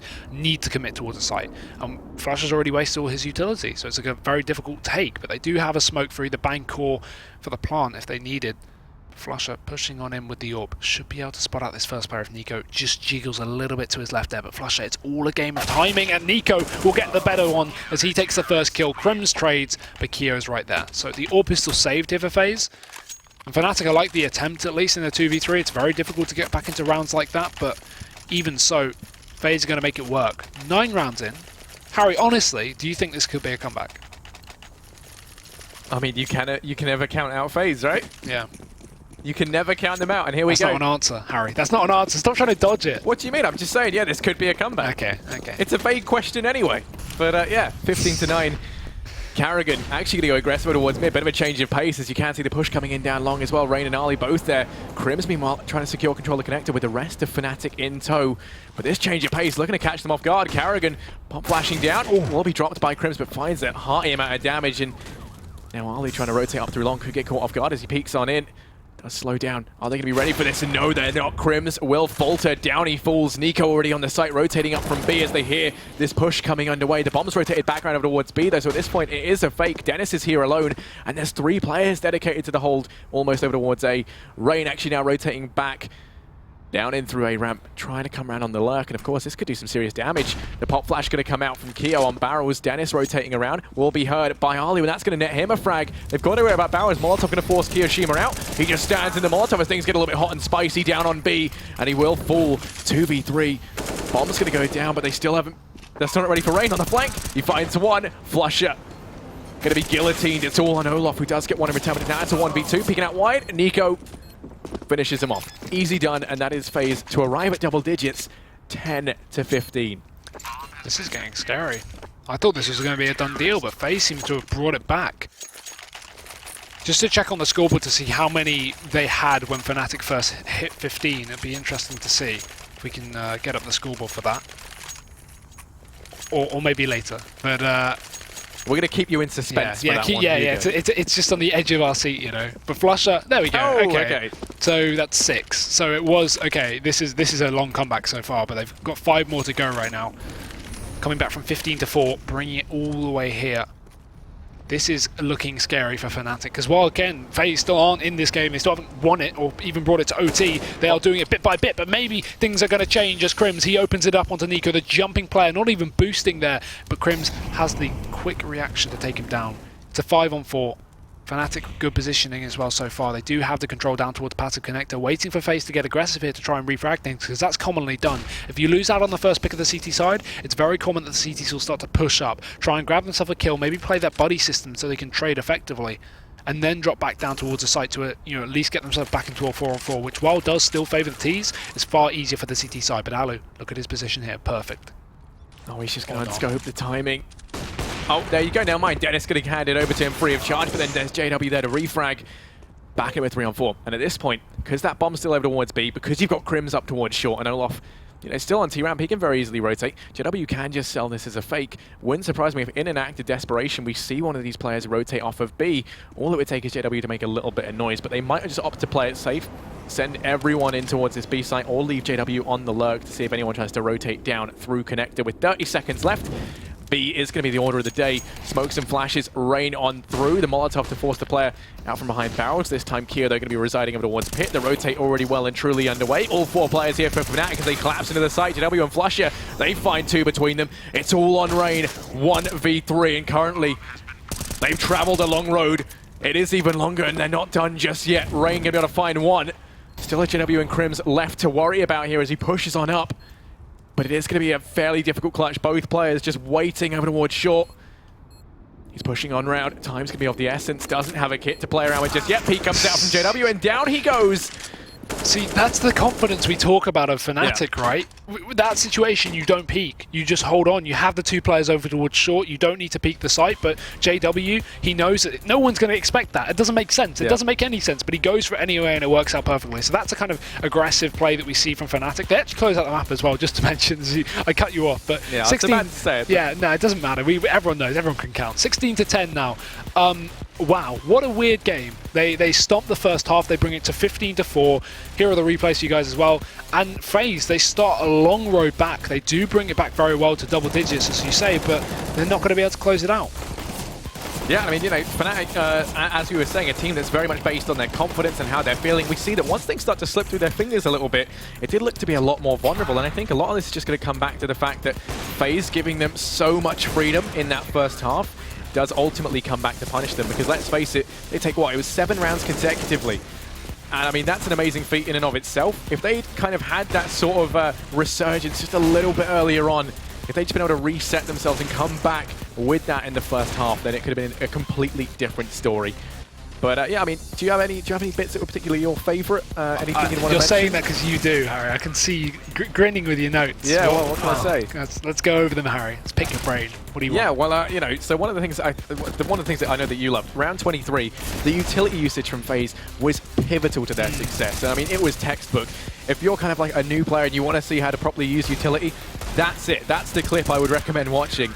I mean, they keep fnatic at the site long enough, so there was about 24 seconds left when they tried pushing in towards B. They have no information. They've already lost 2 players because of a very aggressive peek from, well, not even very aggressive, just the peek up through the smoke from Arlu towards A. And then it was actually a nade that kills the next player down on B. They keep them at the site for so long, they're pushing through Molotov, smokes, everything. And ultimately, it's a 3v5, 24 seconds left by the time they even arrive down at that B site. Yeah, that's so great. I mean, it's not very common. You see that on Overpass as well, a map which I think you could compare, at least in being able to hold off the T's for so long, as something like the old Inferno when you could recycle smokes, you know, before you could rebuy smokes. You could just cycle smokes down towards that B site, stop a push, and just completely delay it until 10-15 seconds was left. But, I mean, FaZe did that on Overpass, a map that you don't see that very often, with only a triple B, not even a quad B stack or something, and just fnatic not able to find that pick. They were just forced down to the last few seconds of the map, and that was really, really good from FaZe. I like to see stuff like that, at least being able to hold a fnatic for so long. So yeah, a really good win from fnatic there as well. We kind of were a bit worried coming into this matchup that they wouldn't be able to close it out. The issue is obviously we're going into train. I'm really excited to see how this pans out. A map that fnatic had a bit of a struggle on yesterday against G2. They lost 16-5, a bit of an upset there. But I mean, it's not done. We do have a chance for FaZe to equal things up, to bring things back in their favour. But will that happen? You can find out just after a few minutes. We're going to go for a short break, and we'll bring it back to you in just a sec. ESL Pro League is brought to you in part by Logitech G, Pay Safeguard, Mountain Dew League, and ESEA.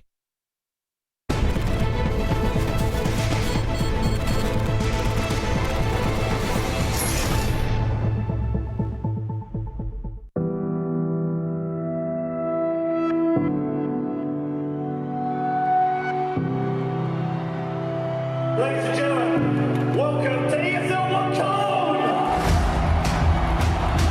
2 big shots in a row. fnatic's about to bring it back now. All on Nico. Trying to see if they can get the defuse, and Nico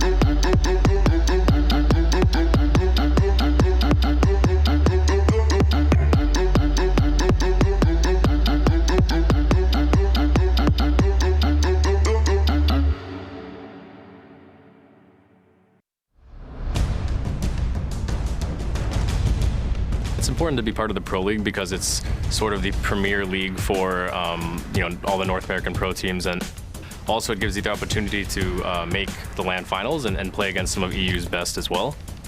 With the sponsor Mountain Dew, can be really good for up-and-coming players. It feels amazing to have this opportunity, and I'd never take it for granted, that's for sure.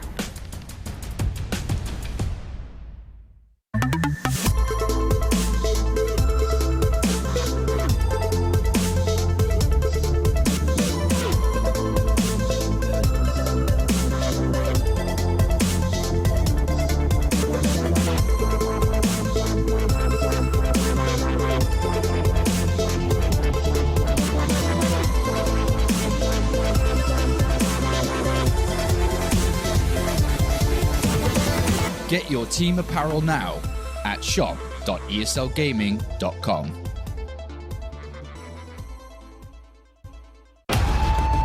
Counter-Strike is sharing incredible moments with us and will return to a memorable place.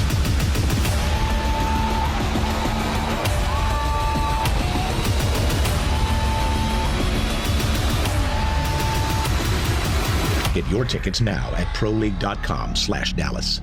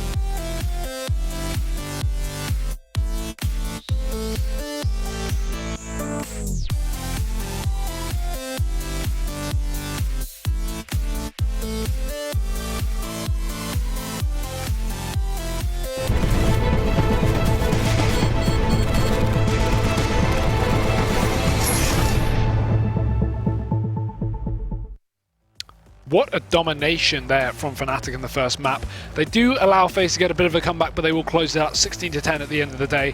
Harry, a great matchup, obviously. We go into the second map. This one, a little more unsure about.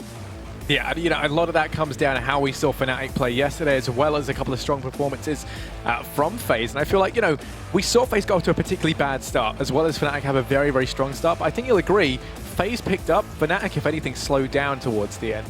Yeah. I think if we come into this second map on Train with the same form from both teams, then we could see fnatic just start to edge away early on and then have a great return to form on Train. But, you know, yeah, I do feel like it's very interesting. There's a lot to discuss. Yeah, obviously we've talked about recent performances and the fact that these two teams played this map at IEM as well. And considering FaZe actually took that away 16-11. That being said, fnatic were a little bit more off at the time now, at least after this matchup. And recent performance dictates as well, they're looking a little bit more well put together and a bit more oiled as well. And the fact that they actually managed to take away that first map in such a dominant style, at least to kick it off, is quite impressive to see. So, as you say, again, it's hard to say, especially after we saw their Train be quite weak, but usually this is a good map for them. So are we switching our predictions? Are we calling fnatic? What do you think? I'm still going to stick with FaZe, sheerly because it does seem, in a lot of senses, it's almost like they're kryptonite on Train. Yeah. In the past, historically, whenever we've seen these two teams play, a lot of the time it's gone the way of FaZe. fnatic, whilst they were having their good run on Train, and they did look to be, you know, like one of these teams where Train is a map that you kind of don't want to be facing them on. At that point, that was when we've seen them take a couple off of FaZe, but since then, I mean, you know, it's always been historically with the core of both of these rosters, FaZe being the ones that do manage to take it. As well as that, it's rain on Train, and you know, he can do exactly as his name suggests, just make it rain. And completely slaughter opposition on that map. It's brilliant to watch him play. I think another thing to talk about is obviously on Train, the prominence of an AWPer or AWPers over on both sides of the map, specifically the CT side. Both these teams very, very versatile with the AWPers. We see obviously on the side of FaZe, you can see obviously the main AWP on Alu. You can see players like Nico, like Karrigan constantly pick it up. Most of the players on that team have, you know, the ability to use the AWP to a good degree. Yeah. As well, even over on fnatic, obviously JW to pick it up by normal, but Olaf can take it, Dennis can take it. There's just such a versatile amount of players on that team that can utilize that AWP. So I think that's going to be interesting coming into this matchup. I'm expecting a lot of double AWPs, maybe even on the T side to switch things up. A team that I would say that double AWP on the T side very commonly is a current G2 roster. We've seen them do it so much, and while it doesn't seem to work as much as the CT side, it's still something you've got to take into account. With such a prominence of AWPing power on both these rosters, I think we are going to see some interesting things. Yeah, definitely so. And I think, you know, based on that performance of what we just saw on Overpass, one thing that we can really look into is just how starting strong for fnatic is something that at the minute at least is very important to them. Yeah. It used to be something we used to say, you know, they're a very resilient team. It doesn't really matter, you know, you can take fnatic down a peg and they'll still get back up every time. Yeah, so many 13-2 comebacks and stuff like that. Yeah, That's just fnatic, isn't it? But now it doesn't, you know, it seems to kind of be the opposite. They're a lot more, I would say, comparable to kind of a lot of the lineups that, for example, like Kenny S has been on, you know, G2 even, where it's a lot more kind of emotional, a lot more based on like the confidence of it. I don't think it's as emotional, you know. I mean, I would say Kenny S is one of my players who I've pegged as being quite like, you know, someone who, if he's on a roll and he's feeling good, then, you know, you can't stop him. Similarly, fnatic kind of the same, but theirs is more of a confidence thing. They go into it because, you know, there was a time where they were like the best team in the world, undisputed. And I think since, you know, reclaiming that roster, they still kind of want to go into games with the same feeling. And they're very confident. If that gets, you know, knocked out from underneath them, that's when we see them start to struggle. They keep trying to go for the same confident plays, but it just doesn't work out. Yeah, that's definitely true. It's interesting to see the kind of evolution of fnatic alongside, you know, the rebuild of this roster after such a long time apart and split up into different teams. So it's nice to see that kind of continue. We're just going to take a quick look at flashes that you can utilize on Train, though, so you guys at home know exactly what you're doing like the pros.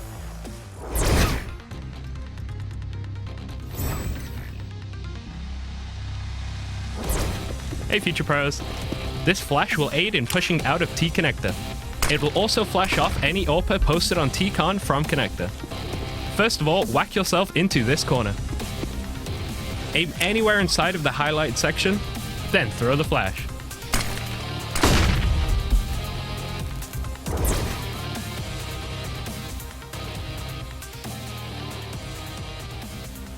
Welcome back.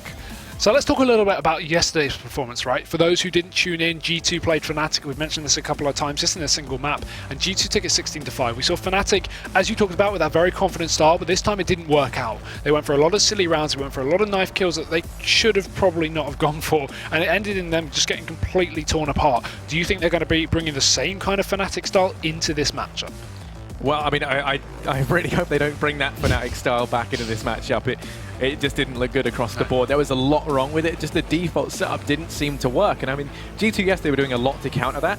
I feel like, you know, if FaZe have been kind of watching their demos, watching their VODs, then they're going to be more than aware of the default setup that fnatic were using yesterday and the holes that there are in that. It took them a long time to rectify as well.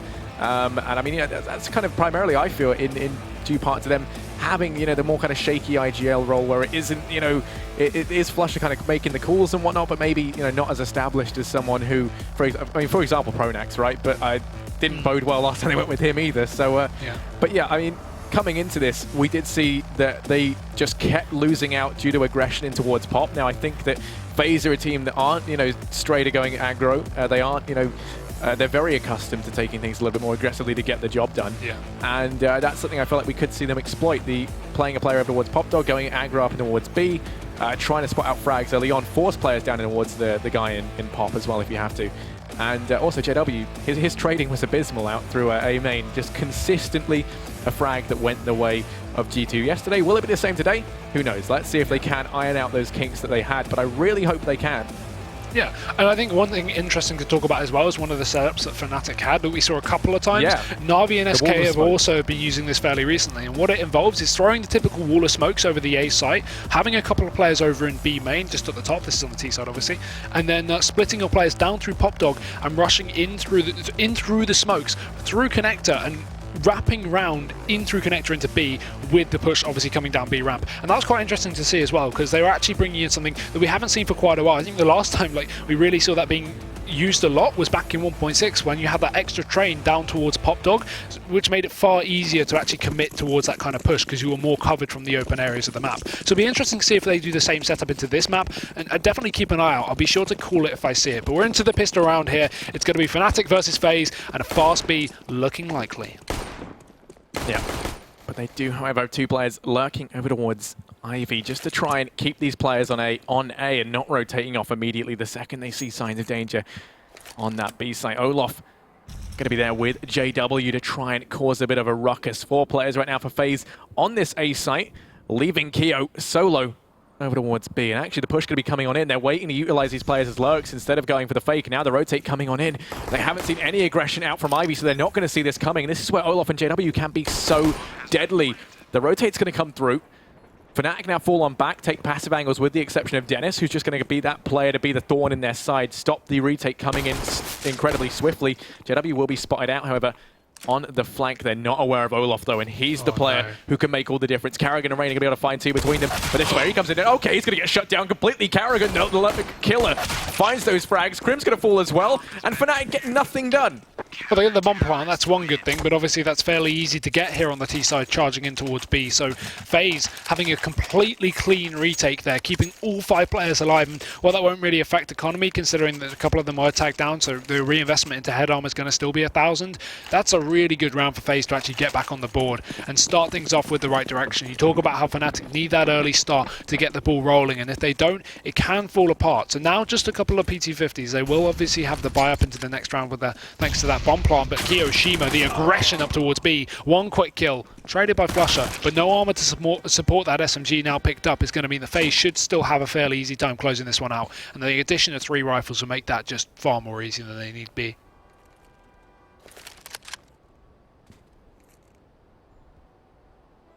Yeah, they're taking things slowly. Dennis going to be the player to go pick up that bomb. And Nico, he's just waiting in Pop. Now, this is exactly what we saw MBK doing yesterday in their game against G2. Now, granted, this is just the anti-eco, but I mean, already seeing that prominence come in early on, I feel like that isn't going to be the last time we see this. And it was a bit of a crux for fnatic. Now they've grabbed this bomb. And they're going to be making their way on through out towards A. Now, Nico's already posted on up here, waiting for the push out to remain. Does get caught off guard, but falls back in a relative safety for the time being. The warm embrace of Karrigan there to back him up if necessary, but it doesn't matter. He doesn't need help. Nico going to go ahead and grab 3, just looking to make so much money. Now, flusha does find 1. Nico's only got 2 bullets. We'll have to reload, looking to try and get the 4th. That's not going to be money farmed up as he will go down, as flusha going to find 3 frags. So he does a nice bit of damage, in all honesty. Yeah, they keep 2 rifles out of 3 of them, so that's okay, but good damage, definitely, considering they only invested in 4 PT50s into that round. But now it's the buy. We actually see the AWP pulled out very early. That's nice to see as well. JW's even going to have armor behind that gun that's dropped over from flusha, so a good buy into this round. But obviously, as a result, flusha's now going to only have head armor, which means these M4s are going to be even more lethal. And knowing FaZe with their headshots, they should be connecting an instant bullet into his head if he does overexpose himself. But let's see, as we see a fast play up towards the Ivy. Crim's going to be looking for something. JW as well supporting with the AWP, and Nico, he has his own orb here. I don't think they're going to expect it so early on into the game, but the SMG kills in the previous round allowed him to buy this one up. He spotted, both orbs are known, but FaZe with a very heavy A play right now. 4 players in position, and Karrigan, he's just going to be peeking out here. They could be going for a bit of a boost, but Olof will be doing the counter as well as he spots him out, takes a free kill. Nico positions closely, tries to go for the jump shot, but he will just fall on back with a man disadvantage. You know, the issue is they've already lost Karrigan over towards Ivy. What this means is the 3 remaining players on A, not only can they not afford now to rotate a player off to B as fluidly as they would like to. Oh, Ollie's going to go aggressive, never mind, does put it back to a 4-on-4, now looking for a second, and actually Dennis just going to offer himself to the gods, goes down as well. No trade frag inside just yet. Olaf still pushing this Ivy control. Nico posted up here with the AWP, takes the peek, misses that first shot. He's not landing these shots with the AWP right now. Pivots around, nearly gets his body just decimated by Crims. Lusher will fall. Crim's going to be swapping out the AWP in favor of the AK to take that initial duel against Ali. Now picking up the AWP once again for these longer range engagements, but it's Olaf to peek out. And actually Nico doesn't see that coming whatsoever. There's only 1 player left over towards A, and he's going to be quickly ducking out, waiting for Keo to rotate round from B. It's a 2-on-2, but this A site given up almost entirely. Keo, the only player who's nearby with Rain, looking to play this safe, coming in with his full HP teammate as a bit of a meat shield. Now wrapping round in through CT. 14 seconds left. The bomb is going to go down, and it's a 2-on-2 for the retake. No utility as well, other than a smoke on Rain, but he is coming off from a bit of an off angle. They might not expect the CT push back in.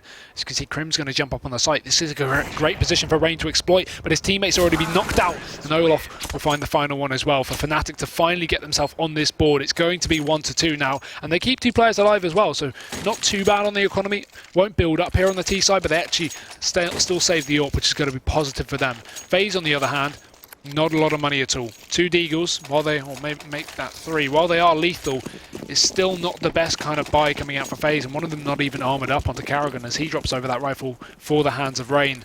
So fnatic definitely with the better buy here, looking to double down. But FaZe, the reason they're going for this force buy, as some may criticise, as it isn't a lot invested, is they're just simply looking for the reset. If they win this one, it screws over fnatic's economy big times, upsets the loss bonus, and gets FaZe back into this match. Flusher and Crims early on over towards B, and JW finds that early frag in middle as well. Now they're going to be picking up that bomb. Dennis watching the push up through Pop Dog that could potentially come into play. Zalu does just currently reside at the bottom of the ladder here, waiting to see if anyone peeks on down. And that's exactly what we want about the other day. While it isn't uncommon to see someone play Pop, I feel like FaZe are going to be utilizing that because they realized it was one of, it was almost, you know, Fnatic's Achilles heel. As it was just that thing that kept coming back to ruin them, but they have taken the early man advantage. They are going to be up against a very impeded FaZe buy. Rain and Ali are going to be the players you really want to keep an eye on. Kiyoshima and Karrigan with the Deagles. Can find some heads though. Now the smokes and flashes. Rain in towards A. Push going to be coming in. And Crim's rotating back. If he makes his way down Pop, Arlu is going to be here to deal with him. Yeah, really good position here. The issue is the long range won't be great with the UMP, but he can grab the rifle off of Crims. 1 quick kill. Rain going to support on the site as well. Now they know where Arlu is, but he still has a good position to get some damage done. JW with the AWP. Wallbang onto Rain. And he is low, but the time is ticking away here. JW's just been removed with a deagle, just deleted from the server as Olaf continues his push into the site, but it's Keo to follow up with the rifle. Look at this shutdown from FaZe. It's perfect. The force has worked wonderfully, and they even saved 3 rifles to hold on to the next round. So resetting the loss bonus back again off fnatic, and now we're maybe even going to see a force on the T side, considering they have a double eco ahead of them. So for them to actually go up, buy some UMPs, buy some deagles, it wouldn't, you know, be a bad decision at all. The thing is, obviously, some of them have about 2k, so they could save and go for a bit of a buy in the next round, but it wouldn't be great. So they're actually going to eco this, actually going to force this one out. And a scout coming in play, the rest of them going to be on pistols. Yeah, and already some aggression over towards Pop and B as they do try to clear this out early on. You can see that Keo's here. He's been playing this solo anchor role, so he's not going to opt to go aggressive. Just holds the angle passively, waiting to see if a rush does come into effect. It's interesting they didn't decide to go B. That makes me think they've got some sort of idea as to what they want to do into this round, because usually on these force buys, you just see the team try to charge into B, get that bomb down, and instead they're trying to take things more slowly, waiting to see if FaZe go aggressive. And of course, with this full buy into this round, they're not going to do that. They're not going to give Fnatic any sort of opportunity to make something happen off the bat. And now we can see that bomb making its way over towards B, looking for this plant. And Ali, well, he's posted up in a great place to deny the initial push in from Rafters. And you've also got Keo on the site, who is playing it fairly passively. Those smokes can be used just to build a bit of a wall and just lock them out the site should allow them to get the bomb plant here guaranteed, but they're going to be looking for more than that with this force buy. Here comes the push. Ollie going to get the first, and it's going to be a slow push at that because Dennis just trying to get the refrag with the scout will go down. They've allowed Ollie to do so much damage, and it's Keo on the site, still the thorn in their side. Bomb's going to be going down, but he's looking to try and deny it, and it's Alu through the smoke, trying to tag him down. Looking like he was going to go for the knife, but Olaf says no. I'm having flashbacks to the last time we saw knives used over here towards B. Alu will be able to find JW in the meantime. It's all on Olaf. He's been able to grab himself an M4 and is now looking just to get the hell out of there, hold on to that in the next round and try to play the Catalyst rifle role. Defuse will come in on the back of a 3K from Alu as they lock down at that B site. Important to note as well that Olaf will still get the loss bonus there, considering he obviously saved the rifle, but they got the defuse, meaning he actually gets the money alongside his team. So he gets the best of both worlds in a sense. Not the round, but he gets a gun and some money for it as well. As FaZe, they are now going to be up to 4 rounds here over on the CT side. A good start for them indeed, as fnatic are now left with the rest of them just pretty much ecoing this one. 3 Deagles, a P250, and Olaf going to be the one man to really have to step up to make this one work. He is going to have that saved M4. FaZe looking good. SMG out for Karrigan. That'll be good for the anti-eco. Mop up these armorless players here. And FaZe know exactly what Fnatic's buy is going to be as well. They know they're going to be very, very low, considering they did just shut them down on a force buy. And now Keo peeking out aggressively over towards B upper. Does spot out Dennis. Free kill for him. And no trade so far for Fnatic. Nico just, cleanly deals with Olaf over towards A. That flank that could have came through just shut down, and actually it looks like JW might follow suit as he's currently trying to exert some pressure down Ivy. 2 players here though, going to be at the full mercy of these rifles, and he hits the deck as well. Flusher and Crims, the Deagle duo, going to find themselves 2v5, and Flusher looking to try and peek on out, but Keo is watching the angle diligently. Rain finds Crims, and out comes Flusher, emerging from the hole that he only emerges from once every couple of months. And there was a rare sighting. He goes down, poached mercilessly by Kiyoshima. 1-5, 4 rounds to the advantage of FaZe, but now the buy back on the board for Fnatic. A chance to make this one work. The issue is, if FaZe actually pick this one up, it will be 7-1 before we know it. Because again, Fnatic are going to be forced down to eco without a bomb plant. The loss bonus isn't really built up enough for them to fully commit to a buy even with a bomb plant. Even with those extra $800, they'll only have a $2,900 alongside it, so it's getting quite dangerous late into this game. As Karrigan, he's going to peek out fast towards long. Nice damage. Nade will follow up. That might do a bit, but he actually puts it far too deep. And Olaf gets away with 20 HP as well.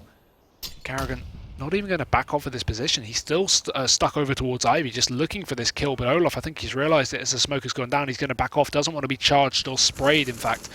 So we'll reposition back towards his main area, and Alu following up in the meantime does take down the AWP of Fnatic. Another huge blow to this T side, but Crims, he's going to suck up Nico. No, but Alu, he's on fire, quick to trade that back out. Down goes Olaf, and now it is a 3-on-4. They're just locked out this A site already. You can see them being a little bit hesitant. No one too eager to push in. Karrigan trying to spot this out from far. Actually does some chance damage out towards Crims, looking for a little bit more. As now he falls on back. In the meantime, though, Dennis has gone aggressive, has been able to sneak on out. Rain didn't spot him on the cross, and this could be important because they think they have info on if players have made it out or not. And, well, Dennis is going to prove that to be very wrong. Nearly spots out this initial frag. Ali's here, he's tagged down low, now looking to try and fall back to the site. It's Dennis to find the first on the Karrigan, but then Ali to return. Rain posted on up, turning away at the back of that flash, and actually still finds the frag regardless. Trade finally comes through from Crims, who's on 2, but he's got to get the 4K for the win. 20 seconds left. He might try and rotate very quickly over towards B. Trying to be as silent as he can, but he doesn't know if Pop is clear. Keo's already rotating around, and it might be the mind game. He might have stuck to this A site with only 13 seconds left. He's going to try and get this bomb down. Only Alu here, who's also on for the 4K. And Crims just going to be walking out into the crosshair. No, okay, Alu misses. That could have been huge, but there's no time for the plant anyway. Crims trying to hold on to what he can. Goes in for the peak. Alu will go down. And he does at least save the AWP. So a silver lining there, a diamond in the rough. But Fnatic, they find themselves 5 rounds behind. They've got no money to expend into this round. So I imagine they're going to force down about 2K.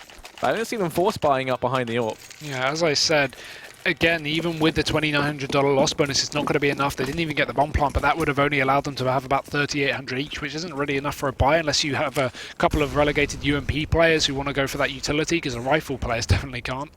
Now going into this one, as you say, a bit of a buy around the AWP. They will be on for the full buy next round regardless.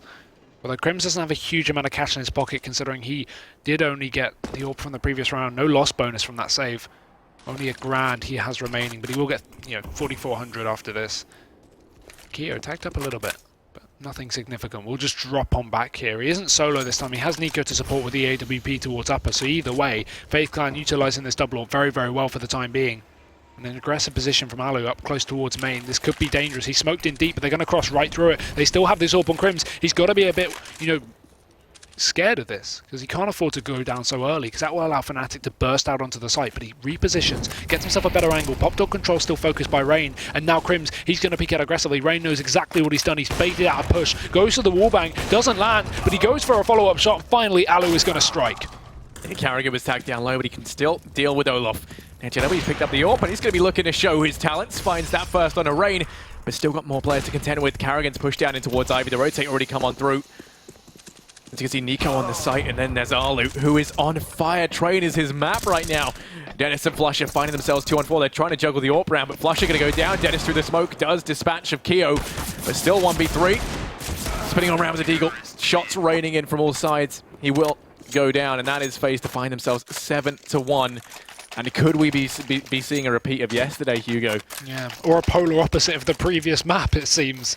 Just the complete shutdown. And yeah, fnatic, again, another team statistically good on Train, but seem to be having their issues as of late.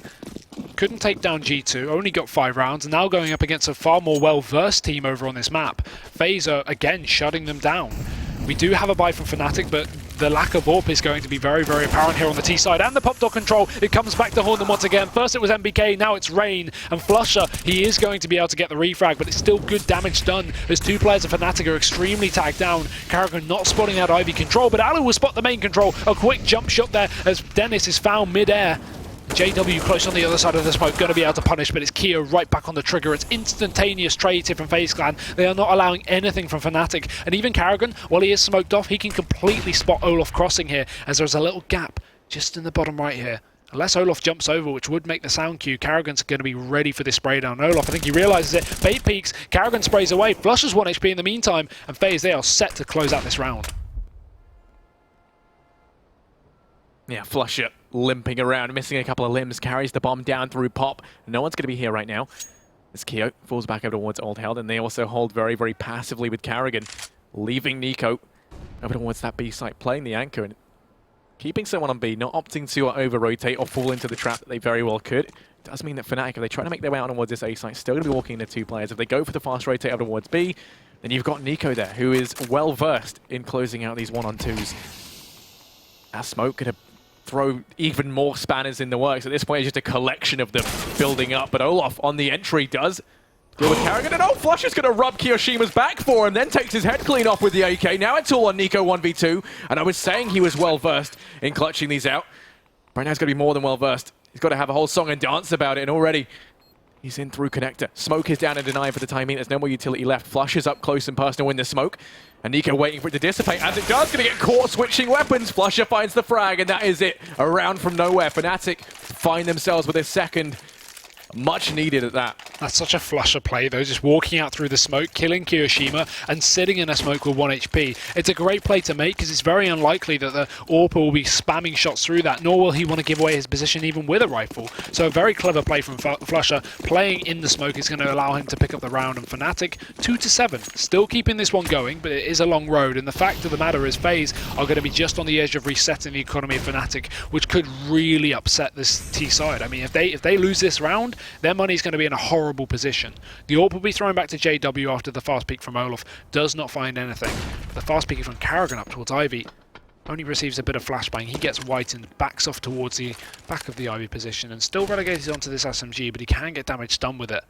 It's fnatic to take this one slow, though. They push the players up towards Ivy and inside of A main. If we look at the position of the bomb there on the minimap, it's actually rotating back and down through the T hall. So this could be coming back towards an A side take, it seems. And with the utility that they have on some of these players, it's looking more and more likely to be A by the second.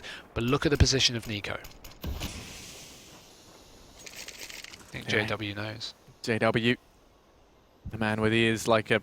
Oh, I don't know what animal as good he is, but he's got the finest, I can tell you that. Peeking around the corner. Trying to check this. Nico's in the corner though, and he's got to watch out. Nico's going to round it, finds the first, and all down goes JW as well. Crims is there to return. Fast on the trigger to equalize that back out. It's a 1-for-2. Nico doing massive damage with that UMP. But Olof, he's been the problem. He's been causing a lot of issues over towards Ivy. Peeks on out, but Alu guillotines him before he can find anything. Dennis and Crims 2v4. What looked like it should have been an easy round for fnatic being flipped on its head thanks to some very early entries in from Nico to turn this around. Now it's Crims and Dennis trying to secure this A site, and they're pushing on out. Crims doesn't land that first shot. That smoke misses, and that's going to allow Carrigan just completely bypass it. Now it's all on Dennis, who walks into the waiting arms of Carrigan into the stream of bullets because he cannot bear his existence any longer. Down he goes, 8-2 in favor of FaZe. That's unfortunate there. And Carrigan upgrading from a UMP to an AWP. That's over 4 times the price. That's a lot of money there he has saved. As fnatic are now relegated down to these pistols, we're going to see FaZe back on the double AWP with actually Carrigan and Alu picking it up. This time not Nico over towards that B site. Find his keepers, loses weepers. Carrigan's going to be taking that gun towards Ivy. And a fast push from Rain, taking his pop door control, mollying out into main, so fnatic can't even stop him from getting into that position. And it is still being a nuisance, Harry. We talked about fnatic's real lack of control towards pop dog on the T side previously in the map we saw yesterday, and it is continuing. And look, there we go. Rain's just going to shut down 2 of them. He's even got enough ammo for a 3rd. He will hear the drop as well, expecting this push out into the open. And Crims, it's just going to be cannon fodder. Another shot going off, and Rain collapses it with a 4K. It's just going to be perfect. I mean, right now, fnatic are just not getting anything done. And this pop dog control that we continually bang on about, FaZe are just completely ruining them. Yeah, and really when you look at fnatic to buy into this round, it's going to be too fantastic, all things considered. Very limited in terms of their utility. Olaf will be picking up a UMP just so he can forego the firepower in favor of a full utility belt. But he's the only player on the team with much. They do have 4 smokes, so we could see that push that we were on about in through pop.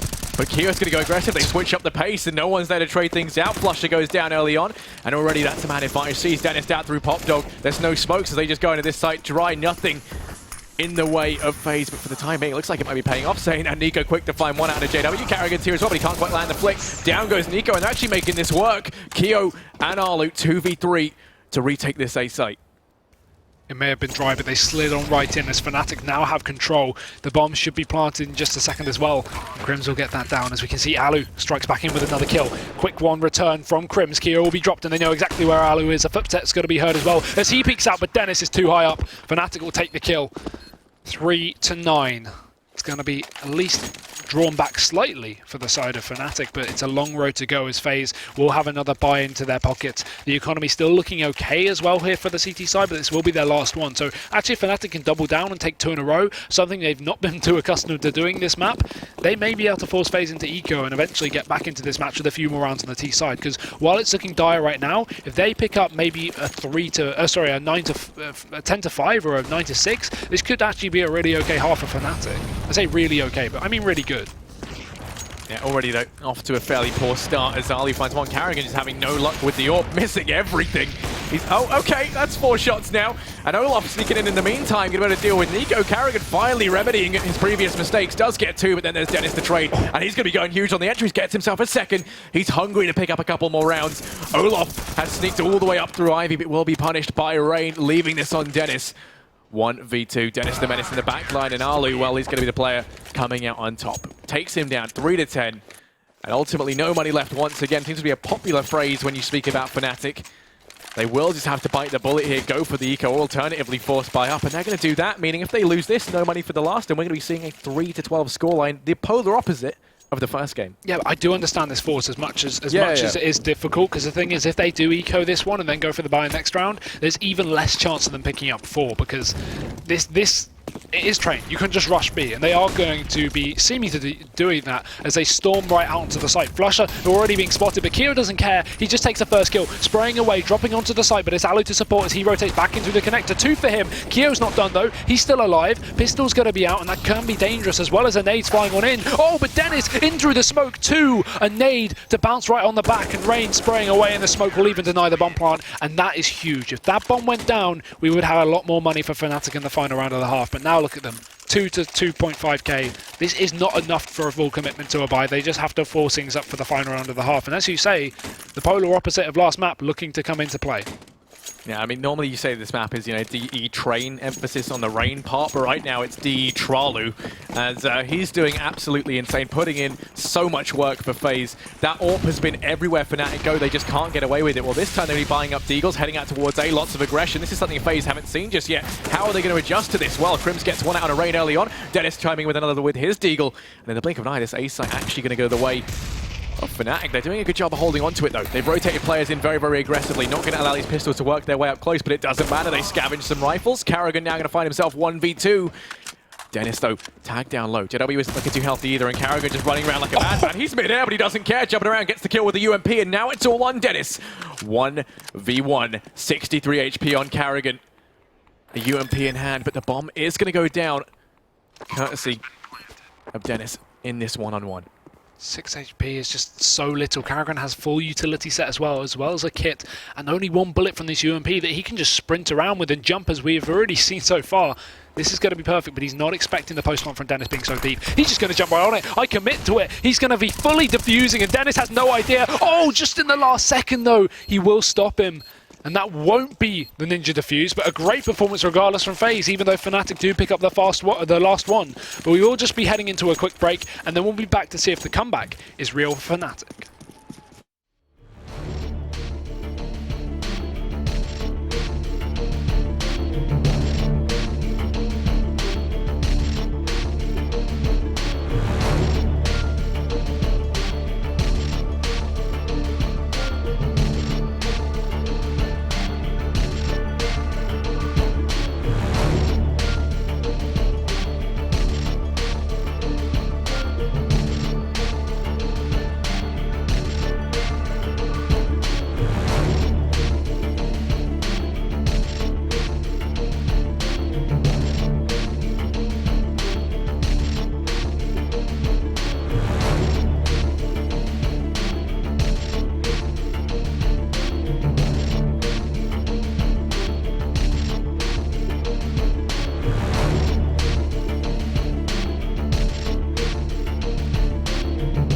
What a start from FaZe, and frankly it's looking like it may be a finish too. 11-4 on the first half, and Fnatic really not getting their foot in the door on their T side.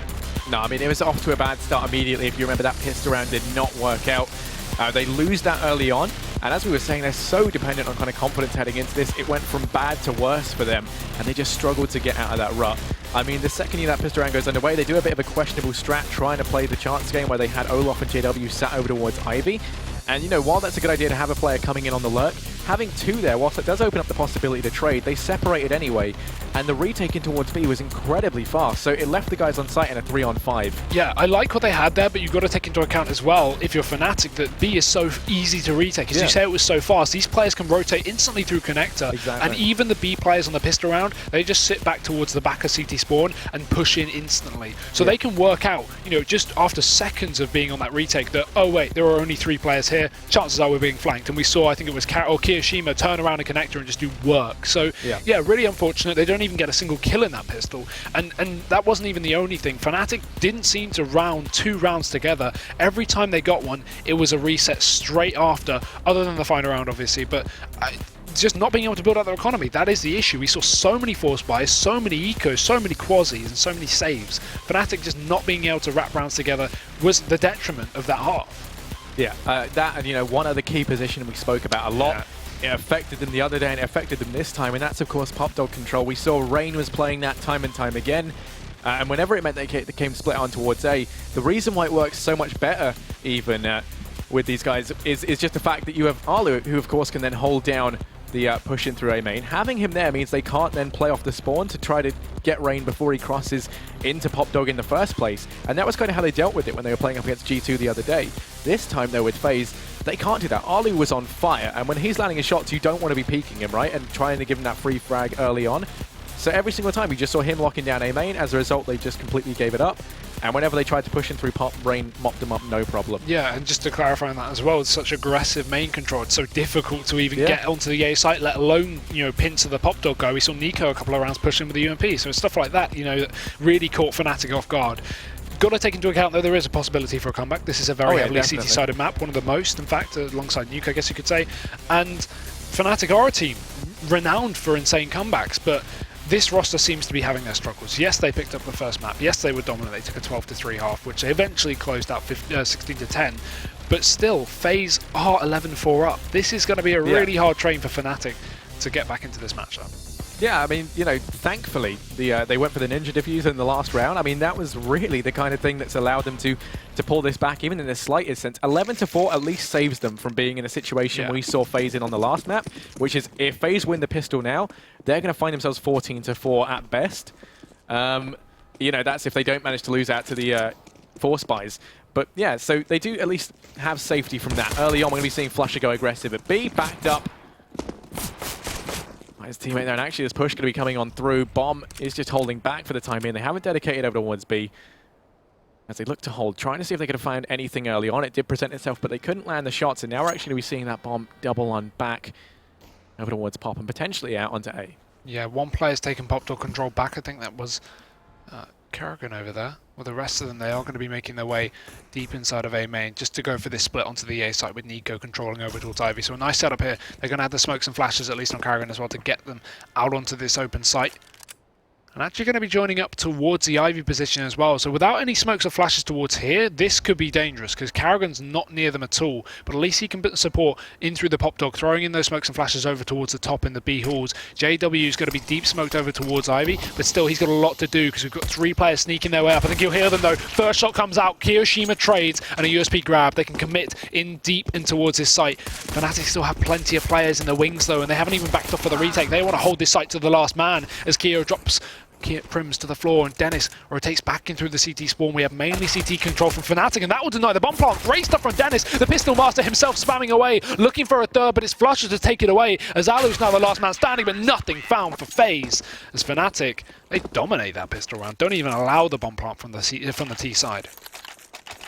Yeah, I mean, there were a lot of things that went right for fnatic. Dennis, especially retaking in from Ivy, a position that they presumed was clear, especially when you have Olaf railing shots in from, you know, kind of around CT. They imagine that's where the only player is going to be. He denies the bomb plant, finds the second, does loads of damage out on Ualu, forces him back, and that is going to be them to pick this up. And we spoke a lot about what if FaZe get the pistol. If fnatic get it, as they have, they can now potentially haul this back to a 7-11 scoreline. Let's see if that's going to be possible, however, as FaZe, they have bought down. Trying to make something happen here with the Force Spine. Smoke isn't going to deny Kerrigan the peak. Doesn't find anything on the back of it though. Bomb's going to be over towards B for the time being. They have 4 players on A. The Swedes going to opt to stack this A site. flusha, the anchor over at B. Just waiting for FaZe to potentially show their head. And instead they're going to fall on back, taking this very passively. Yeah, seem to be unsure on where they want to commit. Kyo can throw that smoke out of the upper, and that will allow Alu to at least push out with a bit of defense, but with so many players in the vicinity of A, FaZe are going to have a real tough time trying to get this bomb down, because I can imagine fnatic will be denying it as much as possible, like pushing aggressively up through the edges of the smoke. I don't think a bomb plant can even happen in this position, and Crimsy's going to remove another head with the USP, doesn't even need his rifle or his SMG there, as he finally switches to the UMP, drops Alu as well. 2 players remain. These Deagles, surprisingly, not something I'm used to saying, not having much effect for FaZe. fnatic seem to be shutting them down, and while Rain will run out onto that B site, the bomb needs to join him and needs to hurry the hell up, but it will be dropped. Olaf finds that, looking for the final one as well, and Rain will be dropped as well. So it's going to be clean for fnatic. They keep everyone alive, and Harry, could we be seeing one of those legendary comebacks? I mean, we could very well be seeing just that, but let's not get too ahead of ourselves just yet. I mean, it is the pistol and then the respective 2 conversions you can get on your anti-ecos. We are going to be seeing them with 3 UMPs still in play. The possibility to farm up a nice bit of money. Olaf being someone I really liked in that, doing a lot of damage with the scout, finding a couple of frags, and just softening up the already squishy FaZe clan for the rest of his teammates to capitalize on. This time, just Glocks across the board as they make their way through the tunnels over towards B. Yeah, this is just an attempted bomb plant. Close position from flusha is going to be good for at least getting damage off, but if they can just overrun him, he will be in a real tough spot, and they should be able to get a bomb down. That nade will just silence them, and he sprays away with the UMP. So much cash for this man. The pistol's out. He's got the ace. It will be fnatic to close out the round, as you would expect, but flusha doesn't even want a bomb plant. He's up to 9 grand in round 4. That is crazy. He can buy up anything he wants, but I think fnatic are likely going to stick with this bonus round. Now, we saw this as well previously over on the last map. The issue is with this is sticking with a bonus round when FaZe are 11 to 7 up is very dangerous because it could grant a free round to this T side. They will relieve a bit of the pressure though, because JW does buy up the orb, but this could come back to haunt them. I like the idea of going for it now. It means that they can get a feel for how FaZe are going to be playing this T side without sacrificing too much, as if they'd fully bought down, and they've got plenty of money to expend already. You can see that Karrigan's going to go aggressive in through Ivy. It will be met with resistance, but the trade's going back and forth, and ultimately Dennis with the Famine showing you don't even need an M4. Keo does spot out his feet underneath the train, but does nothing more than tickle them as he tries to get out of there. Keo still on the site, 1v3, goes to Sprout on the first flush, it will fall. Now it's Olaf and Dennis. 1v2, and Olaf going to be going up to oh, okay, Keo, what are you doing? That's a nice shot out onto Olaf. Now it's all on Dennis. Both these players tagged extremely low. Smoke's going to go down. Dennis does have the bomb. No, he doesn't. I mean, Keo's got the bomb, and then Dennis going to fall. Down he goes. Keo, that was insane. He's going to get the triple, and he picks the round up, 12 to 7. 5 rounds to the advantage now of FaZe, and it was a round that looked like Fnatic had that in the bag from the beginning. I was wondering why Keo wasn't reloading when he was about to fight Olaf, and then he tapped him in the face with 2 bullets. That's confidence, if it shows you anything. Great aim on the man. I'm shocked. FaZe are going to be in this one, but again, as we say, that was a bonus round for Fnatic, so they can rebuy it. Olaf is even going to be on this AWP, so not giving it over to JW, strangely enough, but the man himself is very good with that gun. As you can see, FaZe, they are just going to be set up slowly outside of A, not committed just yet. Taking their sweet, sweet time. But Fnatic with this orb can be dangerous considering FaZe don't have one of their own.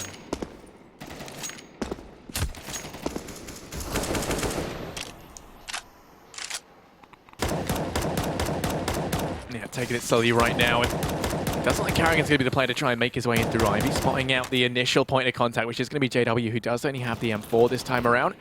And as he pushes on through, he's going to be very close on his heels, and now making his way through the smoke will be flashed back for the time being. It's actually now the push to come in on towards A as the smokes go down. Olaf to find the first JW deals with Karrigan on the flank, but Ollie's been able to get in through Old Hell. Nico finds one out of Crims. The trade's going back and forth, leaving a 2-on-3. And actually, Holly through the smoke, there's no stopping this man. Down goes JW. It's a 2-on-2, quickly turned into a 1v2 as it's all going to be on Ollie. Dennis capitalizing on a frag on a Keo, and Ollie peeks wide. Flusher shuts him down, not going to give him a window of opportunity, and that will be Fnatic to find themselves with an 8th. And there we go, that's a positive side of the bonus round, right? Because yes, they give away 1 to FaZe Clan, but they come back right in with a buy, and they shut them down as well. So even this T side now are getting reset so early on into the half, which means their money's going to be screwed, and Fnatic will be able to at least start their road to comeback. This force is expected from FaZe, considering they've got the double eco regardless of what they buy up here, but again, it now means Fnatic are likely going to be able to bring this up to double digits sooner rather than later before FaZe even can commit to a full buy. So Deagles, P250s, you name it, FaZe have got it. No armor on Keo as he saves a little bit. I'm not too sure why, considering he's not really the man to pull up the AWP, but maybe he's going to be pulling it up for his team and dropping it over. But even so, I feel like Armor may be able to support him. Maybe a good decision. But let's see at least what he does with his money later in the map. As Fnatic, they hold on passive positions. The B control is very, very relaxed. We have Flusher and Olaf holding on towards the back lines. This means FaZe are guaranteed a bomb plant if they want to commit to the site. And it seems like they will. Deagle's out. Olaf spamming away though. No one's actually taking him down. And Nico's going to be dropped. They need to get this bomb down before Fnatic start their rotations, because they are gifted a free site. Fnatic are just letting them have it, but Flusher instantly denies too. Apparently not, as Rain does come back in with a couple of Deags. But that's only a small pullback for FaZe, considering there's still a massive advantage for Fnatic. The issue is Karrigan. Yeah, he was on the flank. He was the one to watch out for, and it didn't work out for them last time. Going to get one. Down goes Olaf. Back into a 2-on-2. Equalized out. Will be just dispatched by Flusher. Ripped straight through his soft, squishy face, and now it's all on Rain, who's at the full mercy of JW with the AWP. Fnatic, they find themselves a 9th, but a lot of damage done there by FaZe.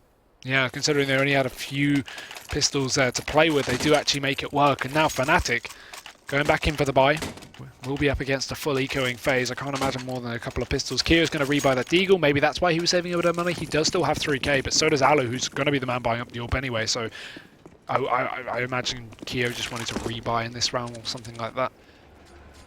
Either way, Fnatic still have the single AWP this time back on JW. It's being tossed around. JW's posted up towards Ivy. The jump cross, it should be safe. He'll spot it though. All a bit late on the reactions when he goes for the flick shot, but he's not going to be able to land it as close up as Karrigan goes. He will chase him down with just a Glock in his hands, but Crims has retrieved the position, trying to support his teammate, gets himself one. JW takes down Aloe in the meantime towards main, and Crims, they've swapped positions. He's doing work. 2 for him, flicks back round, but it's Olaf to steal the kill away, as Rain's now the last man standing. Bomb plant does come in as fnatic release control of that B site, but they still retake it without losing a man. It's going to be 10 rounds here to the CT side. FaZe back on the buy in the next one with plenty of cash to work with, and AWP will easily be coming through.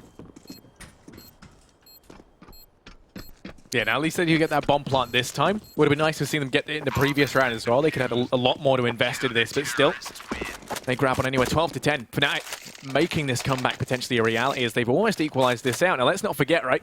This is essentially where fnatic could potentially reset FaZe again and find their equalizer. If they win this, we see it go 11 to 12. FaZe have little to no money to invest in the next. We could see Keo potentially, buy down to about 2k, but even then that might net him what, like a Tech 9 in armor.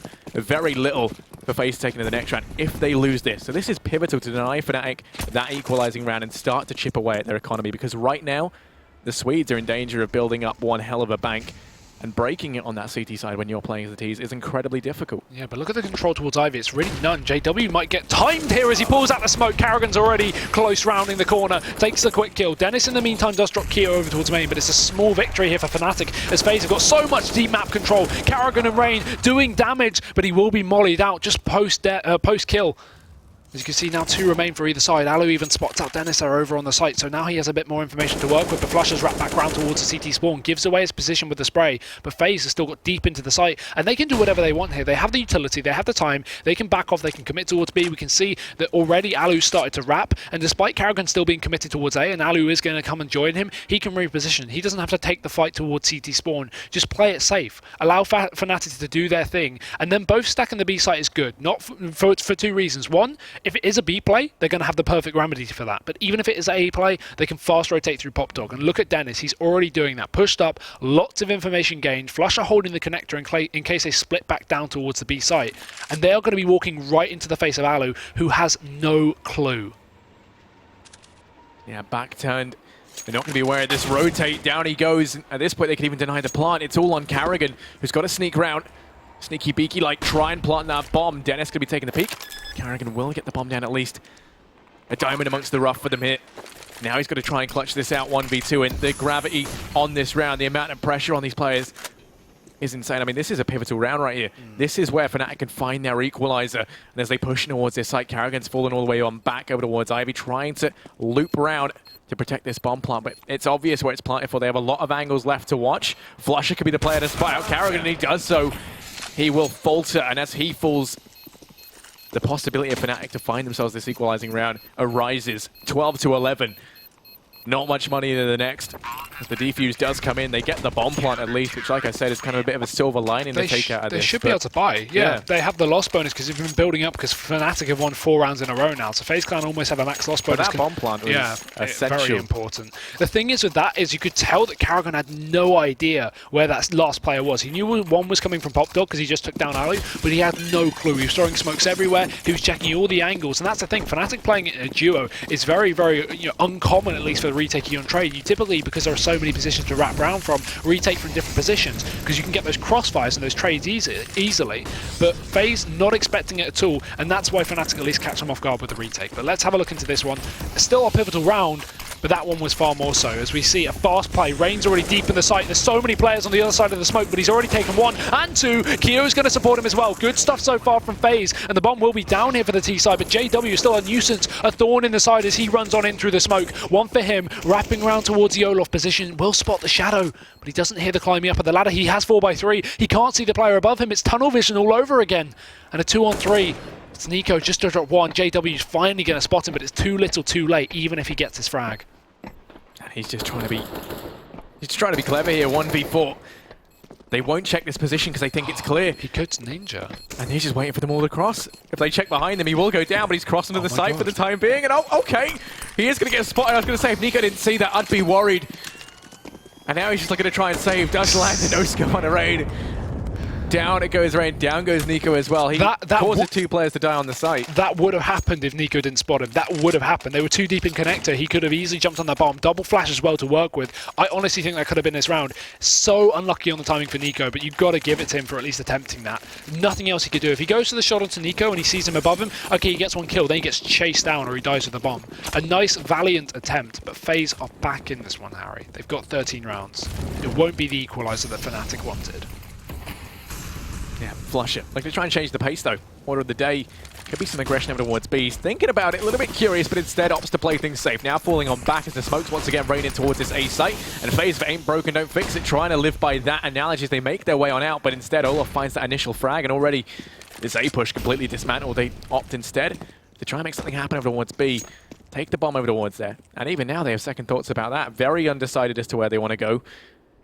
As, I mean, you know, they're going to start this off with a one-man disadvantage. Very little ground covered. They have very little info as to where anyone is on fnatic, and it looks like they're still going to be setting up for this A play. But the knowledge of fnatic is great. They get the pick on A, and instead of just committing to the A play, they just double rotate 2 players off instantly, expecting either a fake or a quick readjustment from FaZe. As you can see, it was almost committed, but now they're doubling back on towards the A site, where they are meeting an onslaught of players. Flusher drops another. 2 more remain here for the FaZe clan. It looks like a reset is just over the horizon as Karrigan and Kirishima remain.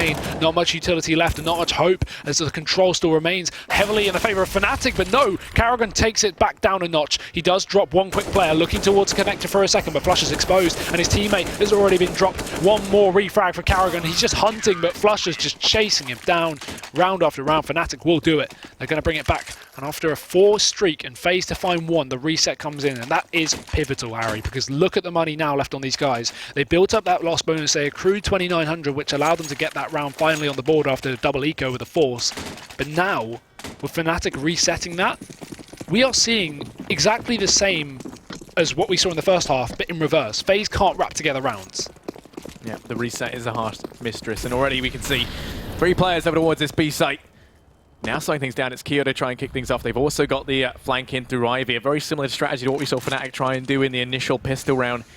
Replicated here by FaZe. 2 players to head in through Ivy. Curious to see if they're going to use them on the lurk or to try and bait the rotates out early on. And actually, as that initial frag comes in, Rain goes down. Already this B play is just going to be dismantled piece by piece. Now 2 do manage to leak onto the site in the waterfall, but actually down goes Keo. Flush is going to go through length to deny the plant. 3 frags for him. It's all on Karrigan. I mean, that bomb plant would have been worth its weight in gold for them into this round. He's got a deagle left to play around with. 1v5 though. Very unlikely he can get onto that site and get the bomb down. It's crawling with Swedes. There we go. Olaf will do it. I'd like to see their economy now, because I'm interested to see if they can even buy up. I think that bomb could have been the make or break, and yeah, it kind of was. Look, they've got. I wouldn't be surprised if they buy, just because they have 3 players who can, and 2 UMPs will be coming in. There we go. So yeah, a bit of a weak buy. Alu is throwing the AWP from Kiyoshima, so he actually has a little more than we expected. But even so, that was very, very close to not being a buy at all. It's very lucky they even got some damage off onto fnatic, as we now go into this one. It's going to be 13-13. A make or break scenario for either team. fnatic have a bit of a bank to play with, but nothing too heavy here for the CT side, whereas FaZe are completely crushed on the edge of an economical crisis. And it's all going to depend on who can pick up this crucial round to take it all the way to 14. 1 off of that point. Oh, and the timing there just allows FaZe to sneak across. Olaf missing that. Means that right now, they do get control here for the time being, and actually Karrigan over towards Ivy, the only player who's really apart from the rest of the pack, just trying to draw attention, and it is working out. I mean, right now he's got the attention of JW and Olaf. I'm not sure these are the 2 players I would want the attention of right now, as they are deadly. Going to be Molotov on back, does cross though, and it's just looking to be that annoyance, that pest that stops fnatic from rotating off of A, and it is going to be working out. I mean, Flash has had to fall back, opting to hold this very passively. Flash comes out, doesn't really work though, and it's going to mean it's a bit of a shooting gallery here for Flusher, who does get 1. Quickly dealt with by Ollie, but he had to stand in the flames to line that shot up. As a result, he's tagged down extremely low. It's a 4-on-4, and Dennis is already hot on their heels, but he's going to get counter-flanked by Karrigan.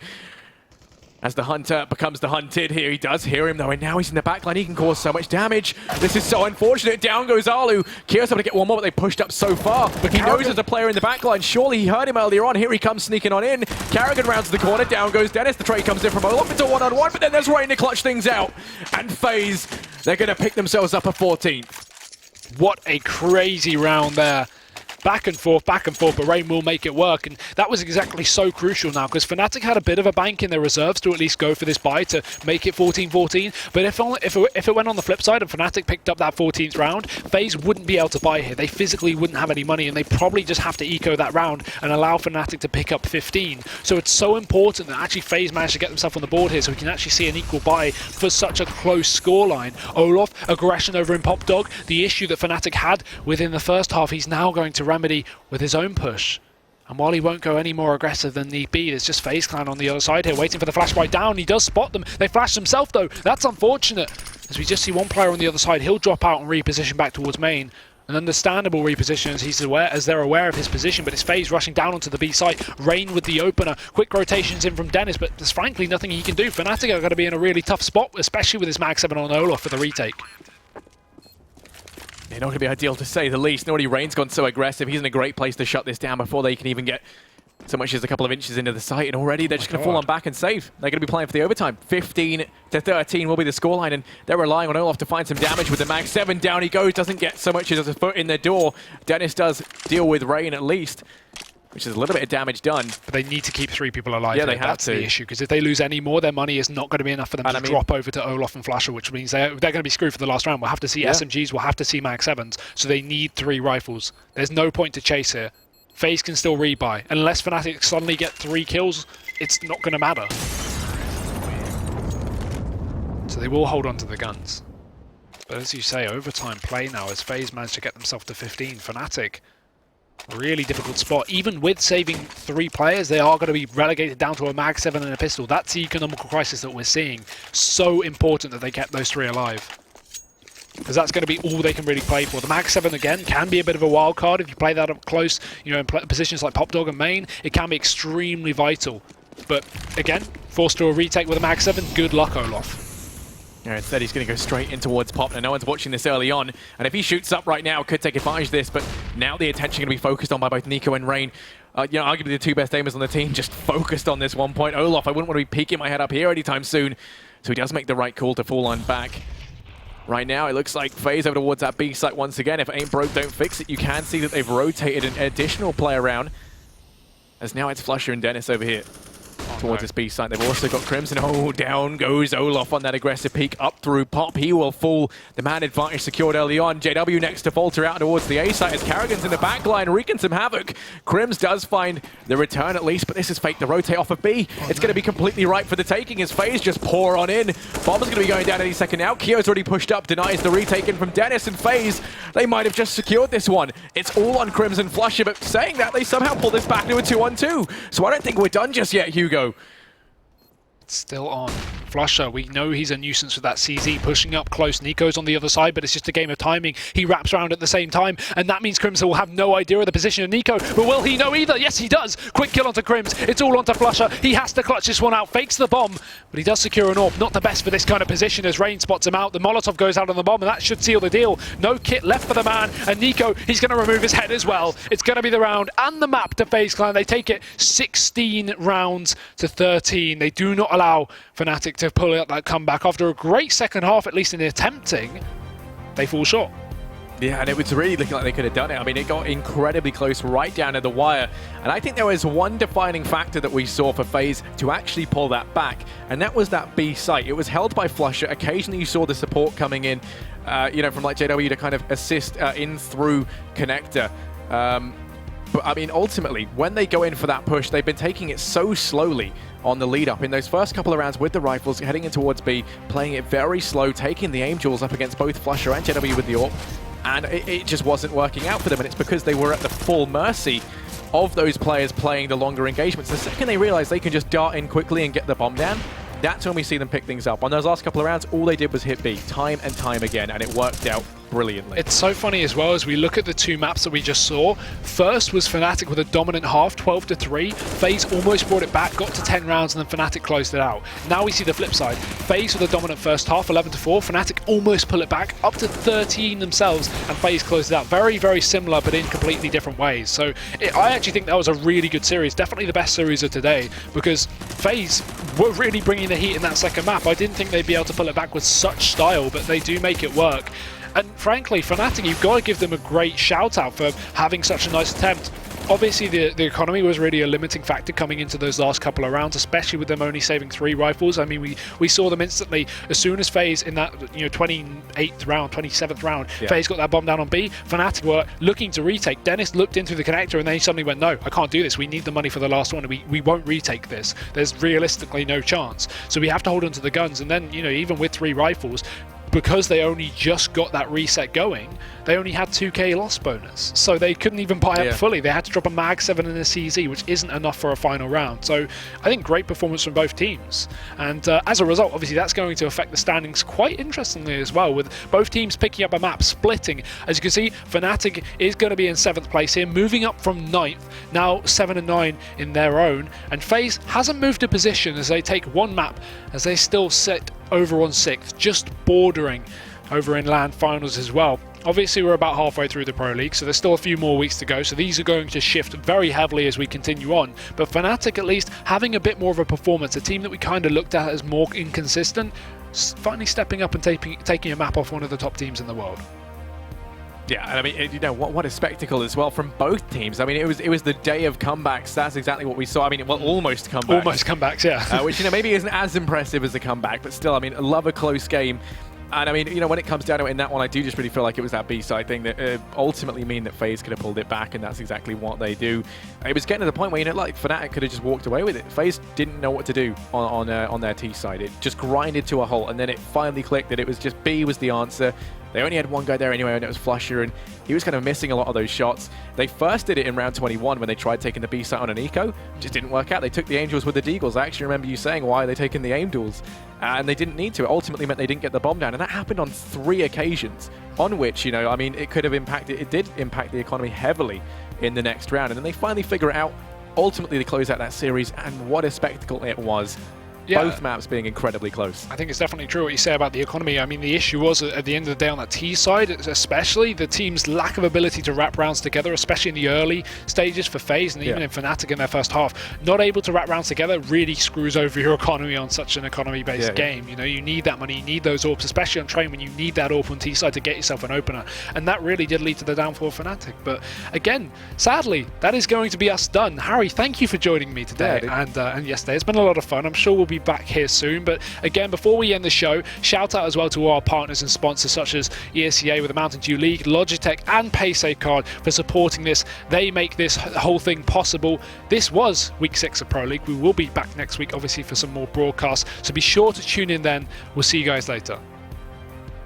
ESL Pro League is brought to you in part by Logitech G, PaySafeCard, Mountain Dew League, and ESCA.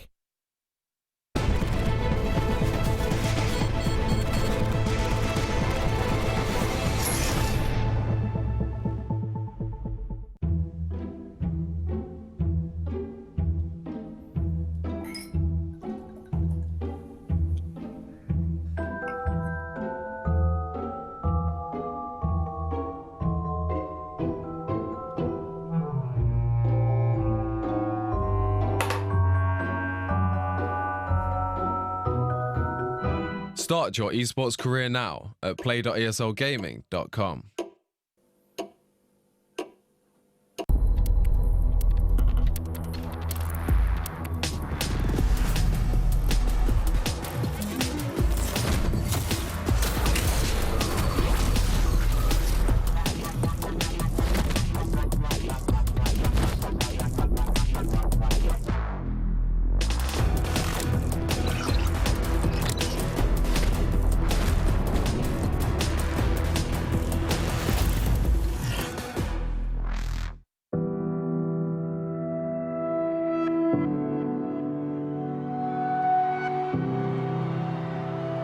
Ladies and gentlemen, welcome to ESL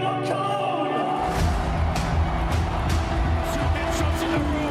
Fnatic's about to bring it back now. All on Eco. Trying to see if they can get the defuse and Eco. Oh no, Phoenix! Has to keep Virtus Pro alive. Taco wants closer. AW. He's looking further. He's gonna get a hit by headshot again. Oh my god.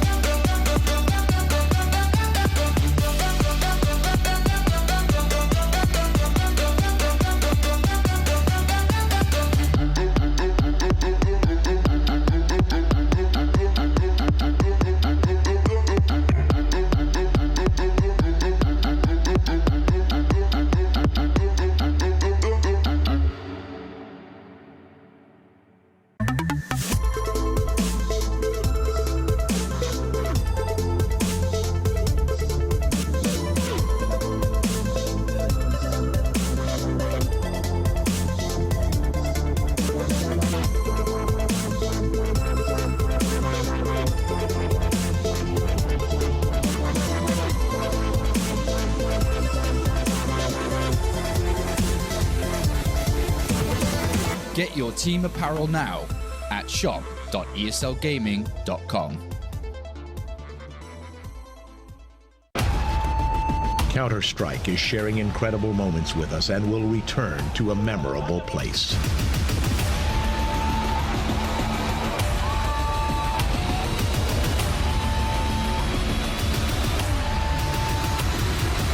Get your tickets now at proleague.com/Dallas.